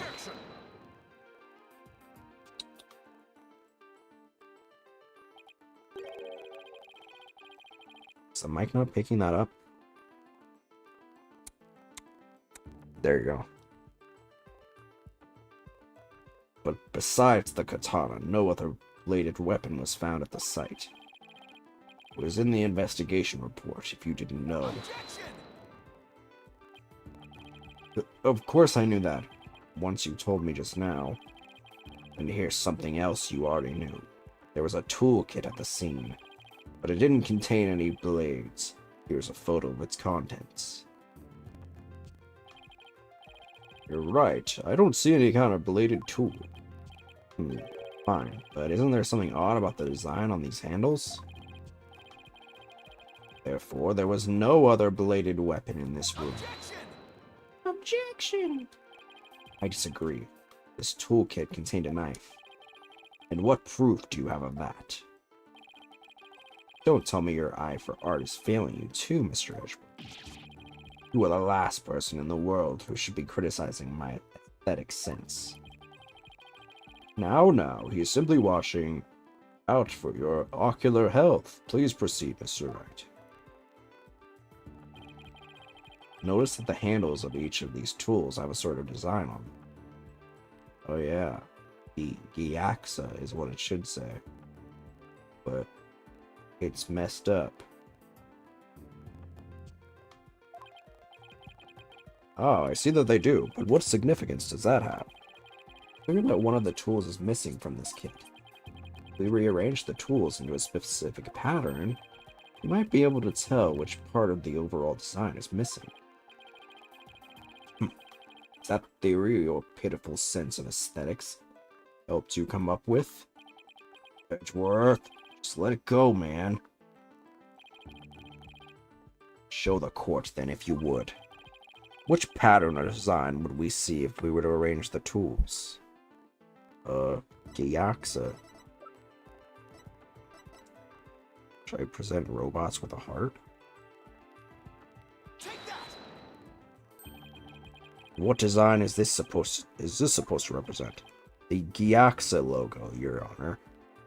It's on all the Space Center's documents and pamphlets. As you're aware, Gyaxa is the program that operates the Cosmos Space Center. Look at how brightly the Gyaxa logo shines in the sunlight above the entranceway. Really dig the stars and rocket motif it's got going. Gyaxa, huh? Isn't that the name of the Federal Space R&D program? Oh, I think I see it now. But yes, with just the tools shown in this photo, the red A part of the logo is missing. And this is where the murder weapon from the Turan case comes into play. If we were to place the utility knife in the open slot, blink, complete the Gyaxa logo. So it would. Then that means... Admit it, Mr. Edgeworth. My aesthetic sense is keener than yours, and while you're at it, admit that the weapon Miss Sykes used could have been this one. Yo!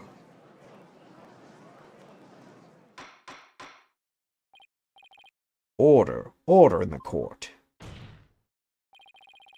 Miss Sykes confessed to having a memory of stabbing the victim. Admittedly, Miss Sykes most likely did stab someone using the utility knife. However, the weapon used to kill Dr. Sykes was the katana. Therefore, the act of the stabbing that Miss Sykes remembers couldn't be that of Dr. Sykes. Very well. Let's suppose for a minute that Miss Sykes did use this utility knife. Tell me, how does that change anything? Come again? What if the katana was only being used as a decoy to conceal the true murder weapon? What if the real weapon that took the victim's life was the utility knife? Don't be ridiculous.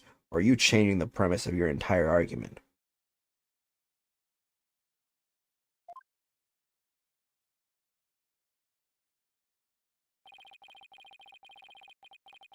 I'm merely offering a hypothetical situation derived from your logic. Miss Sykes could have put blood on the katana to make it look like the murder weapon, and then concealed the knife on her personage until Blackwell carried away.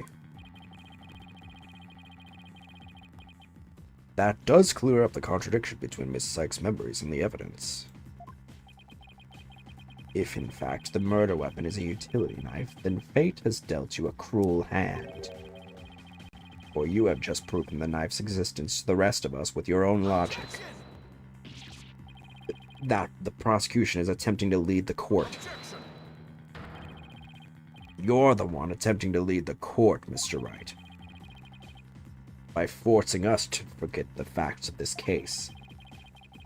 Need I remind you that there were only 2 people in the lab at the time of the murder, and that the defendant herself recalls stabbing someone with her own hands? No.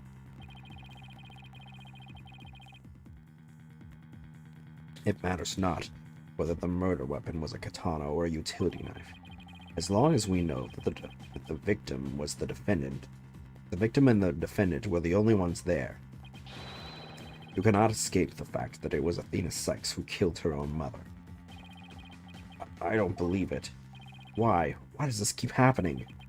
Every time I find a contradiction, it vanishes and the suspicion keeps coming back. It's almost as if... Now you're finally starting to get it. Your contradictions keep vanishing because the charge is true.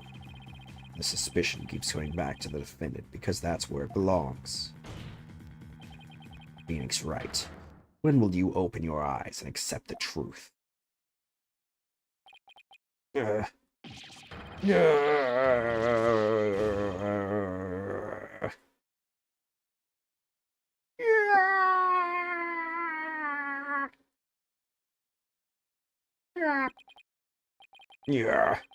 I don't want to believe it. Can't be true. What if... Mr. Wright, you fought a good fight. I think you've done all you can do.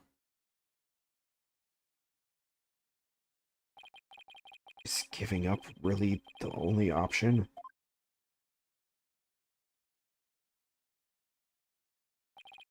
No. Snap out of it, Phoenix. What's the matter with you giving in to doubt? I can't look back. Forward is the only way to go. No, Your Honor. Not yet. It isn't over yet. Right? Can't lose sight of what's important. I believe in Athena, and I'll always believe in her. To the very end. A defense lawyer never gives up on his client. I have to pick myself up and stand firm. Make that brain of yours work, Phoenix. I don't see a way. I'll have to go back and look for one. I have to rethink this case thoroughly. Oh boy. We're doing the Danganronpa thing. You can see that the fact that Athena must have stabbed someone with the utility knife. Apparently this is where the second bad ending comes in.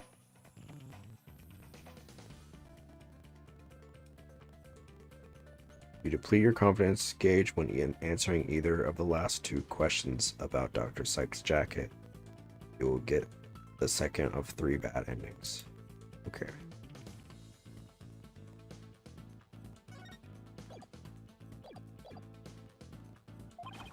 This must have been when Ponko witnessed as Athena's hug. Prosecutor Blackwell didn't see the knife at the scene, which means that someone must have removed it from the lab when he arrived. Who could have taken the utility knife from the lab? Someone else. A third person was at the scene. If I trust in Athena, then I have to conclude there was a third person at the scene. But according to Ponko's testimony, Athena and her mother were the only 2 there.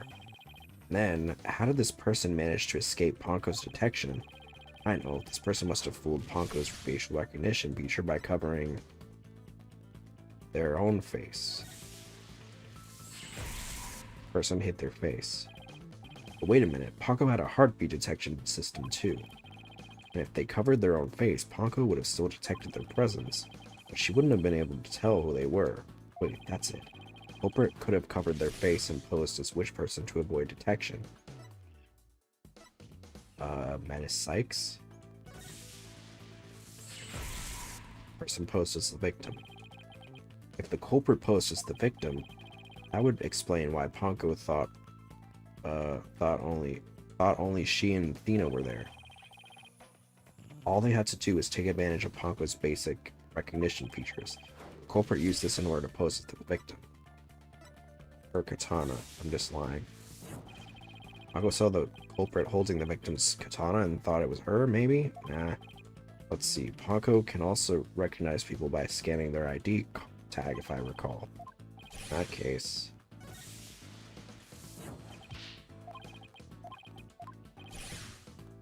Okay, I guess this isn't the one that I answered wrong. Her jacket. The victim's jacket. Culprit could have posed as the victim by wearing her jacket with the ID tag on it. But that still leaves the heartbeat detection system. How did the culprit get around that? It wouldn't have worked if Ponko could detect the real Dr. Sykes' heartbeat too. Does that mean that the real Dr. Sykes was already dead by that time? If that's the case, then what did Athena stab? Who did Athena stab? The real culprit. Athena stabbed the real culprit. That's it? The person Athena stabbed wasn't Dr. Sykes. It's the person who murdered her and then pretended to be her. The real culprit. Forehead analyzed. Now that Mr. Wright has finally finished thinking, let us bring this to a swift end. Please give us your verdict, Your Honor, so that we can move on to the hostage negotiations. You are absolutely correct, Prosecutor Edgeworth. I hereby... I didn't say I was finished. I was only pausing for a second. As I realized something so shocking, I had to take a break to digest it. Now I know for a fact that Miss Sykes is innocent. Ponko saw me. She witnessed the moment of the crime. Hey, so did I fuck that up?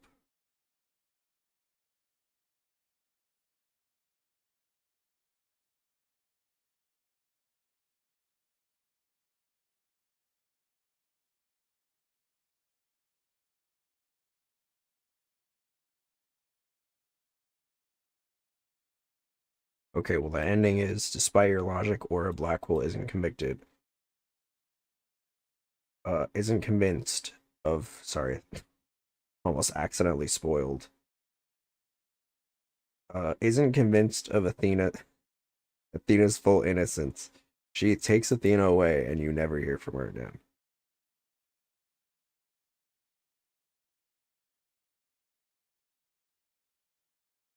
I don't know why I didn't activate that, but whatever.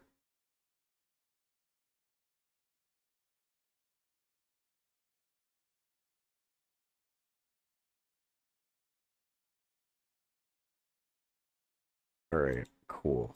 Let's keep going. Yes, Ponko did witness something. You saw the hug.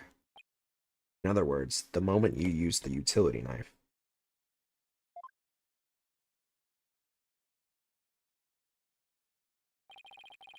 The person you stabbed wasn't your mother. What are you saying, Mr. Wright? The answer is simple. The person Miss Sykes stabbed was a third person posing as Dr. Sykes. What? Objection!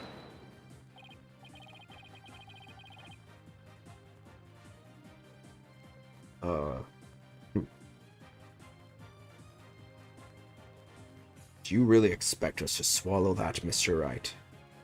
Swallow? Maybe. According to the robot's statements, there was no third person here.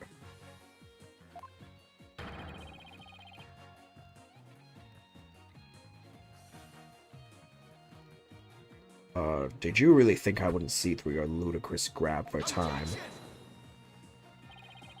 After all we've been through, Mr. Edgeworth, I'm disappointed. Don't you know by now this smile of mine means I have absolute confidence?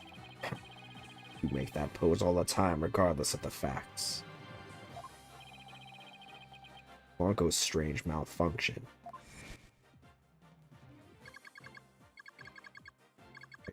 I simile Riley.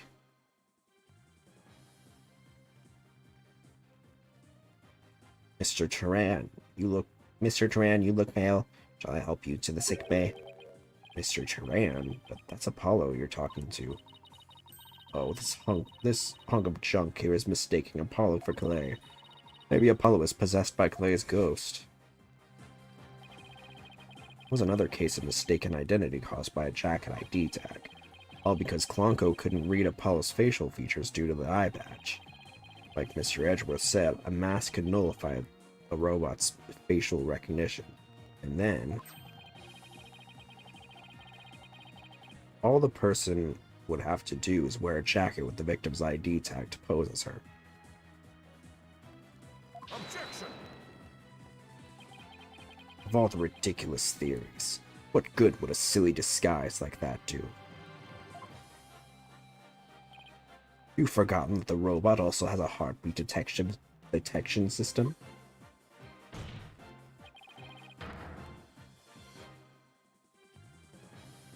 If there was a third person at the scene, the robot would have detected them. I'm sorry, Mr. Edgeworth, but that doesn't count for much, I'm afraid. Because by that time, Dr. Sykes' heart had already stopped beating. What? So what does that mean? Yes, Your Honor, the person Miss Sykes stabbed, this third person who is posing as Dr. Sykes, is her mother's real killer. That's... impossible. I'm possible.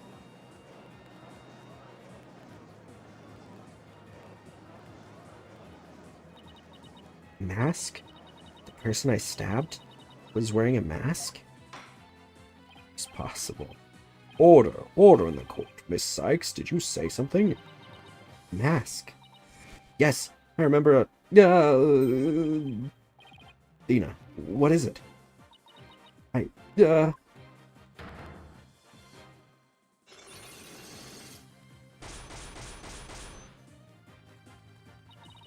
remember a man with a mask. How could he? What did he do to my mother? My head. Miss Sykes, are you alright? No!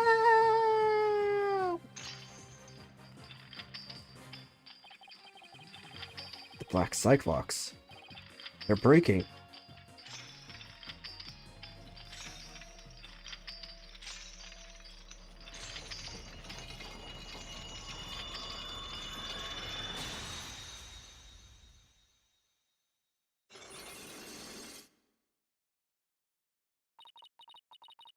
It's all coming back to me. Everything that happened the day my mother was murdered.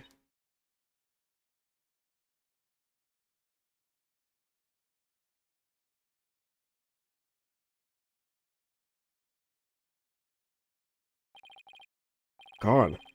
The Black Cyclops are finally gone. You didn't really stab your mother, did you? It's alright, Athena. Just tell us what you saw that day. I was drawing a picture. When I was done, I went to show it to my mom. I opened the door, and then... We're gonna have to get this girl some serious therapy after this, for real. It's alright. I'm right here. You're safe, Athena. She was on the floor, by the workbench, with the katana sticking out of her. There was a handkerchief over her face. I knew it was her by her clothes. And there was a man there. A man? Disgusting. Quiet, Your Honor. Go on, Athena. He tried to attack me. In a panic, I grabbed the knife that was there and... He dodged it first, so I only got his clothes. But I tried again. And this time you got him, didn't you? Your Honor, shut the fuck up. I did. I remember it clearly now. The knife went into the back of his hand. And he kicked me, and I passed out. Murder weapon used on Turan. The murder weapon used on Turan? Oh, right. Right. I was about to say, wait. Wait, did they just accidentally... Wait a minute.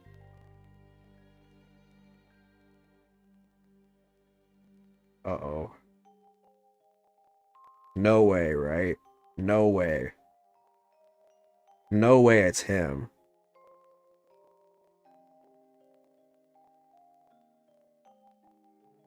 Athena also used one of these to stab the Phantom's hand during the incident 7 years ago.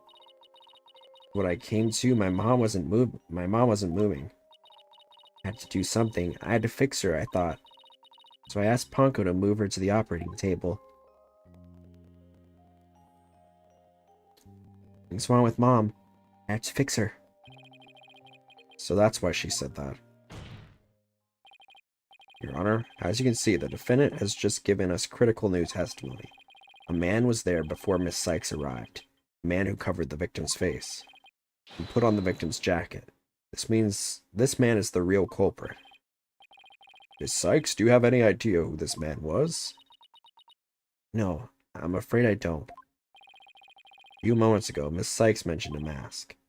Athena, can you tell us anything else about that? Yes. The mask, it was my mom's Japanese theater mask. I think it was the one hanging on the wall of the lab. Oh, this mask hanging here on the wall.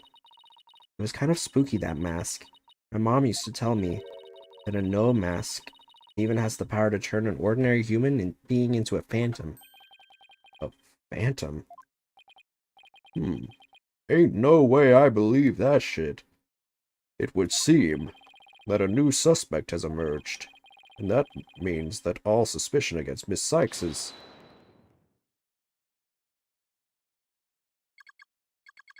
You see, this is precisely why I can't trust this court system. Athena Sykes is the murderer. I won't accept any other verdict. Miss Blackwell? This isn't good. New suspect. Where's the proof this person ever existed? Who says it wasn't all just a dream in the little princess's groggy little head? Ugh, she's right. I don't have any hard evidence of the masked man's existence. Thank you, Mr. A. I'll never be able to repay you for all you've done. I'm fine now, because I can say with certainty that I didn't kill my mother. Athena, I'm so glad for you. More and more memories are coming back now. So I'd like to say one thing if I could. Honko came to the robotics lab about 2 p.m. to recharge. I went to the robotics lab at about 2 p.m. for my regular recharge. Just as I was about to recharge up, Athena came in and hugged Mommy Menace. And then Mommy Menace fell down. After that, I was recharging. I don't know anything. I see where you're going with this. If Mommy Menace was really the killer in disguise. Right. He must have come back to the robotics lab before 2 p.m. Do I have anything here in the evidence that can help me find this person who came to the lab after 2 p.m.? Bitch, I don't know.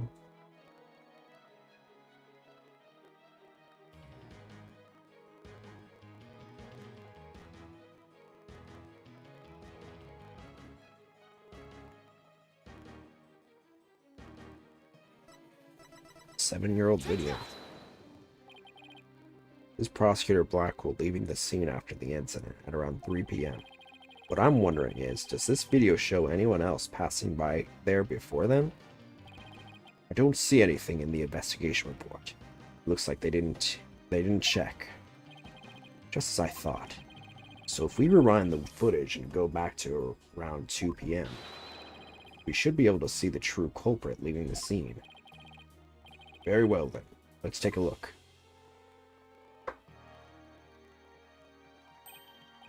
There, please stop it right there. Uh-oh. It's just like you said. Just like you said, there is a man leaving the scene of the crime. Miss Sykes, do you remember this person? That's him. I'm sure of it. He's wearing my mother's jacket. I did. But what I really wanted to see was her jacket. That jacket on display, that was Dr. Sykes? Can you see it? There's the slash I made with the utility knife that day. I'm sure that that knife is under that jacket somewhere. So then, everything Miss Sykes said. Exactly. Proves that Miss Sykes' memory was correct. Dr. Sykes' killer arrived at the robotics lab before 2 p.m. He killed her and hit her face with a handkerchief. Then he disguised himself with Dr. Sykes' jacket and mask that were in the lab. The culprit probably knew beforehand that Ponko charged up at 2 p.m. every day. So he waited for Ponko to come to the lab for her regular recharge. By leaving Dr. Sykes' jacket on, culprit tricked Ponko into thinking he was Dr. Sykes, thereby making it look like she was alive up until that point in time, all to disguise the real time of death. Objection!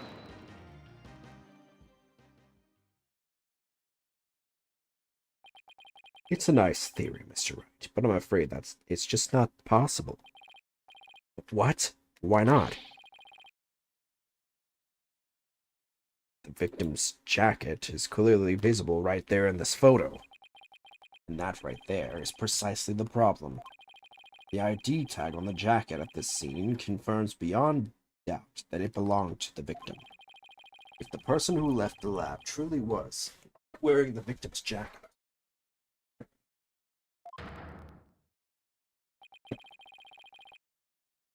then how could it possibly have wound up back at the crime scene?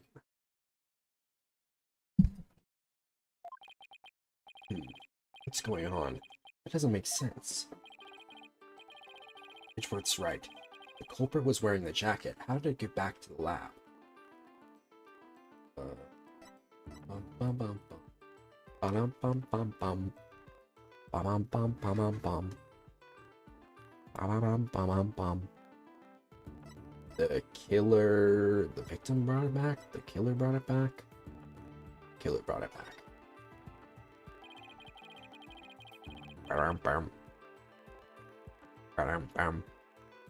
Killer used the jacket as a disguise to make his escape, but in order to conceal that fact, he had to get the jacket back to the crime scene. So the culprit simply returned to the robotics lab later and planted it. Contradiction resolved. Objection! No, you didn't. Except that it would have been impossible. The only people who came to the robotics lab after the killer were Prosecutor Blackwell and the people who reported the body. And they claimed that the jacket was there when they arrived. So, when do you propose this mysterious man of yours had the chance to return the jacket? A puzzling question indeed. When did the culprit have the chance to bring the jacket back?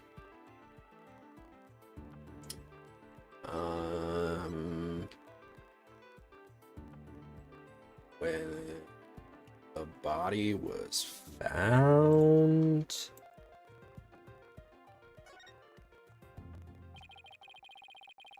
Wait, who found the body again? Honestly? Was it Yuri? You think it was Yuri?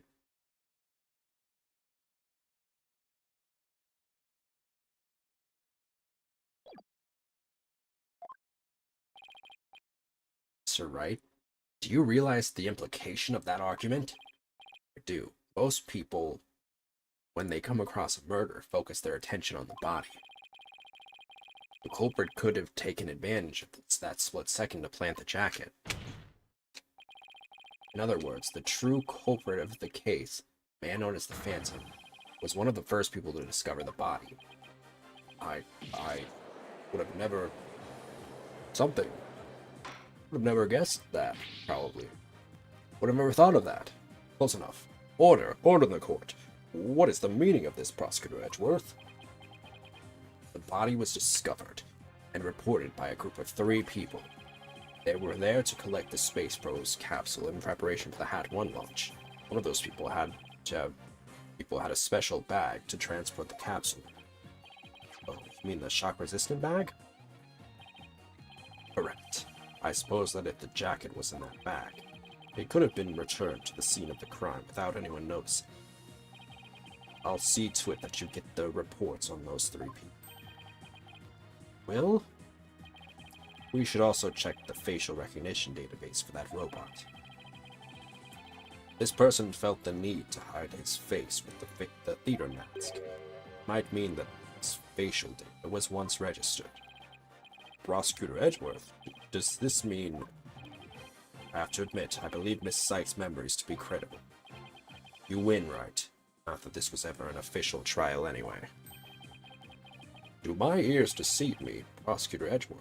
You actually conceding?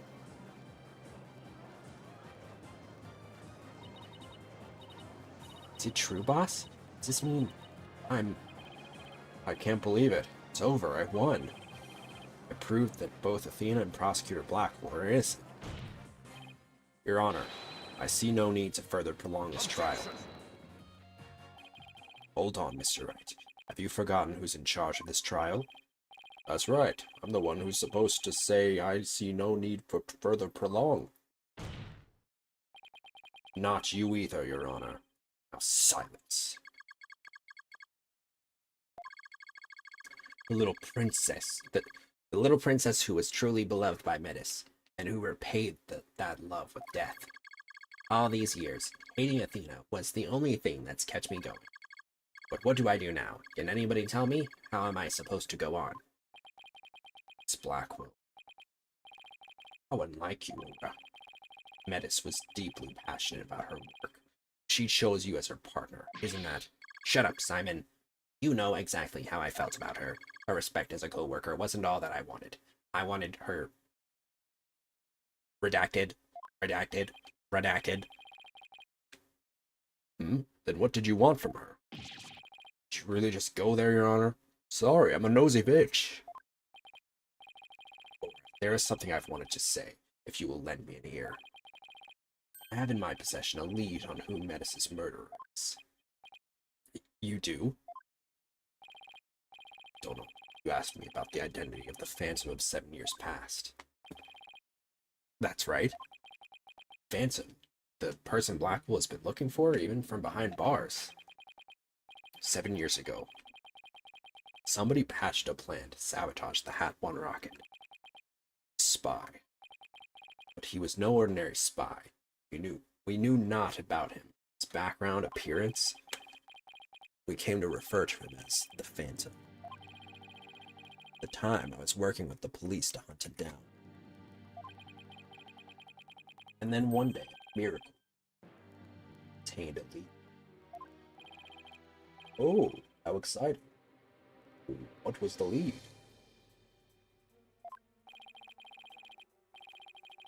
A recording of the Phantom's voice.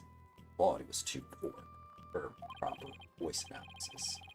Yet I had hope for his co-worker as a scientist who could analyze human emotions. So I asked her to evaluate the recording using analytical psychology. And that scientist was Dr. Sykes.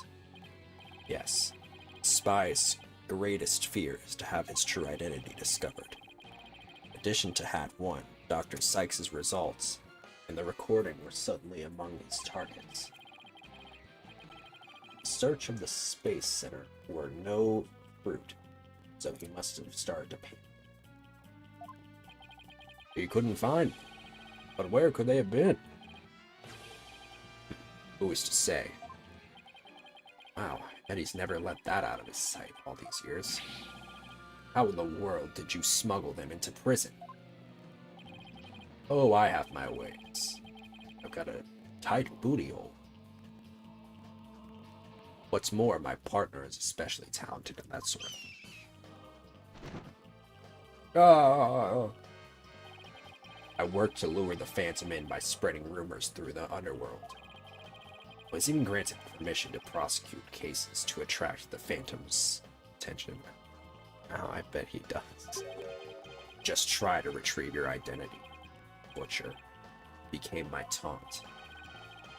What about the results Dr. Sykes drew up for you? Is there any useful information? Here, you see for yourself. Take a good look at it. That's all I have left of my mentor. I will. Better hold on to this real tight. Phantom Psych profile added to the court record.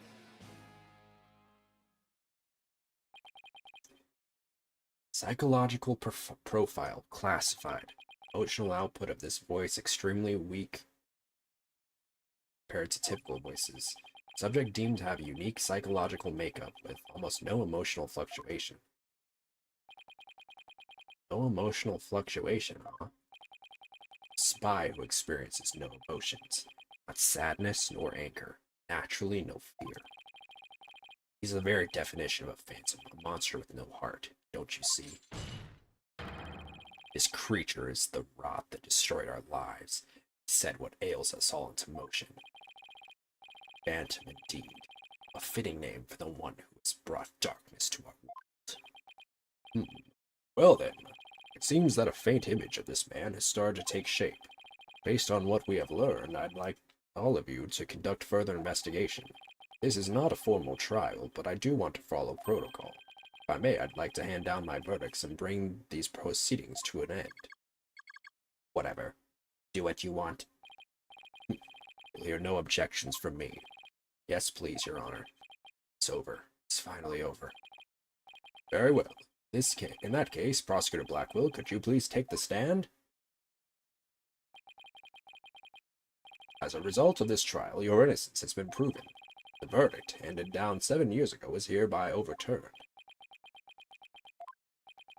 And now, the defendant of the current trial, Miss Athena Sykes. Yes, Your Honor. Mr. Wright, thank you. Thank you for everything. Athena, you're more than welcome.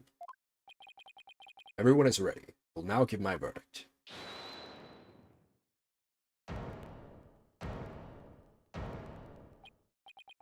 You!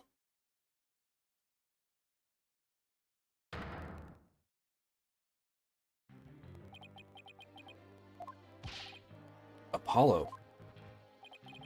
What is the meaning of this?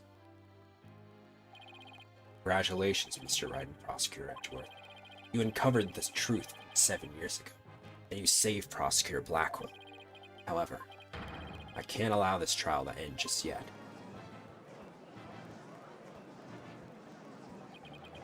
Hi, Apollo. Why would you do this to us? Alright, gamers. Apparently there's another 3 hours to this trial, so we're gonna have to finish it next week.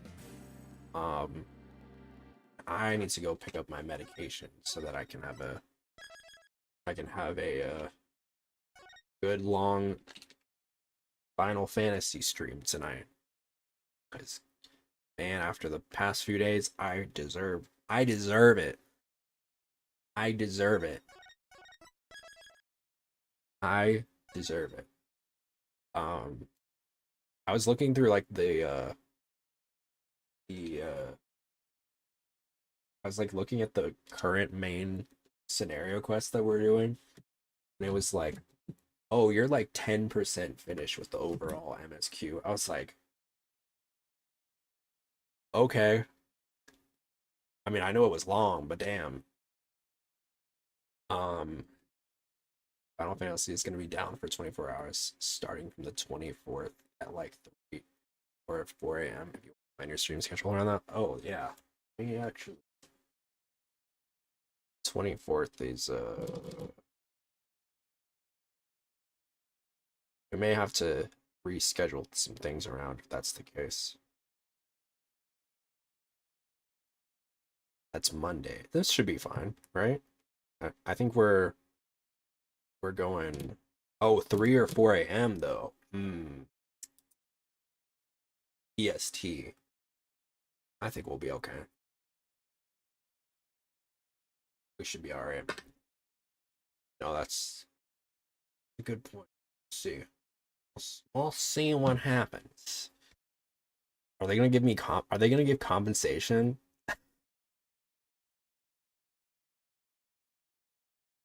Yeah, we'll figure it out. Whatever happens. No? Boo. Stinky, stinky. Alright. Well, we'll finish this case next week. They have for stuff a few times before, but they usually don't for planned downtimes. Stinky. I guess if it's like an unscheduled maintenance, that's when they do. What are they updating? Is it just like a routine? I need to know who the killer was now.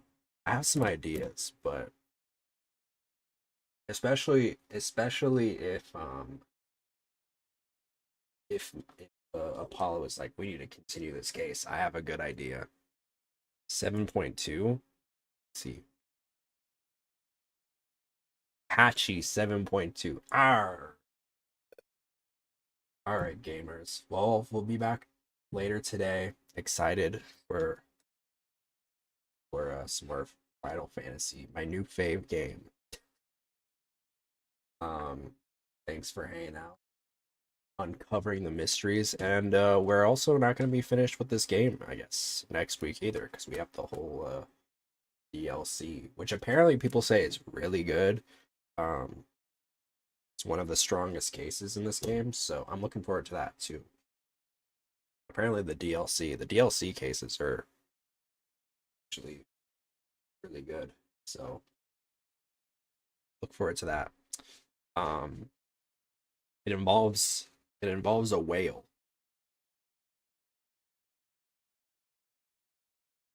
So looking forward to that. Thanks everybody for watching. Love you guys so much. See you tonight, and as always, ciao. Bye everybody.